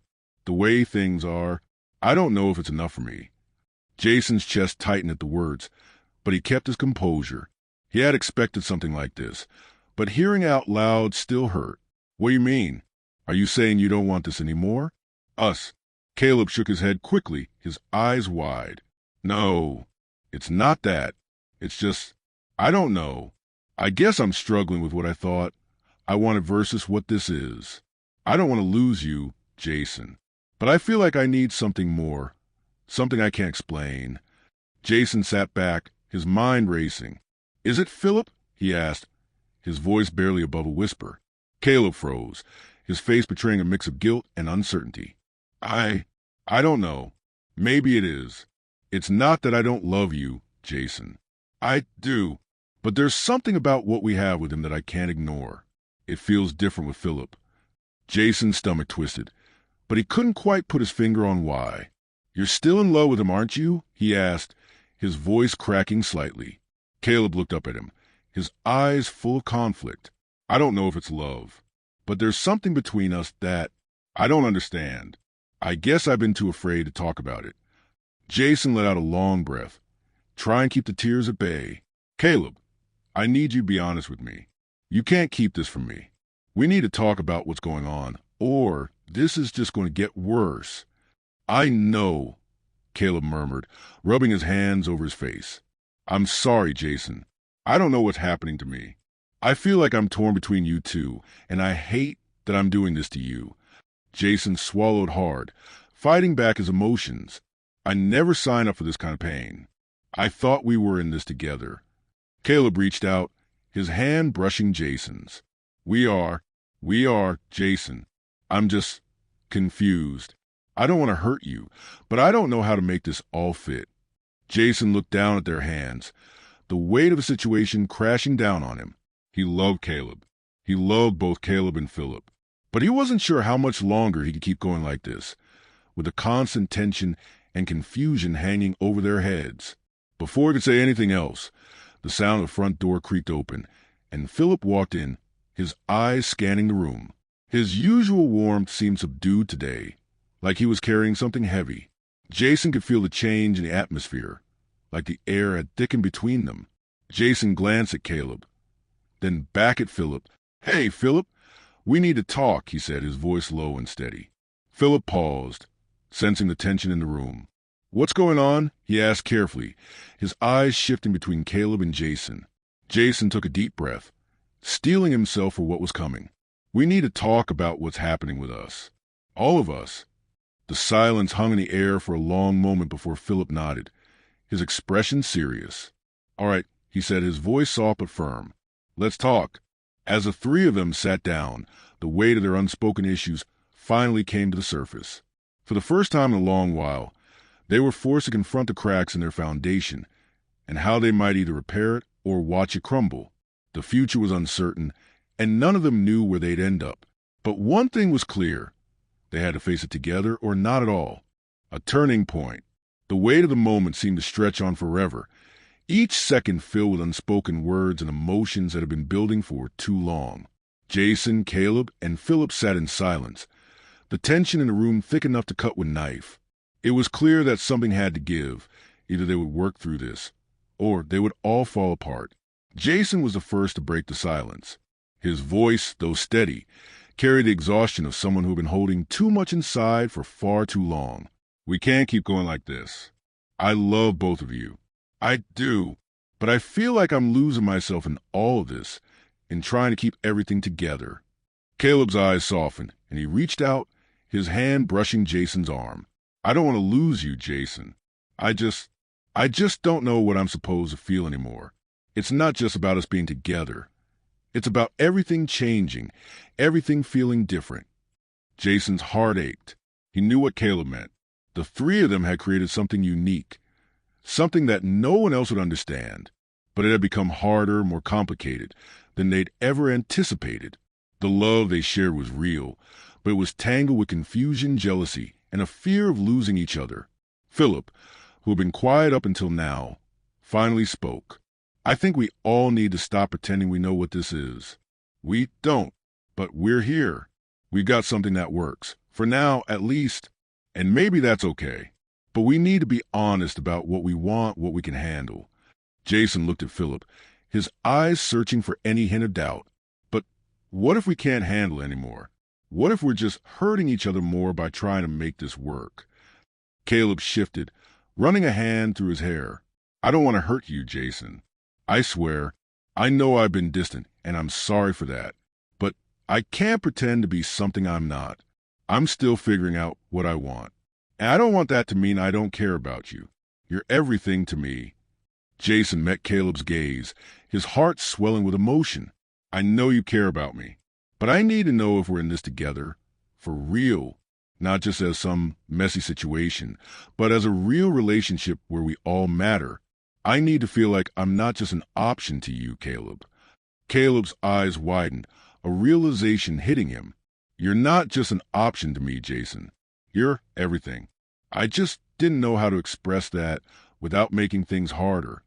Jason nodded, feeling the tightness in his chest start to loosen. Okay, then we need to figure this out. All of us. Philip leaned forward, his eyes dark with sincerity. So what are we doing? How do we move forward? The question hung in the air, unanswered for a long moment. Jason looked at both Caleb and Philip, the men who had both been so important to him, so intertwined in his life. There was no easy answer. But one thing was clear. They needed to be open. They needed to communicate. And most importantly, they needed to respect each other's boundaries. We take it one step at a time, Jason said finally, his voice firm with conviction. We don't have to have all the answers right now. We just need to be honest about what we want and what we can handle. No more secrets, no more pretending.